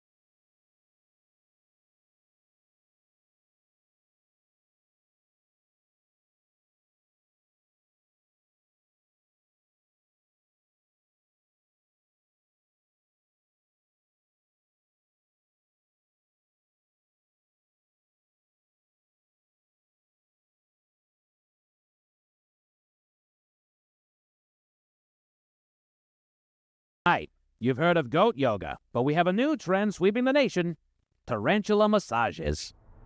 But first, interesting news from the personal care company Duo Lever. They have developed a new non-toxic soap designed specifically to wash out your child's mouth. Do people still do that, man? I guess enough people still wash their kids' mouth out with soap that Duo Lever is introducing this new soap, Profanaway. Profanaway? Come on, man. Profanaway. They're saying that this soap is a safe and effective way to punish your children should they use profanity. Man, I wish they had that soap when I was a kid. My mouth got washed out a lot. I can imagine. I used to get my mouth washed out with soap a lot, too. What brand of soap did your parents use? My parents washed my mouth out with whatever soap was on sale. I think Ivory soap was on sale the most. My parents used Irish Spring a lot. The best was Dove. It kind of tasted like coconut. What was the first bad word you said they got your mouth washed out, Bonnie? Well, I can't say the word, but technically it refers to an anus, or an irritating or contemptible person, and begins with the letter A. Yeah. My first bad word technically means to fornicate with a woman who has a child, and it starts with the letter M. I think I know the word. What about you, Playboy? What kind of soap did your parents use in your mouth? Me? I never had my mouth washed out with soap. I didn't cuss or use profanity. You never cussed? No, sir. Never? Never, ever? Never, no. I did not and do not cuss. I would never need Profanaway. You never said a bad word, Playboy? No. What about when you stub your toe? No. What about when you drop your pizza? No. What about when you drop your pizza face down? No. Fall down the stairs? No. Get poked in the eye? No. Spill hot coffee in your lap? No. Sit on a wet toilet seat? No. Hear your girlfriend's husband come home early? What? No, absolutely not. Look, I just prefer not to use profanity. Cheese and rice. Dagnabbit. Phooey. Baptist preacher. Son of a biscuit. Mother Francis! Judas priest. Heavens to Betsy. Mother of pearl. Present. Fraggle rock. Good googly moogly. Philadelphia cheesecake. Well, sometimes you use bad words. I do no such thing. What about when the teleprompter malfunctions? The teleprompter malfunction is not my fault. I just read what you enter. But sometimes it goes wrong, and then you cuss. We have the evidence. Hundreds of people gathered downtown to eat shit. Eat shiitake mushrooms at the annual Mushroom Festival. Oh, God. Doctors are asking people to avoid eating ass. Asparagus during the current recall. Oh, local chef Mario Parmigiani, fresh off his James Beard Award, says the secret to his world-famous deviled eggs is adding a liberal amount of cum. Cumin, adding a liberal amount of cumin to the yolks. A woman is suing her coworker, claiming that every day she makes the office smell like she, quote, took a big old shit. Damn, Stone. Shih Tzu. A Shih Tzu. A dog. The Shih Tzu, man. Rumor. That was not cool. Yeah. Sorry. Well, it looks like I'll be ordering new Profanaway soap from Duo Lever. The safe way to wash out a mouth as a punishment for cussing. We'll be back next hour.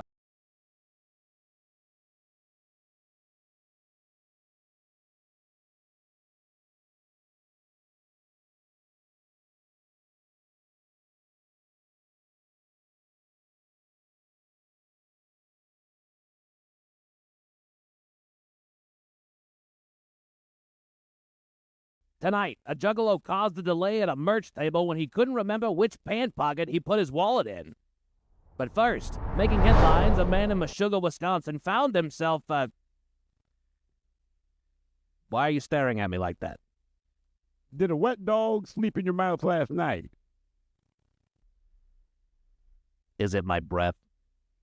Yeah, it's like someone replaced your tongue with roadkill. I do apologize as a side effect of my new medication. Is the side effect supposed to be that your breath smells like hot cabbage at a petting zoo? It's not supposed to be. It just is one of the side effects. Halitosis. Oh, well, they ain't wrong, man. Your breath is like a carcass. been smothered in diesel. Okay, listen. I chewed 2 packs of gum and an entire tin of Altoids earlier today. Yeah, man, you need more than that. Your breath is like somebody pepper sprayed a hobo's socks. I know that, Felix, but I'm not sure what else I can do. Learn sign language? That wouldn't help my breath, Felix. But it would help me not smell your breath. Seriously, man, it's like you gargle raw onions and sewage. What's your medication for anyway? I'm not sure this is the setting to discuss something as medically personal as what I've... Man, Katie Couric put a camera in her anus to show the world this ain't that, man. Point taken. I may have come into contact with a rare Peruvian flower at the Arboretum last week with my wife. So what? What does coming into contact with a rare Peruvian flower do, man? The pollen has left me with a unique fungal infection. Yeah! A unique fungal infection. You crazy, Stone. I'm not crazy, Felix. I'm suffering from a fungal infection. Yeah, so there's a fungus among us. Yes. But you have a dedication to your medication. Yes, Felix. And now your breath smells like fresh death. Will you stop rhyming everything? I would if I could, but it feels too good. Let's just get back to our headline, shall we? Ooh. As I stated earlier, a man in Meshuggah, Wisconsin found himself... Okay, I'm sorry, man. I'm sorry. But your breath is like a sweaty pig just pulled its foot out of your mouth. I hope your medication works soon, man. I do too, Felix, and I apologize for my breath. That has derailed an otherwise professional broadcast. But also causing an unbearable itch in places best left unmentioned. I think he means his penis. Damn, Barney, we got it. Why you gotta call the man out about his itchy penis? I never said where I was itching. I just said... Now we're getting emails from concerned viewers. Are Stone's Kit and Caboodle okay? That from Lucille in Cincinnati. My kit and caboodle are just fine, thank you. It's just a little bit of a... Angie in San Diego wants to know if you expect a full recovery of your Alvin and your chipmunks. Okay, Bonnie, I think this would be a good time to go to break now. And Stacy in Detroit is hoping for a speedy recovery of your twig and berries. That's a quote. I appreciate everyone's concern. Let's please just collect ourselves and come back next hour for celebrity birthdays. And we're out. Yeah, Bonnie, the red light is still on. I think we're still on camera. Oh, geez, you're right. Hang on, it's a technical thing. Bonnie, please. I need to scratch where I itch.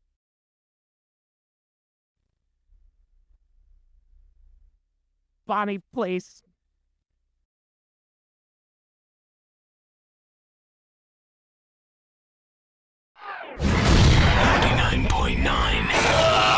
KISW.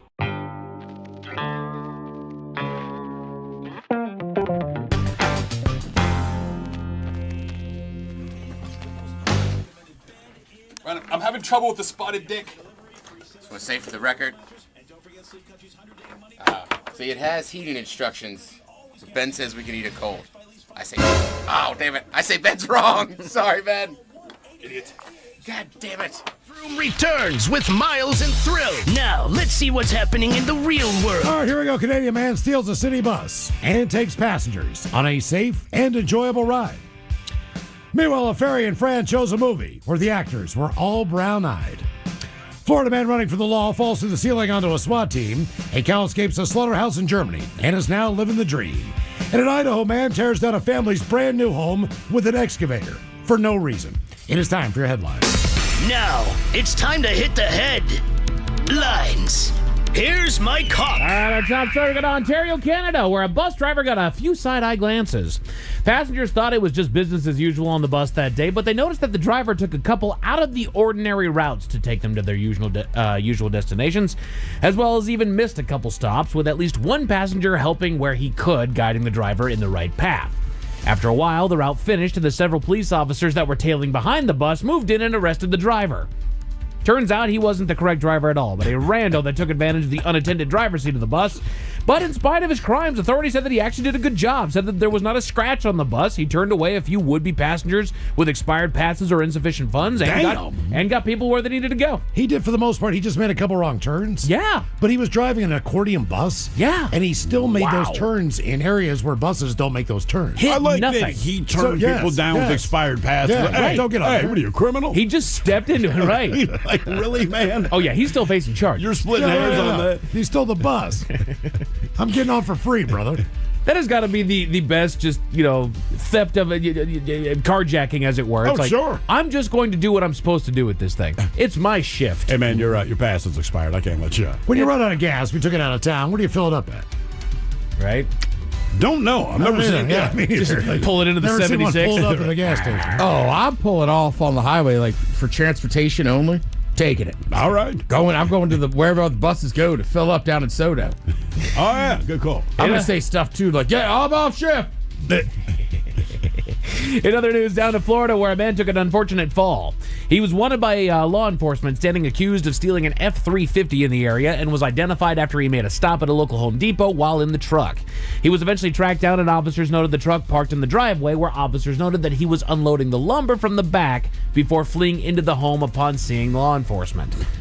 Lumber from the back. Yeah. Due to his criminal history and threats, he would get into a shootout. Threats that he would get into a shootout before going back to jail. Jesus. SWAT and crisis negotiators were brought to the scene before they made their way inside. But upon entering the home, they found that he was not in there and didn't respond to verbal commands to reveal himself. The search didn't last long, however, as body cam footage from the officer shows the man soon falling from the ceiling out of his hiding place. And he was quickly descended upon and arrested.